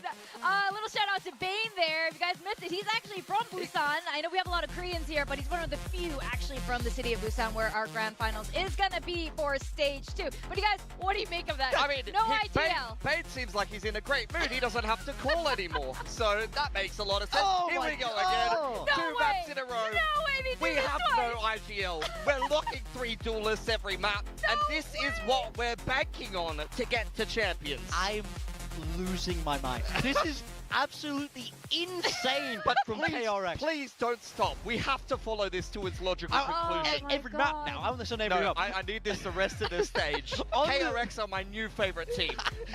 On the side of DFM, it's a different look this time. It's double initiator, bringing out the breach. We saw this from Nongshim over in EWC, and I think it has some legs on this map. Can they stop that triple duelist this time? Because they know what's coming. I think Breach will play quite well into it. I'm a little bit worried though, because Yatsuka at times, his performance has struggled when he's been thrown onto some of these E-Net roles in comparison to a secondary duelist. So I want to see what the frag distribution looks like for DFM, and Kaide cannot have another quiet one here like he did in map 1. He needs to step up and put up the numbers that we're used to from him on the Sentinel. Yeah, definitely on the Sentinel, on Sunset. Let's see him get back into action with another triple duelist comp as we send it back to our casters.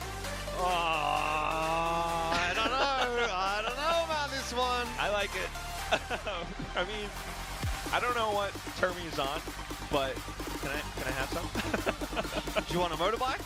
Yeah, midlife crisis it up. Oh my goodness. I mean, you know, he's like Joey from Friends, like whack with the PlayStation sup. All right. Who needs initiators if you got all the duelists? I mean, you were saying, you know, the Phoenix can flash. That's my theory. That's my theory. I don't know. Phoenix can flash. Neon can stun. Whaley can stun as well. The only thing you're lacking, I guess, would be maybe information. Bane would kind of fit that role. Right. We'll see how that works out. KRX are starting out on the attack this time around. It's going to be a fluid calling situation as well, just like Termi said on the stage. But let's not overlook the fact that, yes, it's going to be this Cypher breach that DFM are bringing in. You need to be careful working around potential trap plays or even the trip setups, because those can definitely hamper duelists as they go in on the entries. We also do have a little tech pause for now. Hopefully that gets quickly sorted. But otherwise, yes. I mean, Hilly was right. You know, Yatsuka on the breach is something to kind of keep our eyes on. I think there's a lot to keep our eyes on, to be honest. I mean, it's obviously a lot of chaos from KRX. Even from what you could see there, the initial setup in the pistol, it was going to be more of the same. You know, 5 players trying to hammer down the doors, one side of the map. It almost worked. 11-13. It did, but I think, you know, you've kind of given DFM the look at it now, and you'd hope if you're DFM that they now feel a little bit more comfortable with what they're going to have thrown at them. They sort of understand what they need to do. I felt like they got a little better at dealing with it the deeper that map went as well. Yep. So we'll see. It's possible. We're back in. Of course, the fault line, though, has to land quite nicely. Right now, it's okay, maybe a potential setup towards middle, but full retake on A. I mean, yeah, okay, this could work, actually. They're just recognizing, okay, KRX with this comp, they're going to run it down a single site again. That means we have space down middle. We can flank a full force of them. Yep.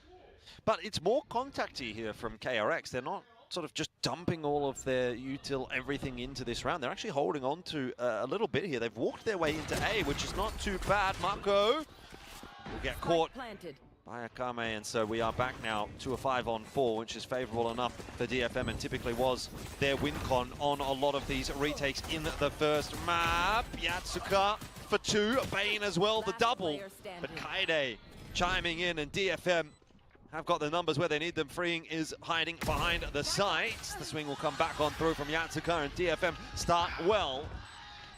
Like you said, yeah.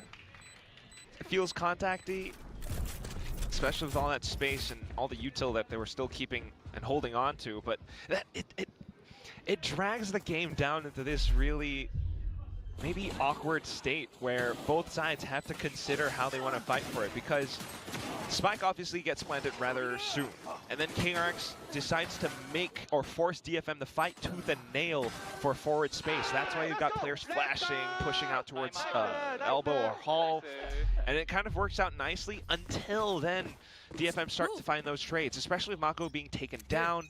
It definitely, you know, removes some nuts and cogs away from the machine of it all. Bit of an investment here from KRX, which is not what you would always see in a round like this one. So interested to see what Flicker's going to get up to. What are we doing? A much slower approach on it this time around.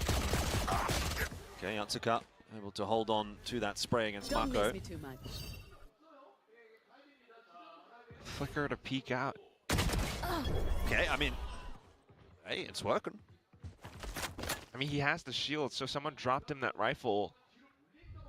But it's just in a bit of a trade.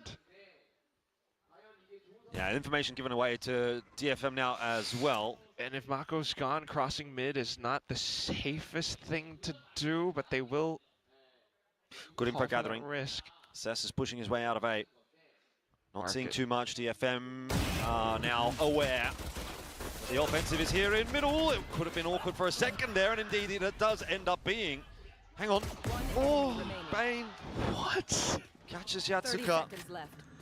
Door closed as well, so Cess is not going to have an easy road back into this round. Rifles picked up. All they need is one headshot. Yeah, it's a real mishap from DFM. Shadows traveling. Smoke's off to try to let them think he might be pushing out for market. Bane investigates, and as soon as he calls it clear, like, it's pretty obvious where else Cess could be. Bane doesn't push the smoke, though. Cess is really hoping someone's going to peek him, but there is no peek to come. Yeah, the spike's planted in such a safe spot too. Time's really ticked away. Tosses that paranoia through and tries to dive on for a tap, but Hyunmin perfectly timed peek, and KRX, they pull that round off out of nowhere. This is something that everyone's going to have to study. I mean, it's when you look at it from a glance, it seems weird, you know, not just a comp even, but now with the buys that they're that is ridiculous. Pulling in, he actually collats onto them, kind of. Yeah. What? And these guys just feel so comfortable doing it. If nothing else, KRX are having a lot of fun tonight. I'm honestly having a lot of fun watching it too. So they go again, and DFM are just puzzled, now trying to stay on top of it all, but they obviously don't have the guns for this one. It's kind of forced to just sit around and hope perhaps someone walks into them.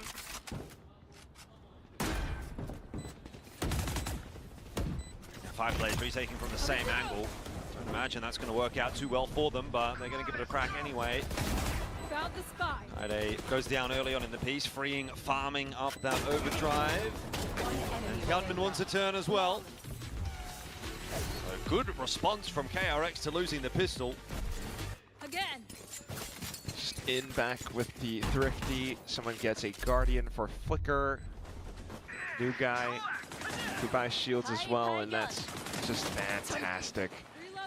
Gives them this 2-1 start to go off of. But what about the next round, right? DFM's going to be able to buy back up. Do they expect another B hit? With all the stacks headed down this way, it might just be that. Kaide with the trips to kind of delay that from happening. But Mako lurking now. That's almost his permanent role. See how KRX continues to build out this round as they already push up. Let's listen in for the comms. Slowing them down. Spike down B.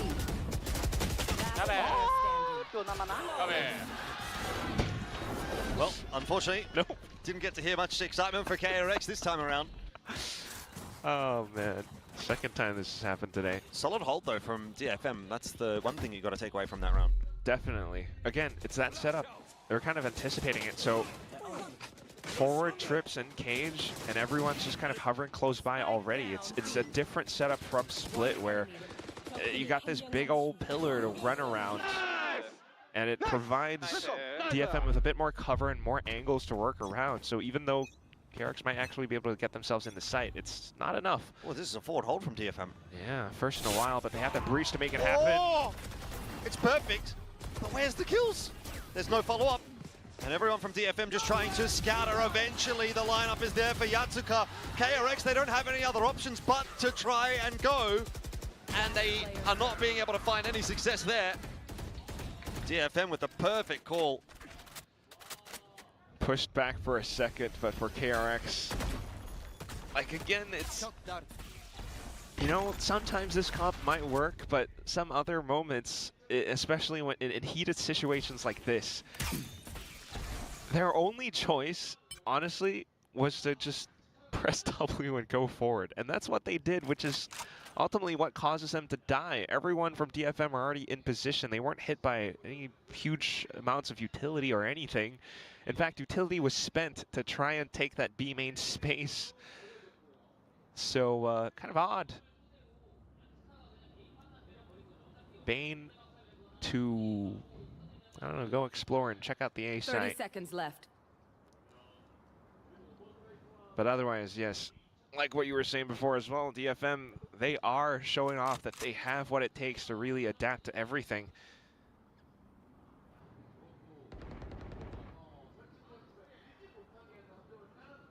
Really not much else. Oh, Bane just trying to save the rifle as much as possible.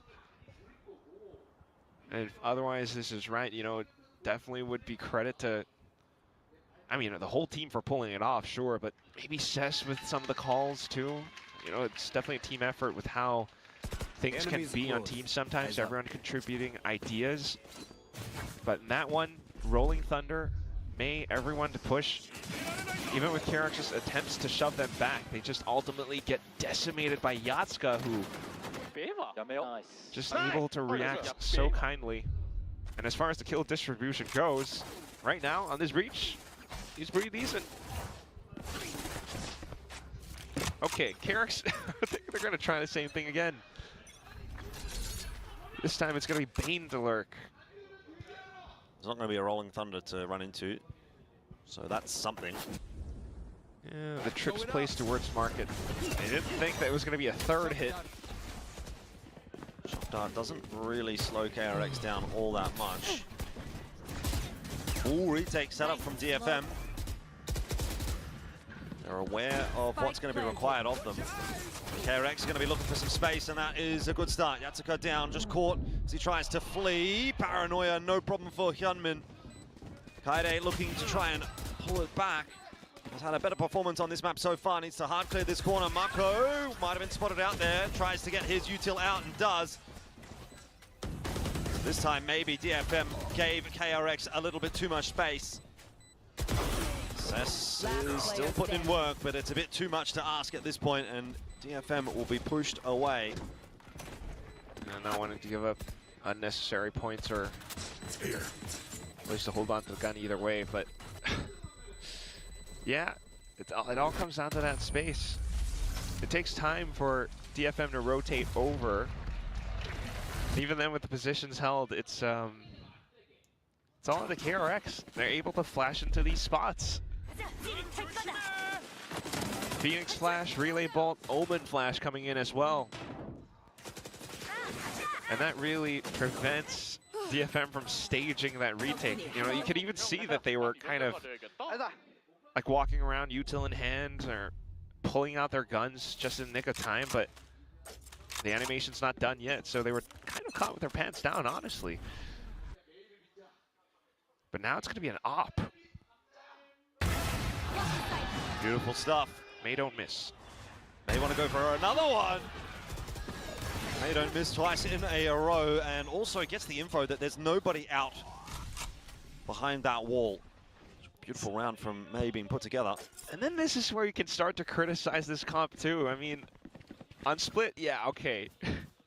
We were a little bit stunned by it, but now you can see what the op does to this potential comp. There is just no possible other option. Nothing to get it off the line. Maybe the drone only, really? Yeah, that too. I mean, they didn't expect the op, you know. I think we haven't really seen that all series long, but it's also just the fact that once you have, you know, a couple of these players getting taken down, the rest of the team, like, what are your options left?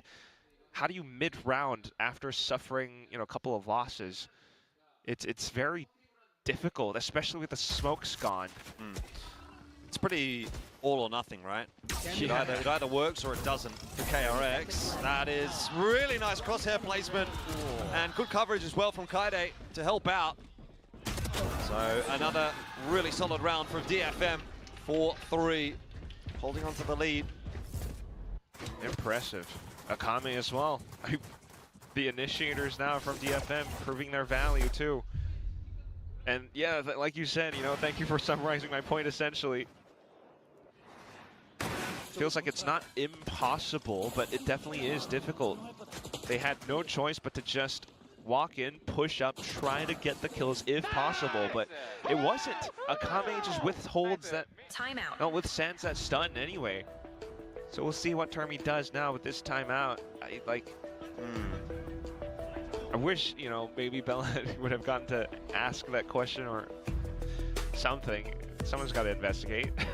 Like, is this a suggestion from the players? Was this something the coach just cooked up? Whatever it is, it definitely comes with its own host of issues. It was kind of, I don't know. I'm trying to search for the right word to call it, but it definitely put DFM in some weird positions back then on Split, but on this map, like, conditioning around it and starting to come in with the adaptations, like, you start to see that it doesn't work out that clearly. Like, the Cypher does quite a bit to really slow things down. May as well with this op, and he's just going to try it again. Why not? I think there's no reason for May to switch off of it now. Same line. Will be the same result. Wall goes up a little bit more forward this time from KRX. So the trips now. Pushing back away, but you're right. It's still not going to be easy, and Kaide is on a bit of a tear this map. There we go. Kaide's back. You heard the desk asking for it. Kaide needs to step up, and he has. Answers the call ever so justly. If May is forced off the line, and that's what KRX tries to adjust around, Kaide steps up. The trips, the one-way cages, the flicks all around. And now DFM actually just might be able to double up the scores, maybe crack open KRX's economy, maybe walk home with a 2-0 win. Standing ahead. Still a bit of a ways for that one, and that's sort of gone wrong. Recovery is in. As Marco slides through for that third kill. DFM try something a bit more aggressive out into mid, and they are met with KRX's aggression as well. Hunter's free as well, just to try and fish for positions. They know the spike's down, and as with the previous rounds, KRX would push into open positions, but Mako looking out from behind too. So now forced to save onto this off. But also somewhat expensive for KRX, you know, running back burnt. Can't really blame DFM for the call. They almost managed to get that pinch down onto middle, but either way, KRX just wants to make this even more competitive. DFM will still have a lot of cash to splash though, so if with the next round up, May out with another op, it's not too big of an issue. But seeing what options KRX can bring to the table as well is honestly just intriguing. Players up over by tiles, bottom mid, and they still have ways to work around separate angles. But as always, with the next round coming up, we're back to this default of 5-stack, 5-0, down in towards B main. May is on a different line. Again, it's a bit more of a backward hold for DFM. They've been pretty solid with this kind of setup. So I do have faith they might be able to make something happen here. Flicker taking that space though, and Yatsuka has just been, spammed through the smoke, I suppose. So that's gonna make life a little bit more difficult for DFM on this retake, and you've still got May coming across. Cess working hard to try and fight back on in. It is kind of a fish in the barrel situation though for DFM. They've got to all slide through from one angle. KRX just have to watch it. Freeing is the one that's doing the real damage, and that's backed up well by Mako. Nice round from Cess, but perhaps not enough. 1v2 is what's required. Bayan is inside of that smoke. That's a cheeky port, but straight into Hyunmin's crosshair, and so KRX get themselves a fifth. Could argue maybe almost a little bit too reserved from DFM this time. Could have been. But you can kind of see, you know, they wanted to do that to avoid getting hit by ultimates like the convergent paths, for example, but like you said, it's just going to be a lot of that space that KRX loves to work off of, especially when Fring and Mako were there for assistance, blocking off Boba. I was trying for it though, but it's just this eternal struggle for resources and space, and that's what KRX can do. It almost feels as though May should be permanently stationed towards B main if possible, or not. It's gonna be that timeout now from Northern Lights Fours. We'll see what they can conjure up for this team. Yatsuka also honestly quite a pivotal piece for DFM on retakes. I mean, fault line, potential rolling thunder on the next, it's always going to be able to provide them, you know, if not just flashes, but a lot of area denial, like space that they can just stun up their opponents with. So, all things considered, that one little spam that, was it Hyunmin who picked it up through the smoke? That kind of does quite a bit. Oh, suddenly now it's going to be an A rush. Let's go. May's in the right spot. Has the op as well. Don't have any ability really to delay as the Jet though, unless you hit your shots. Hit the shot, get out. It's so easy to get out. Got this rampaging KRX team on the other side. May, missed shot. Get out of there. See, this is what I'm talking about. You've got all the chase available to KRX, and if May misses a shot there, what can you do? Oh my god. He was hit by the trip too. It's pressure. The seams starting to show. Take flight. Yatsuka's still alive though.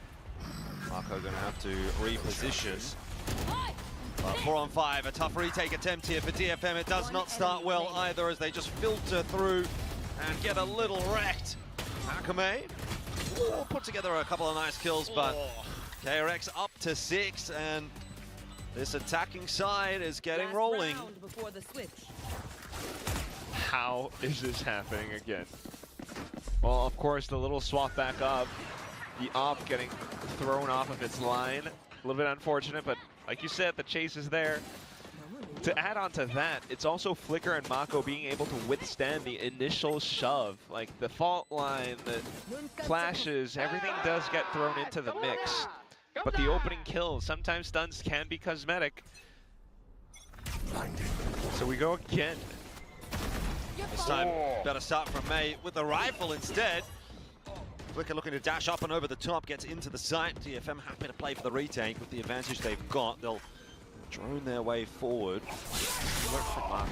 Spike planted. That rolling thunder through the site as well. Quite a number of connections there, but Flicker still able to find the headshots. He was popped by the rolling thunder, but he did not care. It will not be enough though. As DFM claim the 6th in this half. So 6 at 6 once again. Not your day, is it? We're tied up, and there's still a chance for DFM. Oh my. And even without an op, May can still be that lethal. Perched up top, instantly reacts as soon as he spots the swing. That is fantastic. Says as well, by the way, continuing to mark the lurks. So even with Rolling Thunder, there's that additional fault line that does eventually collapse onto its Flicker, who, despite his best efforts, is not going to be able to do enough. It's still a chance for DFM to maybe get this done swiftly, because they are still adapting to everything. It's always that little ebb and flow, give and take between the two teams. KRX back over on B, back over onto A. We can definitely see how the utility works out pretty nicely for DFM in the beginning. Well, KRX back over to the attack as well now, though. And I think we had our questions, and dare I say, onto the defense. They have their reservations. We had our reservations about them on the defense. So, is 6 enough? Is the question you have to ask yourself again. Can KRX actually get a little bit more out of this defense on Sunset? I think as a map, it lends itself a little bit more maybe towards an aggressive defense than what we had for map 1. You know, you've got quite a number of options in towards middle. Out of A as well, even out of B and B main, you know, you can play a little more aggressive, get a bit of work done. So I think maybe this works a little bit more in the favor of KRX on that defensive side than the previous map, but we'll wait and see. You're not wrong. There are orbs that Hyunmin could pick up. Well, it's not so much about the orbs, more about, you know, what kind of aggressive plays can you make? And I think there's a few more open on this map, and that's what KRX are already looking to exploit, working their way out into middle. You're done. So Yatsuka's going to go down, but that is the info for DFM that he is clear. Still going to be that 5v4 retake or post-plant, though. Oh, May wants to fight. Interesting choice. Bold choice. Really? One that will not work out. That is really not ideal. But you've also got Kaide, who's on the flank into middle here as well. So this is going to be layers upon layers of problems for KRX to try to navigate. They are doing a pretty good job of that. Just isolating duels. Kaide needs multiple here and can't quite get it. Which leaves it on the shoulders of Akame, who Potentially can still get this one done. That spike is ticking so quickly, but the headshot through from Bane will keep it alive. KRX will take the pistol. Woof. Couple of players. So numbers ultimately still prevail, despite May's attempts. And that's just, again, going to be the weirdest thing, because every single round, like you mentioned, it's always going to be KRX pushing on some portion of the map. The possibility for aggression, in addition to alt orbs, I think. I mean, like, you're able to clear out so much, set up multiple lanes for the retake. And again, we're kind of shoved into this situation where DFM need to consider, do we hold forward space if we get the site or not? Do we spend utility to even clear mains? They're going to try to do that now, but Hyunmin in position for flash. DFM on the other side of it. Lots of players here, and it is a farm for KRX. Flawless. True definition of the word farm in that instance. All the alt points, everyone kind of gets a piece. And it all starts with a pop flash. Oh, man. Just pistols, of course, as well, though, for DFM, so it's really down to this next round. Do they try a B main again? Let's go. We'll just start to layer on towards, you know, the potential pop flash that they just witnessed. May to lurk. On my mark. Not a bad spot to do it in either, and it looks like KRX are gonna get aggressive. If they do it without util, oh, they go flash through though, and May in all sorts of trouble there. So he again opened up for DFM. This time they have another opportunity to try that 4-on-5 defense. Offense, defense, if you catch my drift. And again, they're gonna try and get aggressive with it, take some space. All far out, fault line already prepared. This is good.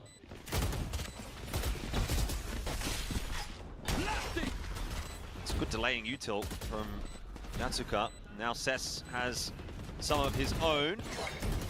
Tossed in. Maybe a little bit too late to save Yatsuka. Still, Cess and Kaede are fragging. Doing well enough to pose a real threat here to KRX. That's the important kill for Cess as time is now ticking away. Freeing wants to take the fight. Swing through, no way! And Freeing will get it done. KRX go to 9. DFM, the second half is starting to crumble. Oh, onto the one-on-ones. I mean, kind of 1-on-2 as well, but saw that pressure for a team that, you know, we kind of applauded for being able to adapt to it. They honestly kind of do, like all this delaying utility layered on top of one another. But then they start to feel the pressure off that flank coming up from behind, and Cess being low HP as well, just not quite able to do it back against it. KRX continue on their fun march. Oh, DFM down middle, no, up 8. KRX down middle. DFM in a bit of an awkward spot now, potential to be down 10 and 6. They're trying to figure out what to do in this round. Let's hear from them. ワイヤー切られたから裏注意ね。あ、このまま一回見て。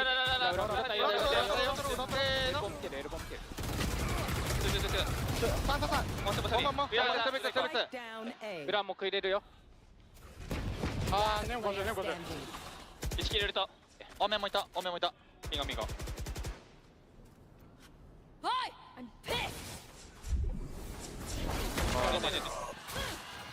Unfortunate for Cess. Overdrive invested there for Freeing. It was a good effort. Kaede, 3K in that. Yeah, enough damage done.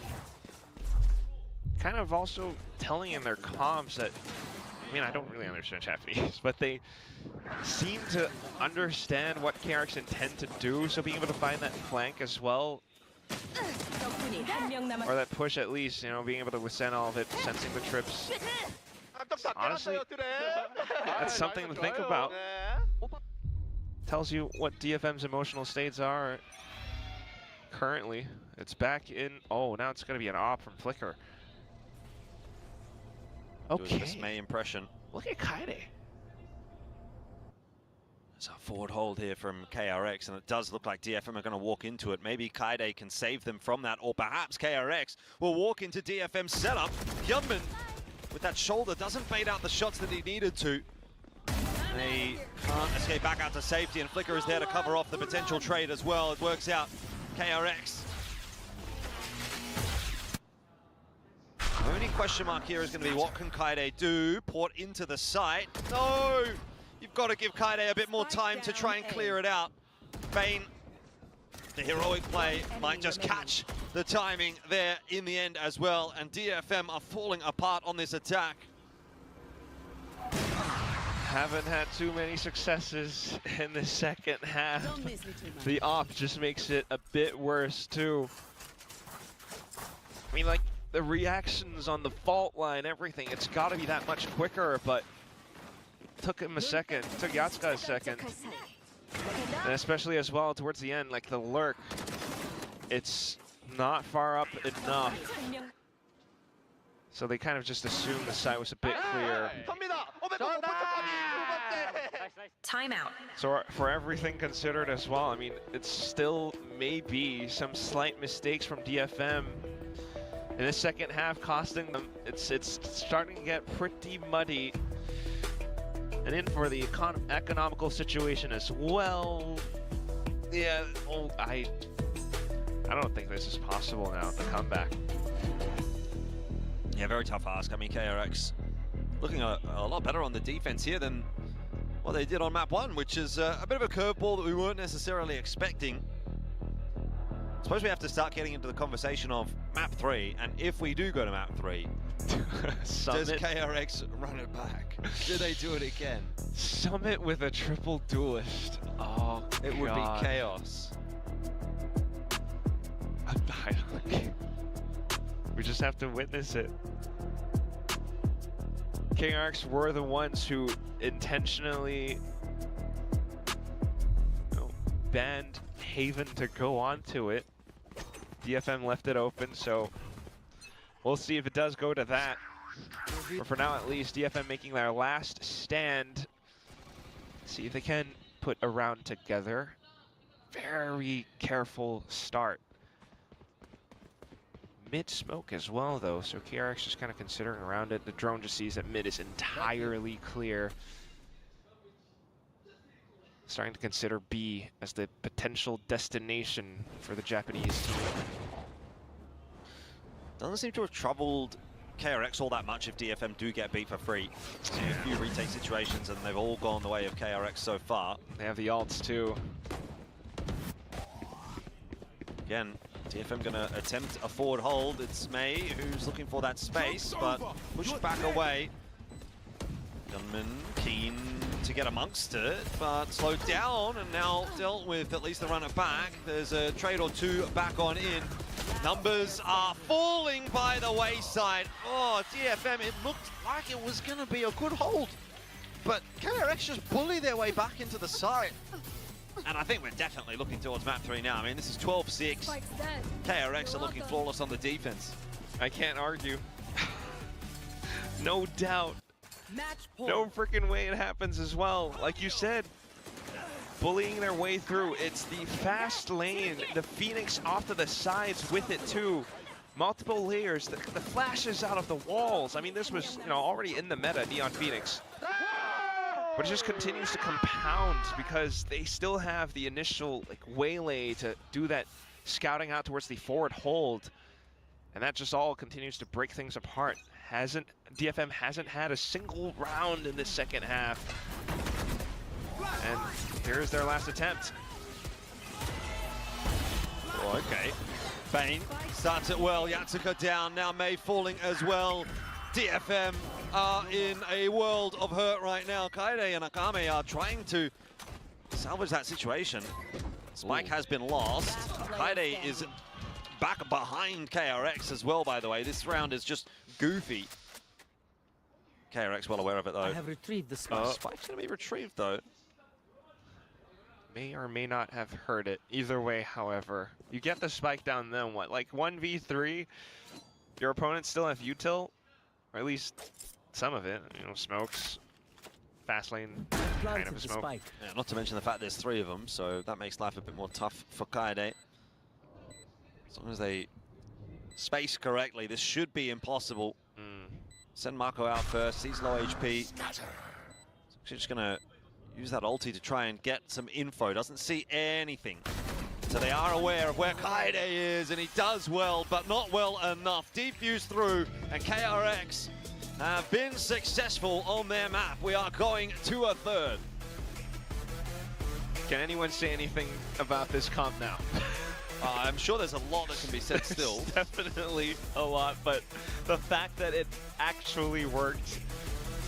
13-6. Honestly, we've seen crazier comps. We've seen triple Sentinels inside of like game changers as well. So anything is possible. Good Valorant can still be played, and KRX is a team that is capable of making it happen. You watch the forward plays, you watch the forward holds, you watch the still ever so prevalent Neon Phoenix combo. And even with May's best efforts off that op hold outside from the first half, down to the second, KRX borrowing some ideas as well. It's just difficult. Ever since building up that much of a lead, the Hunter's Fury in that final round, still having that much mobility to go in for the chase. It's just always going to be numbers advantage if KRX gets the start they are looking for. What impressed me the most was the retakes, actually, from KRX in that second half when they were allowing that B-side to be taken by DFM for free. They obviously were so confident in their retakes, and you could kind of tell why. DFM just didn't really seem like they were too comfortable at all on the attack, even when they got post plants. So KRX, I suspect if they've run it twice, they're gonna run it again. I think they're gonna run it again. But we'll have to wait and see. What do you guys think?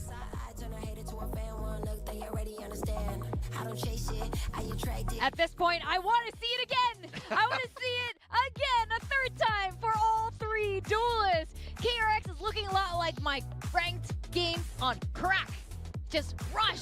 Guys, what's the plan? Rush A. Yeah.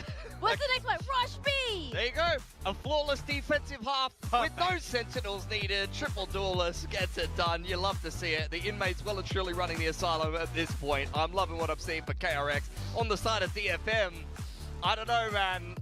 The Jet was not looking good playing into this. May was consistently kind of getting run down with no recourse. And at the end of the day, I kind of started to lose count of the rounds where there was a drone on a Kame and they were just dying, or, you know, you had Breach Util that wasn't really hitting as cleanly as they wanted to. DFM, they had all the tools that they needed to deal with that aggression on their attacking side and didn't really use any of them well enough. Yeah, I mean, I think even in that first half, they're doing retakes into a KRX that have literally 0 util left. Absolutely nothing. They're stood there with guns and you're not making it work. I mean, and then in that second half, you're stood in the wrong places so consistently that you know what KRX are going to do. You know that they have to be aggressive. You know that they have to bring the fight to you, and you're not making it work. You're not reacting. You're not holding properly. I think they're going to be kicking themselves after the way this game has gone. They had everything they needed to win this in 2, but now you have to go to Summit where, if anything, that triple duelist will be strong. So I'm super worried for the head state of DFM here. I empathize, deeply sympathize for them, actually, because this is probably the last thing they're expecting from KRX of all teams. I mean, you might expect it from a Southeast Asian team, but coming from Turkey twice. There's no way you would predict that. We're all APAC now. Genji's running double duelists. You know, there is no more thinking going on here in Pacific. No, we're all running it down. Go, go, go. In fact, all right, I don't know how we're going to break this down, but let's dive in a little deeper for KRX here. Well, it starts with KRX winning this eco round, and I thought DFM, look, we're off to the races here. They've won the pistol. They immediately get eco'd. Hyunmin gets that last kill. He now has a run it back going into the anti-eco, and then in the second half, KRX also win themselves the pistol, and Freeing starts going ballistic. Yeah, I mean, it's so hard, really, because DFM, I just think it's too many mistakes here. And you have to say, I think they should have done a better job, but I do think Freeing played this very well. He was very aggressive, very in your face, doing exactly what you want from that Neon, because, you know, it's nice in a way when you have that waylay go in an entry and refract out, then you're able to do the actual entrying.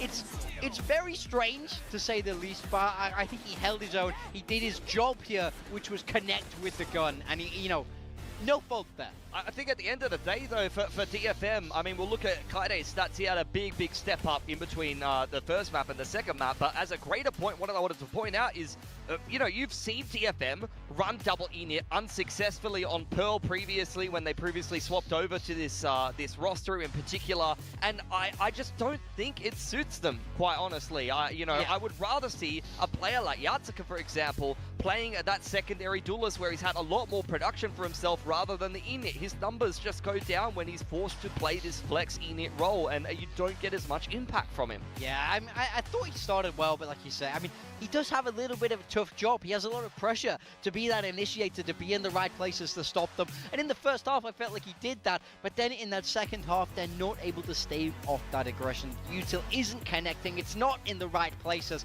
and then you see exactly what happens. KRX run away with it, and now we're forced to a map 3, and I don't know how this looks at all. Can this get even weirder? Honestly, like, if you saw a team that's good with double init play against this triple duelist comp, they would destroy it. Like, put NRG against this kind of comp with a double init, and they're going to absolutely roll them. But you have to, this is why I often say, double initiators are an execution-based comp. You have to use the right things at the right times and make the right decisions and be well organized enough to deal with that pressure and that aggression, because if you fumble the bag, at the end of the day, you're just kind of left standing there looking like an idiot. Well, what I really wish we could see is what's happening right now between these maps in DFM's player room right now. Like, how do you approach this? How do you get your players to prep for this kind of pace? Because clearly they're panicking a little bit, and that's why a lot of these utils not coming out to defend against it. So how are they going to reset themselves for Summit? First of all, the triple duelist comes back out. Yeah, I think they got a little bit too sucked in that second half. But the idea was sort of there. We saw Kaide would explore one side of the map, the others would wait. This is like a standard anti-eco response that you see, because that's when they're more likely to be aggressive, right? So the idea is there. It's just then, as soon as they didn't go back to the other side fast enough, as soon as they saw people, they would try and take that fight. They wouldn't try and escape. And that's what worries me a little bit. But now as we move towards Summit, I think if there's ever a place to play triple duelist, that's my bad. If there's a place to play that kind of weird comp, it's on the new map where it is so weird, where no one knows what's going on. Everybody's figuring it out. That's when you want to be aggressive. Yeah, that's when you just want to run it down. That actually makes a lot of sense here. What I want to know from you guys is, now seeing this on at least 2 maps, possibly 3, is this something you want to see KRX continue? Is this the commitment to triple? We're getting opposing opinions here. Absolutely. Absolutely. I love when people are individuals, when they think for themselves. They're not scared to take risks, Morgan. I know that you just want everyone to be the same. You want everybody to play boring Valorant. Let's play Phoenix Neon every game. Oh my god, aren't these Asians so good? Have some spice, man. I thought you were the guy that's all about the whimsy. Look at how KRX is playing. They are so brave. And, they really are doing what all of us wish we could do. Yeah, I think brave is the perfect word. I don't believe what you're saying. You don't believe what you're saying. This is crazy, guys. I think double duelist is more than enough. You can make that aggression work. I think it could maybe work this series. I think on Summit it can work. I worry if they do this next week, after everybody's watched this VOD. That's where the problem comes in. I get it, it can be cheesy, but if they start doing this week on week, I think then we'll really start to see a problem. You know, Frost... We'll start to see a new meta. They're going to start creating a bigger problem. Everyone's going to start copying this moment. Frost had passed our room watching, the triple duelist. Triple duelist is so uncommon. I keep saying Senti. Yeah. He was like, this is such a different identity than what KRX has ever become. But can you imagine closing franchise league with KRX, the triple duelist team?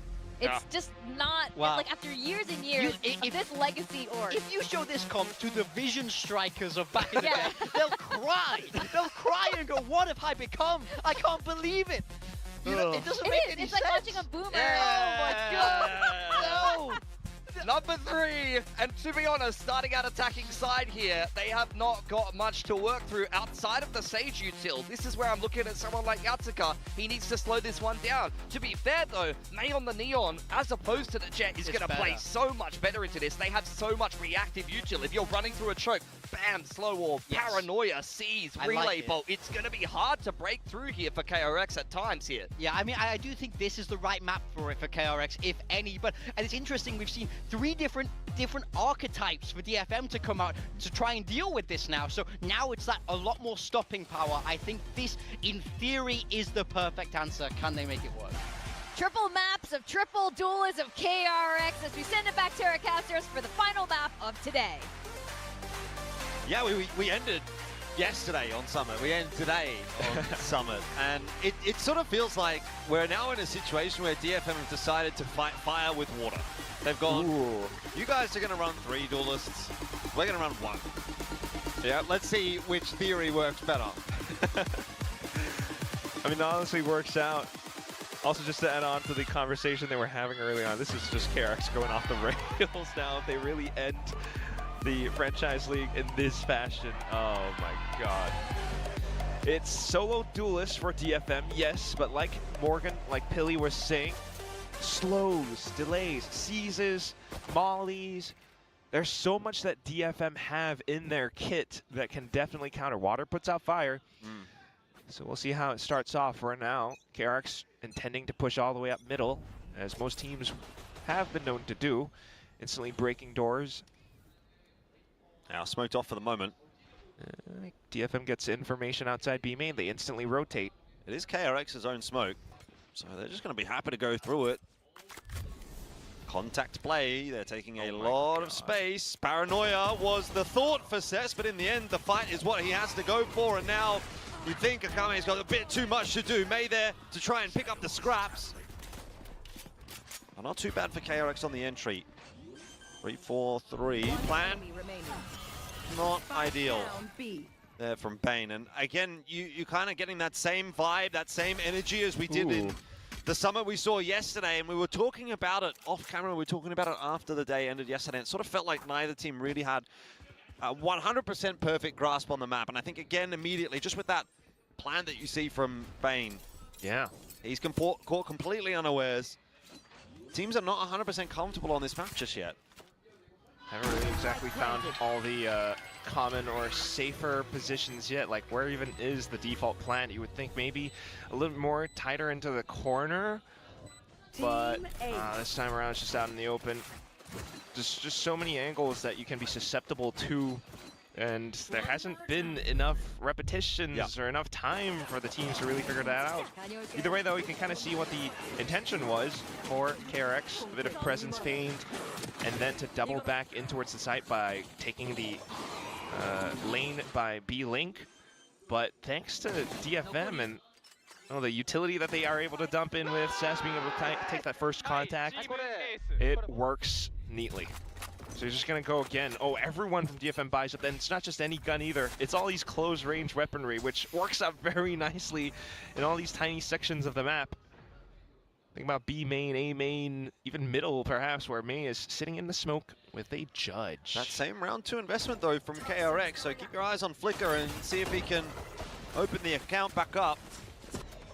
Nah. Have the site for now. DFM pretty fast on the rotate, though. Will be maybe looking to disrupt this plan. They don't, in the end, pull the trigger. Still waiting for Yatsuka to get across. Prowler gives away the fact that Flicker is sitting under the drop. Still pushed away. Kaede, Yatsuka, and May all filtering their way in onto the site, much to the happiness of the crowd. Sitting on the side of the arena that we're casting from. They are making a lot of noise. Definitely. It's a bit like a tennis match, actually, in here. You've got DFM fans on this side and the KRX fans on the other side. Sometimes they yell at each other. Yeah, but it kind of looks like we actually have a full house. This is awesome. Yeah, I mean, it's obviously KRX, Korean team, you know, so there's going to be a bunch of fans there. And I imagine DFM has quite the contingent. Maybe even a few have traveled over. Yeah. Japan not too far away. Let's see a sign someone from Canada, too. But anyway, onto the game. I mean, this is awesome because DFM start to recognize what they need to do. It's always down to the little adaptations, and they need to make it cleaner. This is relatively clean right now. Prowler senses it. Cess throws in the flash, perfectly hits on towards Flicker and everyone else. They try to head out, and it's going to be an easy swing for DFM. But now the next round up, same guns. Not the easiest thing to work around, and KRX is slowing things down for the time being. Across middle, holding angles just in case anyone from DFM does overextend, but DFM, knowing the guns that they have, will play it safe, even walling off A main. They know that mid was taken, so they put most of their attention towards A link, B link, mid bend, if you might call it that. You know what, Quack? You can call it what you want. You're in charge. No one's made a name for it. You can decide. Elbow. You want to call it elbow? We call it elbow. No, but Rat says to call it mid-bend. No, I'm kidding. What about we call it duck foot? Duck foot? Ew. What do you call it? The A main push. Breaking down steady wall. I like elbow better. KRX like the A side here. DFM playing for the retake. Probably be seeing a lot of that this half. But DFM just staging the same retakes. Freeing is in a good spot to get a lot of work done with that judge. Multiple players headed in his direction. Horn goes forward, but so too does Freeing. And that is a double. 2 for 1. Take that for sure. Flicker in for another opportunity. Tapping away, gets another for himself. And KRX will find their first round of the final map. Pretty sweet, and I've got more callouts for you. So the position that Freeing was in with that judge, that's Cave.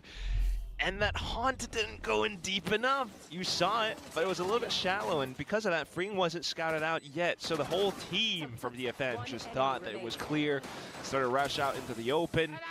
Every trade just waterfalls and cascades from that point. So 1 and 2. Ooh, immediate timeout. Is this, I assume, from DFM? DFM. Recognizing that it is important for them to lead from the front. KRX a pretty explosive team. When that momentum starts to get rolling, maybe you're not going to be able to handle it. Yeah, I mean, we definitely saw that back then on Sunset. Second half, oof, not a single round picked up by DFM. For this one, to start this early, I'm starting to think about it. I mean, so far we've seen a lot of presence from KRX around middle. DFM did try to have their own adaptations by just walling things off, marking the shorter or shorts or links. But it's also just recognizing the necessity for DFM to be able to play it clean, play it flawless. If you make mistakes, like what even our desk was mentioning, delays on the fault lines, the haunt clearly back then not going deep enough, and then you work off of assumptions from that, like you're just going to be bit in the back. It's all these little nooks and crannies again that players from KRX can hide in, and sometimes needing to watch out for that. But off the timeout, KRX, they push up B main instead. Haven't seen this so far. Smoked off for now, though. It's a bit of control as well. Prowler did go down bend, but we'll have a listen in to KRX how they put together this round. 싸움에서 가야 돼, 싸움에서 가야 돼. 브라울 하나 있지? 브라울 한개 있어. 어디서 앞라인에서 쏘세요. 앞라인 써야 돼. 박스 쓸까 여기 있었어. 여기 앞에. 여기서. 앞라인 풀었으면서 바로 간다. 바로 간다. 출발이다 그러면. 하나, 둘, 셋. 믹스 가릴게요. 가자.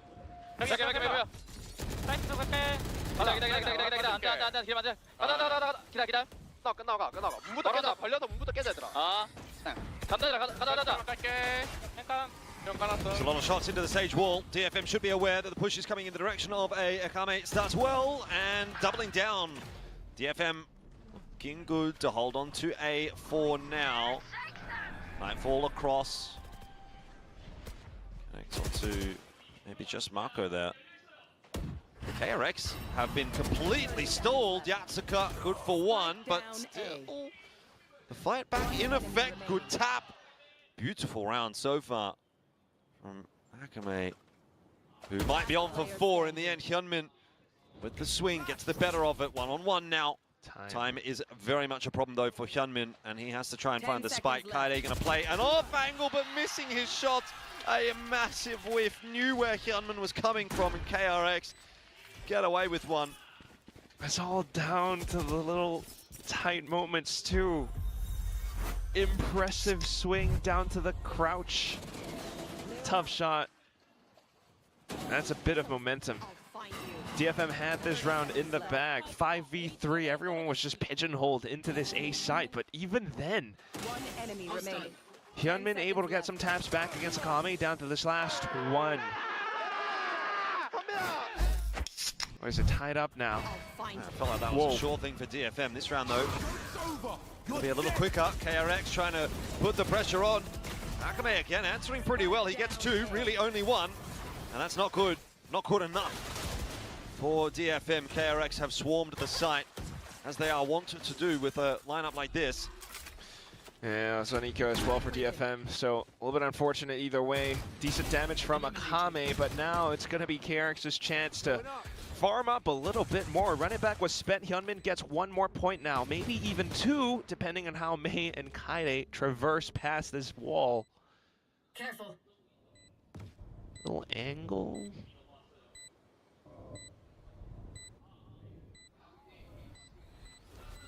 Just looking to die to the spike. Careful now. Nice shot from Mei, but can't expect too much more. At least more points denied from Hyunmin. But either way, though, that's going to be some sweet momentum now for KRX.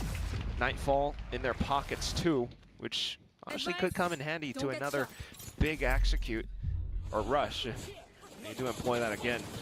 There's always these strategies that, or calls, I guess, set executes that DFM are going to have to watch out for, because the potential for them all throughout this map is going to be quite plenty. So even for all the timeouts that they just called a couple of rounds ago, I don't know how much that's going to help DFM currently.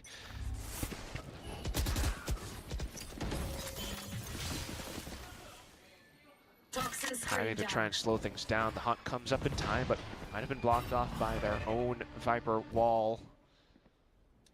KRX gets to push up, but the Prowler gives them additional information. Mei is close by. Yeah, happy to see him just backing off there. Atsuka will heal Mei back up. KRX have a staging ground for their next push. Nightfall coming through. Flicker deleting Yatsuka, then refracting back out, but it's a 1-for-1, so not too bad as far as DFM are concerned at the moment. They're stalling KRX. That fast lane will continue that. Hyunmin bullying his way in onto the B site. The headshot onto Kaide. That is now the B site cracked open. No plant yet, though. Slight flank success. Oh no, the barrel. Oh, and Hyunmin turns on a dime. It was potential timing there for Akame, but in the end, DFM folding like a house of cards at the moment on this defense. Oh no. I mean, they started off pretty well. Close range duels in the first two rounds, but KRX just decides to turn up the dial to an 11. Yeah, and remember, DFM have already used one of their timeouts as well, so if things continue in this direction, you probably call another one in the next couple of rounds, and then you're on your own for the rest of the map. Okay. At least to try and hold on to the rifle a little bit more. Nice. But either way, you're right. It's just so difficult from this point forward with DFM. And considering, again, you know, the champs' points, the fact that they probably, you know, want to make it over to playoffs and go much further than that, it's... Considering the opponents they have in their group as well, PRX, T1 in here, it's honestly tough. KRX once again, just looking for those quick, pacey, extremely explosive executes. they just fly past the slow orbs, the snake bites. Dash over the top, Flicker this time, 2 taps, go astray. So that explosiveness is still there from KRX, but they're not overcommitting. In fact, they just baited out the utility, and that might have been what they wanted. May, though. Oh, he's going to hear all those footsteps. Here's a chance for a multi for May. Easier said than done, but does get 2. Wrangles that spray onto Flicker. Go, go, go. Freeing is the one that's now looking for the entries into B. Gets a lot of space. Akame using that fast lane to his own devices. Freeing caught in the end. It's just a mess. There's fights all over the map. It doesn't stop. You will not kill my allies. Natsuka wants to invest with that revive as well. This round, a big one for DFM. Especially with how Akame just pulled off the heist of the series. 1v3 for Bane, is it possible? Certainly could be. Prowler, though, will push him further and further, deeper back into the site, so his options now start to become limited. DFM know pretty much where he's going to swing from, so they will get themselves a third, keep this conversation close. Which is lovely again for the Japanese fans in the stands. I mean, look at that. Yeah, like you mentioned, fights all over the place, but it's also map control from DFM that makes it happen. Initial contact being held by May. He actually tracks the spray transfer down midair as well, which is awesome. And then that fast lane little maneuver that Freeing attempted, Akame slips into it and passed. That is just heads up plays just pulled out of the bag. And then of course to Cess to continue holding outside of mid as well, preventing KRX from finding that easy rotation over. Fantastic stuff. They're gonna need more rounds like that though if they are to try and close out this series. Well, KRX makes it another go. They have all, well, not all, but several ultimates to make the round possible. Previous time, they actually wanted to try and bait out more utility away from DFM so that they would have a stronger chance at a retake. But this time around, it's defensive positions from DFM. KRX can stealthily skulk upwards, fly past walls, break down walls simply, convergent paths into sight. Joke's over!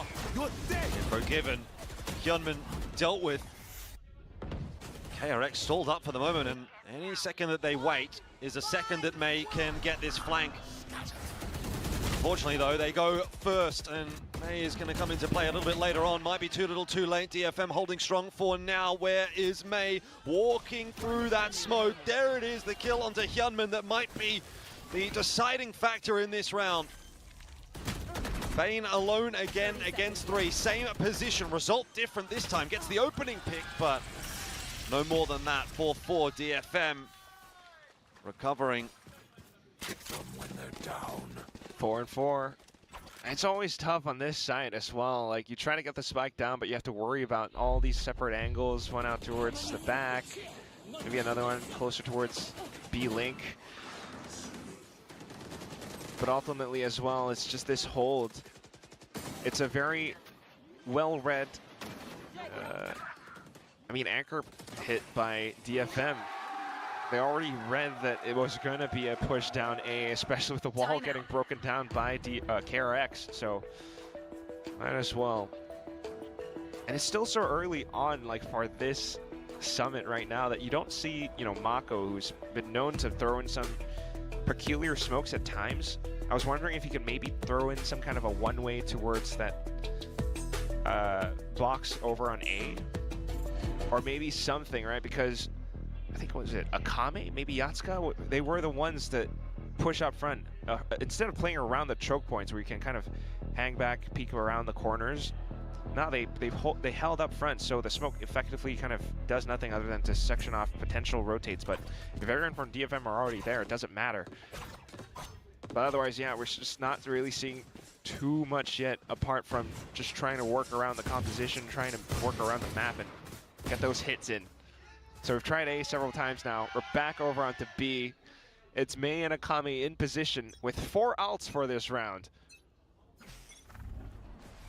And 5 players headed in their direction. Bring them down. Weapons leaving a little bit to be desired for KRX, but the thing is, if you are able to close the distance, you can still get a lot of work done. Especially with the shotgun. Yeah. We want Flicker is looking for. Kame just floating around close. Rotates come through as well. The site being reinforced by Kaede. A resmoke as well. KRX haven't really made a whole lot of noise, but it seems as though DFM quite aware of the setup. There's an attacking smoke now getting tossed in. Might be the go signal for KRX once this orb does go down. Wow. Kame holding on, getting ready. Nightfall to go through, and that might disrupt the plans of KRX. May already with the headshot onto Hyunmin as well. KRX time's running out. They have to make a decision. They still want to go. Not budging. DFM knows this surely has got to go the way of DFM with the players they've got set up. They had the information. Still, an entry for freeing and a missed shot or two from Kaede. It opens up. Flicker with the 3K. All it took was a rifle secured from Kaede's hands, and Flicker on 5 HP might make the difference for KRX. Oh, it hits onto Yatsuka as well. You know where he's coming from. Prowler confirms it as well, and a refract keeps Flicker alive. Bane, as of yet, unknown where he could possibly be for Yatsuka, and KRX are happy to just try and play the timer as much as possible. Slow Orb's not really going to help Yatsuka up all this much. Tap on the defuse, a little bit of a peek from Flicker is the distraction for Bane, and KRX find a brilliant round. Flicker can take a bow. Oh, wow. And I thought it was pretty sneaky or cheeky for Kaede to be hiding inside of the smoke as well, but unfortunately, with 2 players against him, he just gets undone, unalived. They had the read. They tossed in a Nightfall. Of course, KRX tossed in their own as well for that last little 2v2, 2v1. But that, like you mentioned earlier on, was meant to be DFM's round. This is one that's going to sting, but they will still be able to buy back up for the next. KRX, ever so capable, slowing things down a tad bit.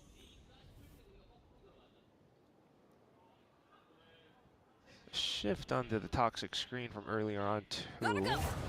So forces KRX maybe to spend a bit more utility to clear things out initially. Now they'll be able to stage in towards B site. All goes up. KRX try to go in. It's really just freeing though. It's kind of left high and dry. The rest of KRX taking a little bit more of a reserved approach. They want to try and work their way in after that space is created, and that's worked out nicely actually. Kame has an awkward duel on his hands, but the spacing not great from KRX and punished, and the spike as well dropped. That's a bit questionable from KRX. So now it slows back down. Mako and Hyunmin have to try and navigate a bit more of an awkward round.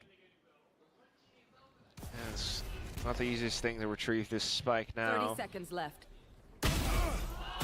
Hyunmin, such an X-Factor player though. He's a back open, but not prepared for the second. Mako in the 1v1 now. Yatsuka, having survived that initial fight, you'd think probably will win this round, though the smoke does come through, but time. Spike has to be picked up here by Mako. Is he going to chance the plan, or is he going to fake it? He fakes it and hopes.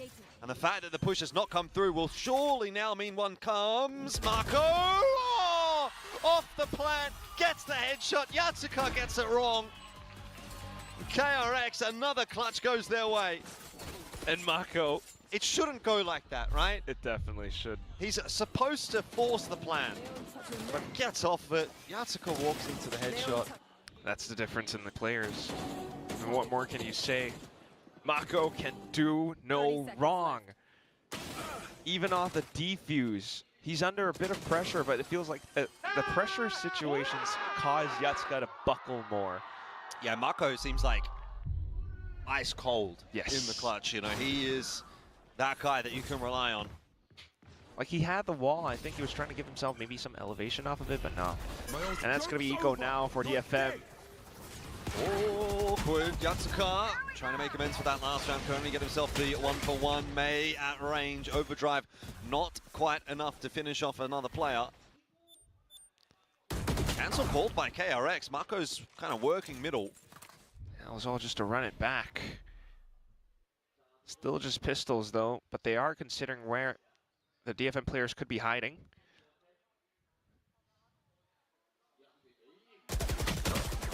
Cess has been found out, dislodged. Kaede, again, only good for one, which is not really enough for DFM, but they are kind of chipping away at KRX's reserves. Now into a 2-on-1. Winnable round for Akame with that rifle in hand, but having to work out of a smoke shouldn't work very well. Maybe got more than he even ought to have, but 1 for 1. KRX win the round. 7-4. They have the chance to put together a pretty good first half here if they get the 8th. I can't lie, KRX definitely running away with the lead now. I mean, we can talk about the comp all we want, but the fundamentals are definitely there. I mean, this round shows it all. Watch for the peaks, wallbang to check. Kaede spotted, everyone swings, may as well with the C, so they'll always have numbers advantage. For the next round though, the difference between 7-5 or 8-4, it's 4 ults for DFM. The possibilities are endless. You got retakes, you got res, even a hold onto Kaede with the pit. They have to make something happen, but with space afforded to KRX, it's now Bane with a potential Nightfall. DFM has no idea where this hit's about to go. Things were smoked off. Probably just to check middle. And otherwise, defensive positions on their portions of the map. Kaede maybe to activate pit as soon as he sees any reaction towards B. Otherwise, it's going to be a rotation. I hope he drops the pit. I mean, it's last round of the half. There's no reason not to, but how valuable it will be from the position he's playing from. Have to drop down. Maybe then he can get some value out of it. The investment is certainly there from KRX as they are really trying to work their way into B. Essentially being given it. DFM playing for the retake here. Me gets that over-aggression from freeing Flicker as well. KRX were trying to find some space and they've played into the hands of DFM. There's that pit. You'd think largely irrelevant now that it's a 5-on-1. So it goes down straight away. Don't want to give Marco anything to play behind. A 5th for DFM. Workable half for both teams. True. A little bit more so for KRX if they actually take the pistol. Who knows how that one could go. Yeah. DFM did take it in the first half though, but currently in this round at least, it's just a bit of, like you call it, over-aggression, overextension from KRX, as was their modus operandi back in one of those previous maps. But this time around, it's a lot different, especially when Kaede was already set up. They're trying to get a pinch onto him, but the whole team was already all around him. Cess close by as well. So back to the pistol again. So many of these series get decided by the final halves. Well, back onto the defense as well for KRX, which looked really good last map. Yeah, Sunset. There's a staring contest? No, you have to blink real quick. Yeah, for a map like this though, no, yeah, I feel like KRX actually could. I had to take a second to think, but I really feel like KRX still can do that. What they just did on Sunset.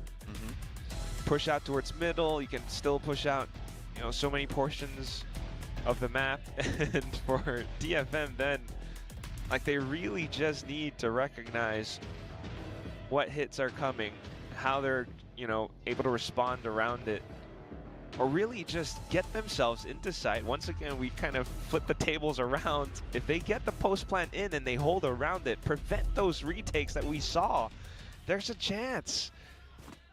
Once again, you're going to get aggressive holds here from KRX. The first one is over towards B, which is also incidentally where DFM are set up. So we could have a pretty explosive start to this half. Okay.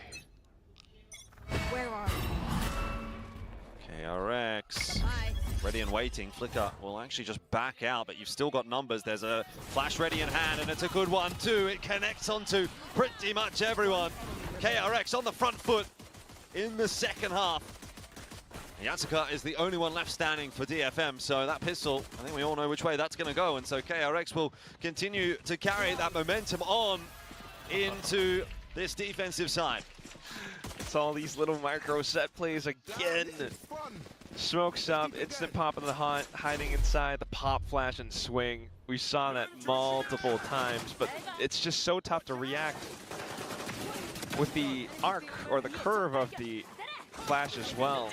Like, there's almost no time to react to it. This is real unfortunate for DFM. The lead starts to run away from them again. Okay, an attempted to ace at this time.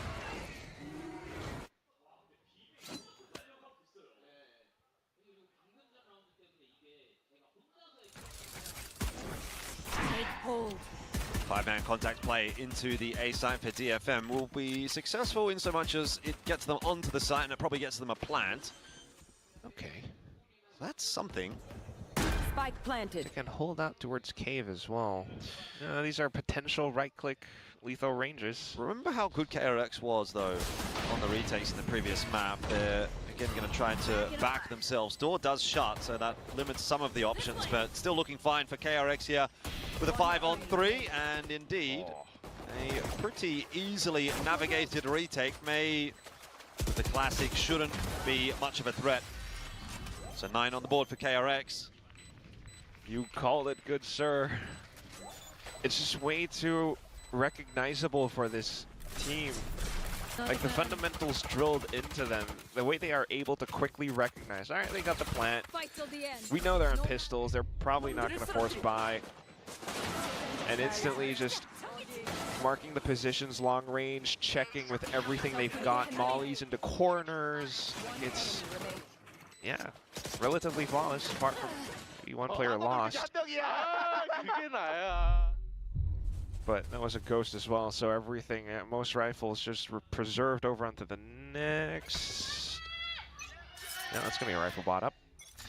DFM though.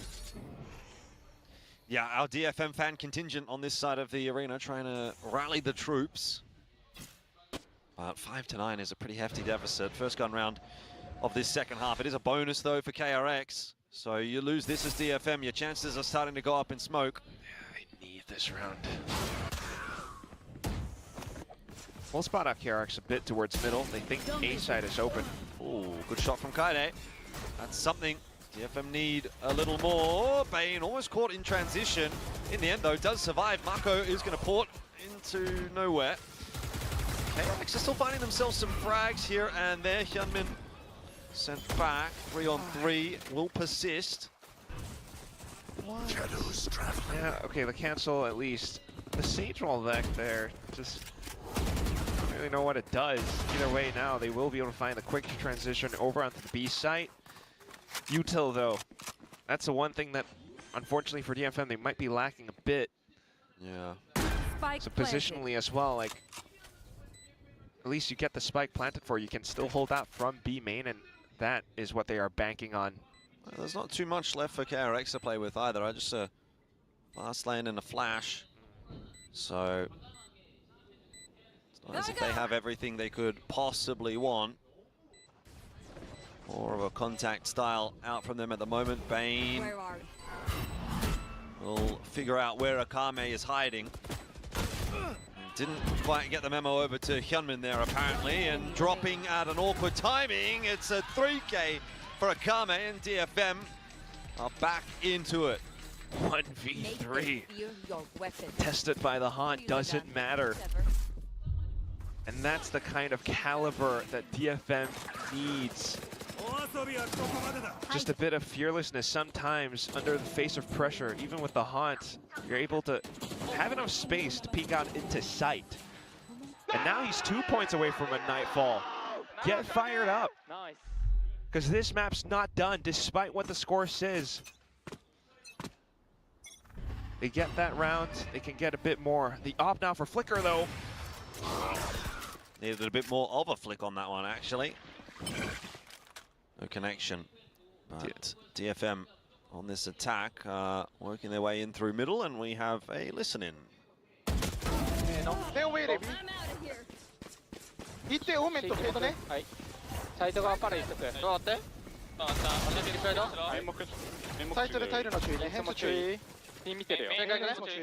サイト行こう。ないかも。ないない。ないない。シティプラント。それシティもこう。なんかパー。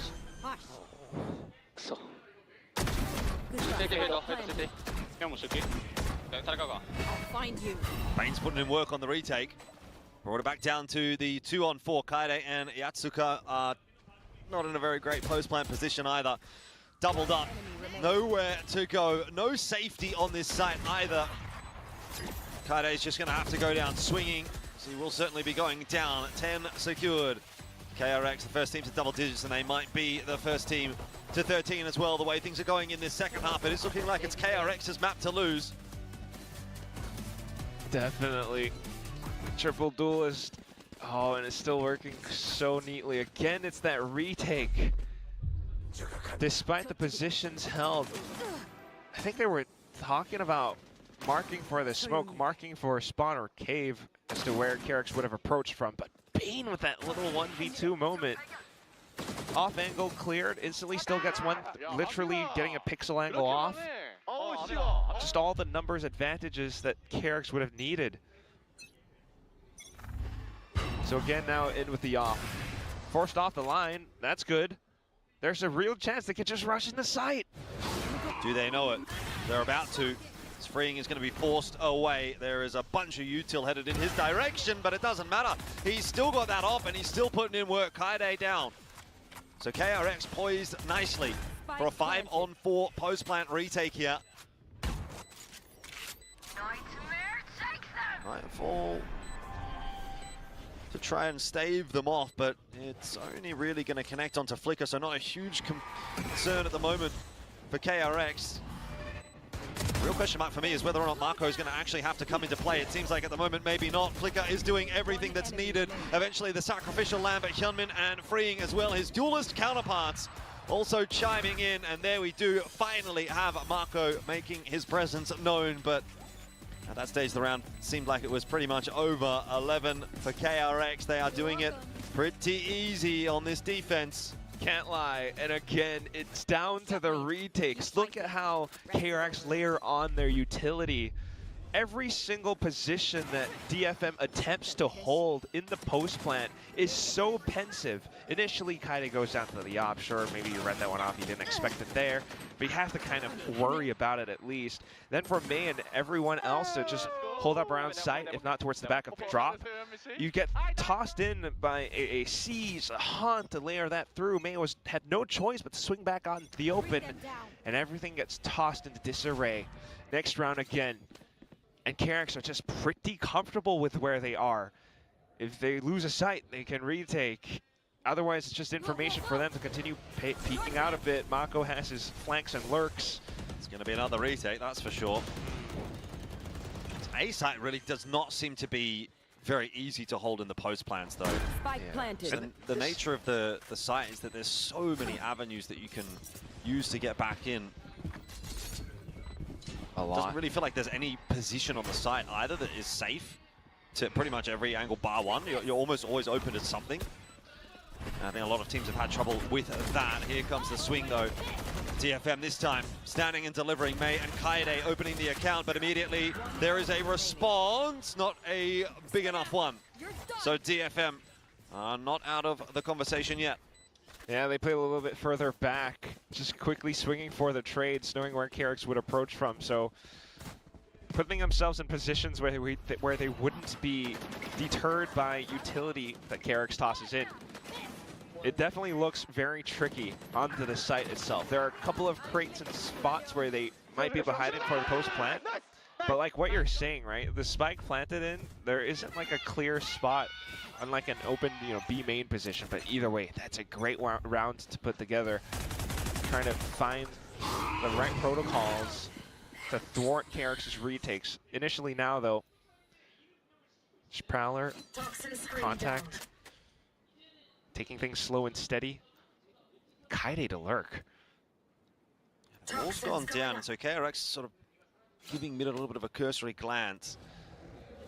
Don't really spot too much out. Prowler goes in, doesn't see anything. KRX want to make their move. Oh. They do kind of have to make their move because there's a bit of a push happening over towards B for DFM. Hyunmin unable to deal with Kaede, but Freeing doing a good job again of anchoring this B site, just trying to survive, gets out of dodge. Again, advantage KRX. As this retake does come through, the wall will maybe slow them down a little bit. Plant in, Freeing again continues to be a bit of a pest, but Akame is putting in work. It's a 1v1. Bane v Akame. Bane is out onto the line, he spots him, doesn't land the shots. So now it's on to Bane again as the swing comes through, and KRX will go to 12. Unbothered, unbent, and unbroken as well. Bane, like he just sits and holds the angle. Akame desperately trying to jiggle to spot him out, hopefully with a fadeaway shot. But at the same time, like you said, it's that wall, the Sage wall. It maybe slows them down, and that's the key word, maybe. As you watch Flicker fly past, it just doesn't affect KRX whatsoever. You might get the spike down, but that was so quick for KRX to be able to fast flood back in despite their best attempts at being able to fight back. And here it is. Series point for KRX. Ultimates abound for both teams. DFM having an open sight. How many times they've had an open sight though and not been able to convert the round? Same Sage wall. Okay, this time we've got Cesta lurk, but he's on a stinger. Marco is gonna get him in the end. In two minds, Cess. Okay, a pit. It's a pit. Bane's got a freebie. Just don't wanna mishandle that one. Could be two here for Bane. He's unable to calibrate, but still damage done. 3 on 2. Akame and Yatsuka to try to hold on to it now. It's just that solo of Yatsuka. Can't get a res through here at all. Defuses on, and that is it. KRX, a hard-fought victory today, but they will start their campaign in Stage 2 of Pacific with a win. And what a great one to do that as well. I can't believe the triple duelist is how they actually get it done. All the retakes, again, second half, and it's just that strong. You watch Akame's reactions on the player cam as well, and every single death, every single whiff shot hurts and stings that much. The entire crowd here, the contingent, just to try to rally this team, but they couldn't quite get it done. And that's just KRX and how strong they are as well. Never once breaking a sweat. Perhaps except for the first map, but it's still all so close. Summit to be able to make it happen. Yeah, I think we all had our questions, certainly, about the setup that KRX ran, but you can see the sense in it. You can see when it works, how it works, and how well it can work. Whether or not they're going to run it for the rest of the split, if they're going to bring it back next week, I'm not necessarily sure that that was a clean enough win for me to be 100% sold on that, but you know, it's about building slowly in the season, and KRX are again underway nicely. The DFM back to the drawing board. There were some good moments, definitely. I thought Akame looked really good tonight. Kaede had a great second map. Yeah. Kind of missing a little bit on map 1 and map 3, but you know, there's something there for DFM to try to look towards in their next match. For now, though, it's time for us to hand it back down to the stage. Bella, ready to have a chat.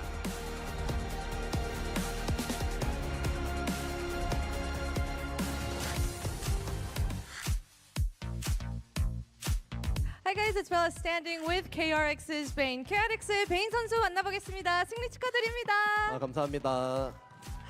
Well, we have a lot to talk about today. First of all, we need to talk about not once, not twice, but thrice, 3 duelist comp on all 3 maps today. Can you tell us, is this the KRX definition of the new meta?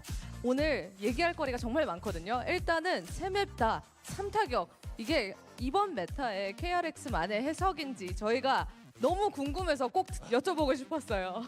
일단 발로란트가 좀 그냥 총 쏘는 게임으로 좀 변해가고 있다 생각해서 저희는 그런 피지컬 쪽으로 좀 집중하고 있고 뭐 이 조합으로 계속 갈지 안 갈지는 저희도 모르고 계속 회의를 해야겠지만 일단 지금 당장은 좋다 생각해서 오늘 경기에서 꺼낸 것 같습니다. I mean, Valorant is a shooting game, so we thought what's better than to get all the duelists out there. And of course, I think it's mainly we need to focus on the physicality of the game, and we aren't sure if we're going to keep on using this composition for the rest of the season, but we're going to have to test it out and talk about it within amongst ourselves. Right. Another change that we need to talk about. There is no IGL on your team. Everyone's an IGL there. Well, how are you feeling? You were the main IGL. You were calling all the shots. Now that everyone's voicing in, well, is it less pressure for you? 이제 또 다음 변화가 있죠. IGL에 대해서 여쭤보고 싶었습니다. 이제 메인 오더를 맡았던 베인 선수에게는 이제 다 같이 콜을 하는 게 조금 부담이 덜한가요? 어떻게 체감하세요? 사실 부담감을 막 크게 느끼고 있진 않은데 사실 IGL을 혼자 맡다 보면은 좀 개인 퍼포먼스에 집중을 못할 수도 있고 좀 신경 써야 될 게 많아서 저희도 약간 페이퍼렉스처럼 5명이 다 같이 좀 주도적인 콜을 하면서 하면 어떨까 스크림에서 트라이 해봤고 저희가 5명 다 너무 잘하는 선수들이라 괜찮은 성적이 나와서 이렇게 했던 것 같고요. 저는 사실 너무 만족하고 있습니다. I mean, personally, I didn't really feel pressured when I was the main IGL, but I thought, all of our teammates, they can pull their own weight. We're all individually great players, and we actually tried it out during our scrims. We thought, why not test it out the PaperX way, and it worked out. So personally, I'm satisfied that everyone is making all the calls. Well, another change. We have Flicker back. He has experience in the bag. What does he bring for the table at KRX? We saw moments, especially on Summit just now as well. 이제 마지막으로 플리커 선수가 경험치를 잔뜩 먹고 복귀했거든요.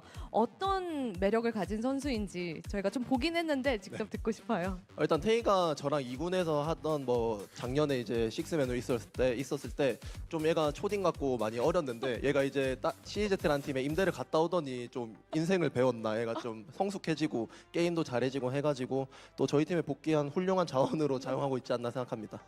I mean, back when we first met him, he was the 6th man on our roster. I mean, throwback, looking back, he was just like the younger brother of the team. He was like the naughty one, but now he has learned life. He has been more mature in and out of the server, and he's a great resource for KRX. All right, Vane, thank you so much for sharing all of that here. And that was it for our post-match interview. 이렇게 해서 KRX의 베인 선수 만나봤습니다. 감사합니다. 감사합니다.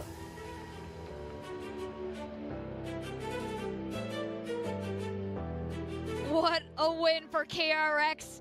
All 3 maps using the insanity of triple duelist comp and just holding down the W key. And this is not just any W. This is like 2023 W gaming. You know, when PaperX used to play like this, when Valorant was still very much an immature game. Yeah. And it worked today. Yeah, I mean, look, I feel a little bit bad for DFM. I think in that first half especially, they knew what the answers were. They were in the right places. But I think the individual skill of KRX really shone today, and that's what this comp is built to do. They just couldn't match up toe-to-toe when it mattered the most, and I think they'll be so mad walking away from this that they weren't able to stop it. Yeah, totally agree. For KRX though, I mean, this just further reinforces that this is something that can work, and I'm hoping that they're going to keep running it for my own entertainment alone, honestly. Yeah. I'm thoroughly enjoying that a team is looking to take a risk with the meta, is looking to do something hyper-aggressive, and I think that it's good that we have some of these teams that are willing to kind of take their own identity in this league and do something a little bit different. Is it always going to work? I'm not so sure. Did DFM have some answers today, but kind of fumbled the bag on a lot of rounds? Absolutely. So I think, honestly, I want to see KRX run into some of the elite teams and see what kind of answers they have for this kind of style, because I do think that there are definitely ways to shut this down that DFM didn't necessarily take advantage of well enough today, and they made just far too many mistakes against this style, unfortunately. Yeah, I wonder if this will work in their next game on Sunday. I wonder if this will work next week. I wonder if this is a long-term plan for them, or if this is just coming out swinging, cheesing a win, maybe even hiding some strats. I mean, we really don't know till we get further on in the season, but just look at these stats. DFM had the first kills. I feel like they had the opportunities, they had the positions, but KRX just kept winning the clutches. They kept winning the rounds they shouldn't win, and they win 13-7. I mean, it frustrated me in the same way that some of the games from Nongshim frustrate me, where I remember this game between Genji and Nongshim in the last season, where Nongshim would go into a main, they'd get KO knifed, they'd get stopped, they'd get smoked off, then they'd sit there for 30 seconds and exit the same site and kill everyone in that site. And at the end of the day, you know, you can know where the other team is coming from, you can know what their kind of general approach and style is, but if you can't shoot them and you can't stop them, then at the end of the day, you're going to lose the map. And look, Akame was the main man actually shooting back for DFM in this map in particular. They had a lot of individual inconsistency today. Everyone kind of took their turns. First map, you had a big game from Yatsuko on the Raze, as well as, who was it that was playing well? Like, I felt like they kind of took turns today. Kaide was great in the second map. This third map, it was Akame. So, yeah, it just hasn't really been a clean enough effort by committee for DFM. It's been one or two players each map playing well, but they needed to kind of step up across the board, I felt. And in a way, it's like, no way KRX does this again. No, they do it again. Right? I think they do it the rest of the season. again. No, but I mean, like, this is what DFM's thinking the whole time. This is happening to this poor team who didn't look awful. I think it was just so unexpected. But we will be talking to Bane a little bit more to get more details on what is up with this and what the plan is moving forward for KRX. Or if this was like a one-shot thing, you know, you go a little crazy, you surprise them for a match like coming into stage 2 to make sure you get that win in the bag. I mean, look, there's one thing for sure. Pacific will never be boring. Yes. You know, we're always going to be the most fun region to watch, for better or for worse, because you never know what's going to come out in the server. I mean, I think it can only get crazier. I hope next week it's 4 duelists. Take it a step further. Let's go. I'm just waiting for EMEA to, like, start, you know, this they're going to lose their minds. Yeah. They can't keep up with this. This is totally not their style. All right. Let's welcome Bane to the desk. Hello. Hello. Hi again. Congratulations. Thank you. You guys are crazy. I want to ask, whose idea was the triple duelist comp, and whose idea was to do it on all 3 maps?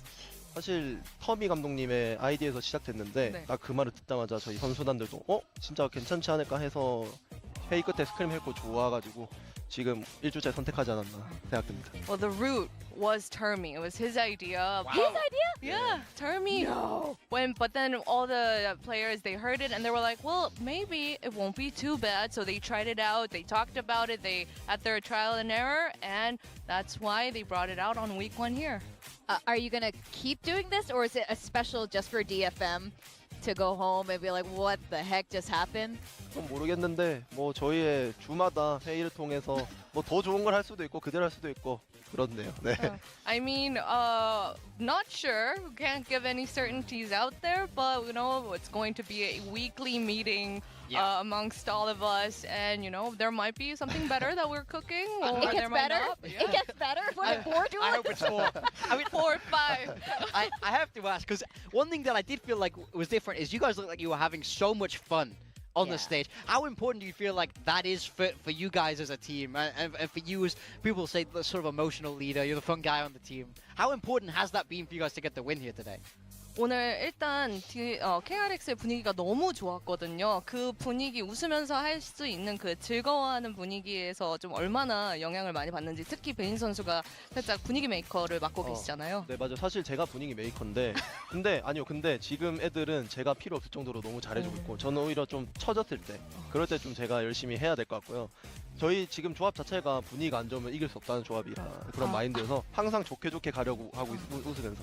I mean, yeah, I admit that I am the fun guy, but the other guys, they don't really need me to have a good time. But I guess I come in when, you know, things are down. I'm the uplifting power. And, you know, realistically, the comp that we have now, like, we have to be able to enjoy it for it to work. So, yeah that's basically it.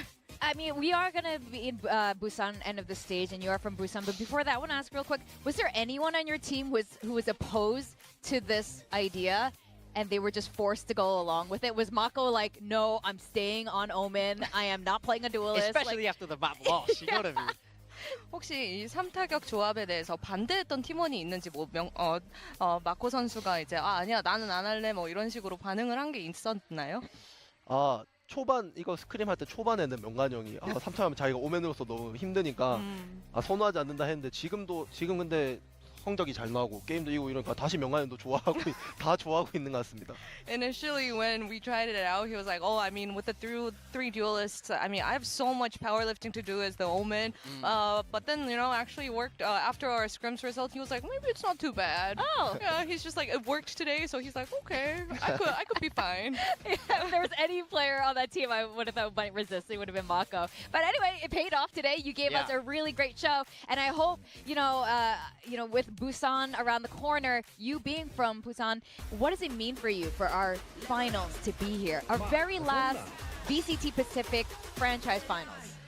부산이 고향인 베인 선수에게 이번 로드쇼 마지막 퍼시픽을 이렇게 마무리할 수 있는 데가 부산이라는 게 어떤 의미일까요? 사실 지금 상상만 해도 좀 이렇게 소름이 돋을 정도인데 일단 제가 서울 24년 서울 챔스 할 때도 앞으로 서울에서 챔피언스 할 일이 없을 것 같다고 너무 열심히 했거든요. 한국에서. 근데 제 고향에서 한다는 건 그것보다 더 큰 의미가 있고 저한테 거기 있는 이제 가족들, 친구들, 친척들 앞에서 당당히 무대에 서서 우승하는 거 너무 보여주고 싶어서 정말 열심히 하고 있습니다. I mean, just thinking about it gives me the chills. And I thought, back in 2024, I gave it all my all because I thought there wouldn't be another event in Seoul as big as this.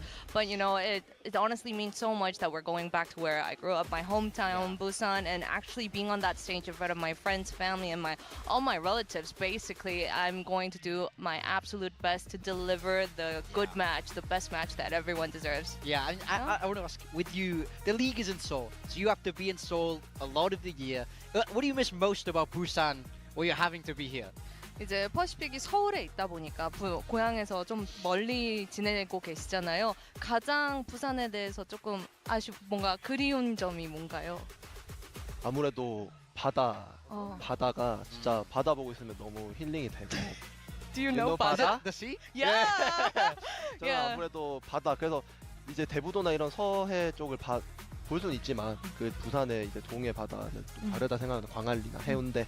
그래서 그런 게 좀 장점이지 않나 싶습니다. I mean, looking at the ocean, the sea 바다 just makes him really, really peaceful. And I mean, we do have a close ocean nearby on the west coast, but Busan's East Ocean, the East Coast hits differently. So we got some signature spots like Haeundae, Gangneung. So that is what I would miss that I am missing the most. I'm all about that ocean life, especially from Southeast Asia. Okay, so for those of you at home, anyone speak Korean, because Busan is a little bit different. There's a dialect, and things are pronounced a little bit differently. And for those of you from Singapore, Malaysia, you kind of know there's English and then there's Singlish, and it's sort of like the same idea. So can you help us, teach us a little bit, okay? For example, Kwanchana, it's okay in Korean. It's different in Busan, right? And maybe any other phrase. 부산 사투리에 대해서 한번 저희가 다 같이 알아보면 좋을 것 같은데 뭐 괜찮아를 부산 사투리로 얘기하면 좀 다르다고 들었습니다. 이제 괜찮냐는 걸 이제 남한테 물어볼 때는 괜찮나? 니 개안나? 약간 막 이런 식으로 하고 개안타. 개안타. 괜찮다는 너무 표준어고 이거 개안타. 막 이런 느낌. You gotta say 개안타, but when you're asking them 개안나. 개안나. It's so like 개안나. It's so candid. And even when you call Nuna or your oppa, there's it's said differently. Can you give us an example? 약간 Give me your best Busan, how would you say? 이게 귀엽게 해야 되는데 제가 귀엽게 하지 못하지만 하실 수 있습니다. 최대한 해보면 이제 누나가 아니라 누나야 이렇게 이제 억양이 중요하거든요. 저희 카메라 저기 봐주시고. 누나야, 오빠야, 밥 먹었나? He said you gotta do it cute, but I'm not. I don't have a cute personality. Can you show me how the ladies might say it? 어떤 거? 이제 여자분이 이렇게 귀엽게 이야기를 하려면 또 어떻게? Oh, wow. Why are you doing me like this? Oh my goodness. 오빠야요? 오빠야를 이제 저에게 한번 저희 같이 Give us an oppa. Oppa in Busan version. 오빠야. 이건 뭔가요? 혹시? What is this? 오빠야. What is this? 이거 뭡니까? Morgan, have you learned how is your Korean lesson? You gotta do Nuna. Let's do it. I'm ready. Yeah, Nuna version. Okay. Okay, the Nuna version? Okay. Yeah. Nuna, ya. Is that good? 아니야. No. 나야. Redo. What? 나야. Nuna, ya. 아니. 누나야. It's not. Oh, yeah. Nunaya. 누나야. Oppaya. Nunaya. Okay. And then do the hand thing too. Nuna, ya. 무서워. No. Aida. Ida. 아이다. Ida? 아이다. As 안녕. 오. Yeah? Why you know? Why you know? I'm from Busan. I know. Yeah, so anyway, there is a different dialect. A lot of fun learning this along the way. But it's been absolutely fantastic. Are you looking forward to your next match, or were you just focused on today? Getting through today with the triple Senticom. 우선 뭐 다음 경기를 얼마나 이제 준비를 하고 계신지, 다음 경기를 생각을 하셨는지, 오늘 3타격만으로도 충분히 집중할 게 많았는지 좀 여쭤보고 싶어요. 일단 그냥 지금 저희 팀은 3타격으로 지금 오늘 보여드렸던 것처럼 좀 집중해서 가고 있는 것 같고, 당장 팀 시크릿전이 이틀 뒤에 있어서 많은 걸 뭐 변화할 수는 없겠지만 그래도 내일 하루 이제 연습하면서 또 변할 수도 있고 모르겠고 네, 그냥 팀 시크릿전 잘 준비하겠습니다. I mean, like, our main focus of today was, the 3 duelist comp, and, we have the match against Team Secret in just 2 days. We're gonna scrim, we're gonna, maybe change things around. We don't know, can't say, neither confirm nor deny situation, but we'll see how our next match against Team Secret goes. We're gonna prep well. All right, if we see any changes, we just want to see more duelists. So if you could do that, please. Okay. Yeah, and I can't believe Termi came up with that. Okay. Oh yeah? He said, got it. I'll do the duelist, Mako on the smokes. It's got to be sad being triple duelist and you don't get to do it. Right. That's got to be sad. Yeah, it looks like a lot of fun, but it's also crazy as the initiator.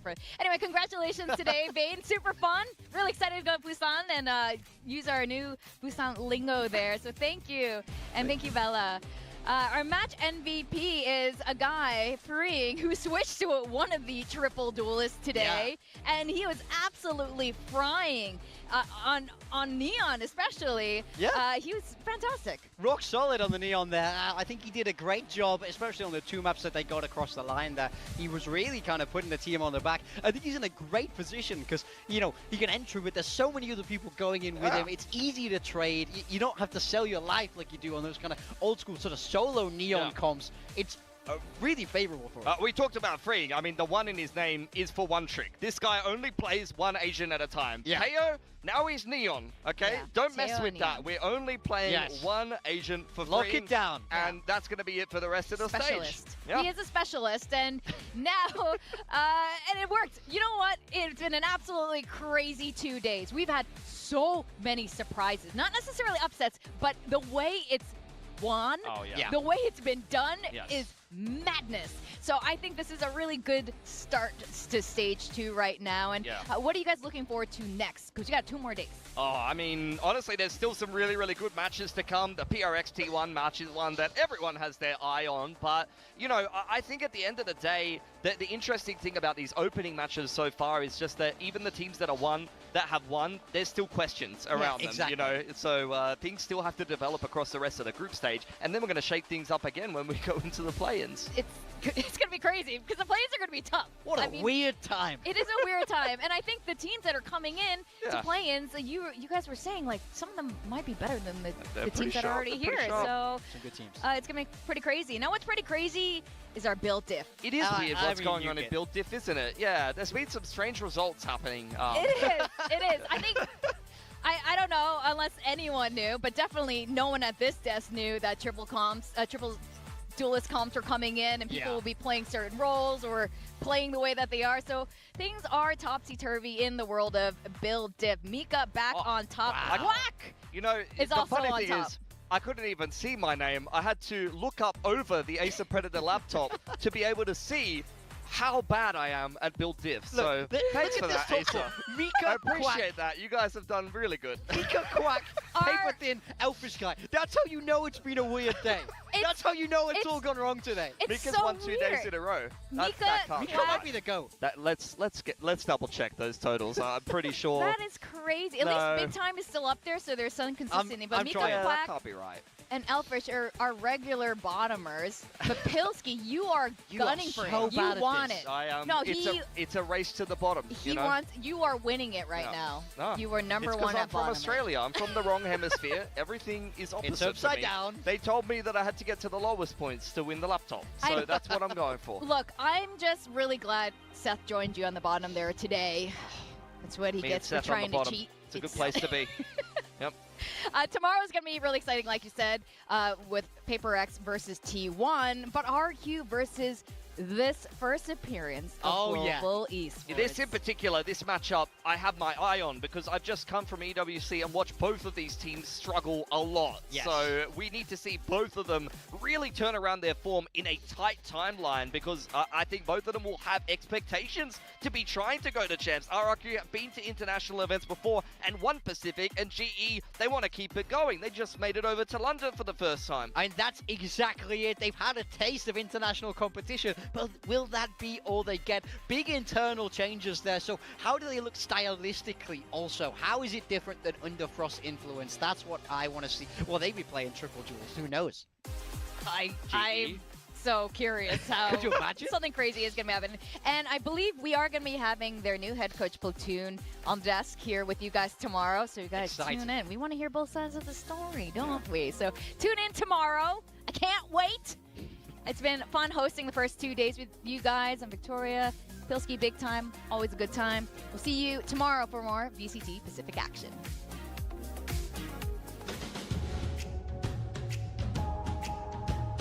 This is VCT Pacific 2026. Earn everything. Well, to set them up for it. I mean, look at that. You have the flash, you have the annihilation.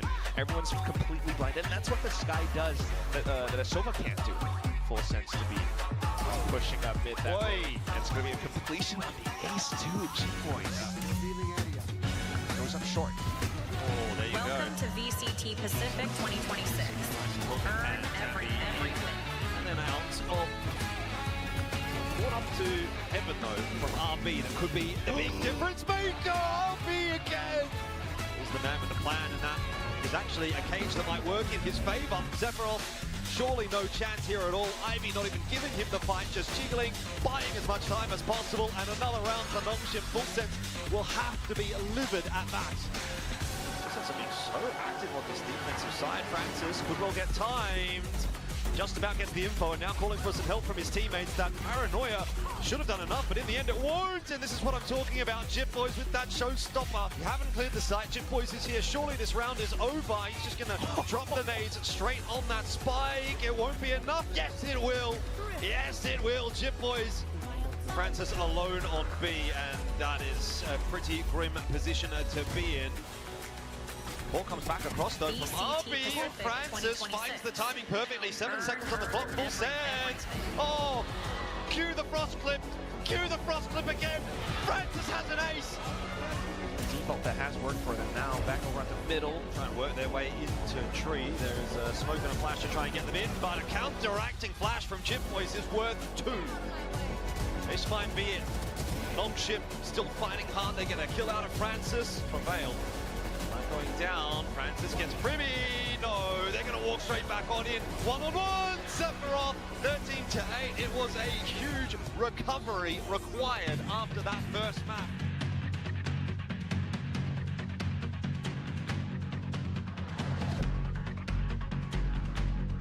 Provided a safe avenue in for KRX. There's a push through it from Akame. Judgment sent back. Bane, Flicker both finished off. KRX, are they getting enough? Starting to tick. Mako is in the pole position but can't land the shots, and now freeing. No chance. They do it without util. Oh, there you go. Flash through though, and May in all sorts of maybe a little bit too late to save Yatsuka. Still Cess and Kaede are fragging. Threat here to KRX. That's the important kill for Cess as time is now ticking away. Freeing wants to take the fight. Swing through, no way! Getting ready. Nightfall to go through, and that might disrupt the plans of KRX. Pep with the players they've got set up, they had the information. Still, an entry for freeing, and a missed shot or two from Kaede. It opens up. Flicker with the 3K. All a little bit of a peak from Flicker. A hard-fought victory today, but they will start their campaign in Stage 2 of Pacific with a win.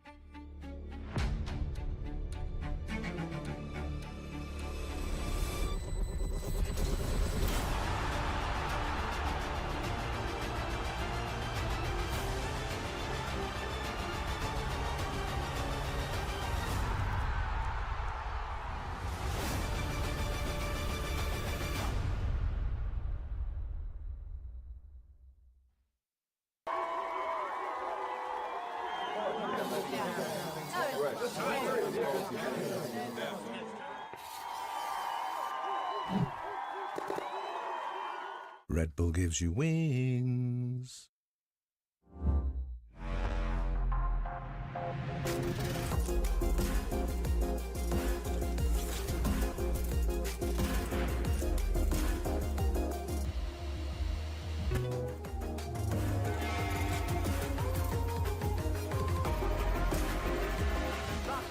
Push, push, push.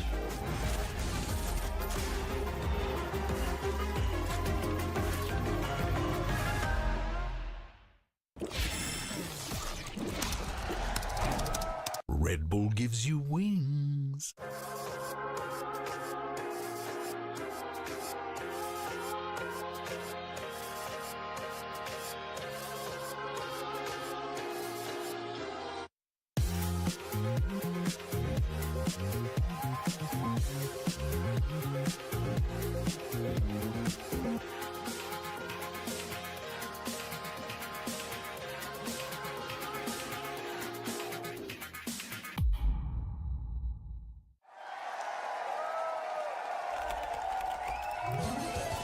Red Bull gives you wings.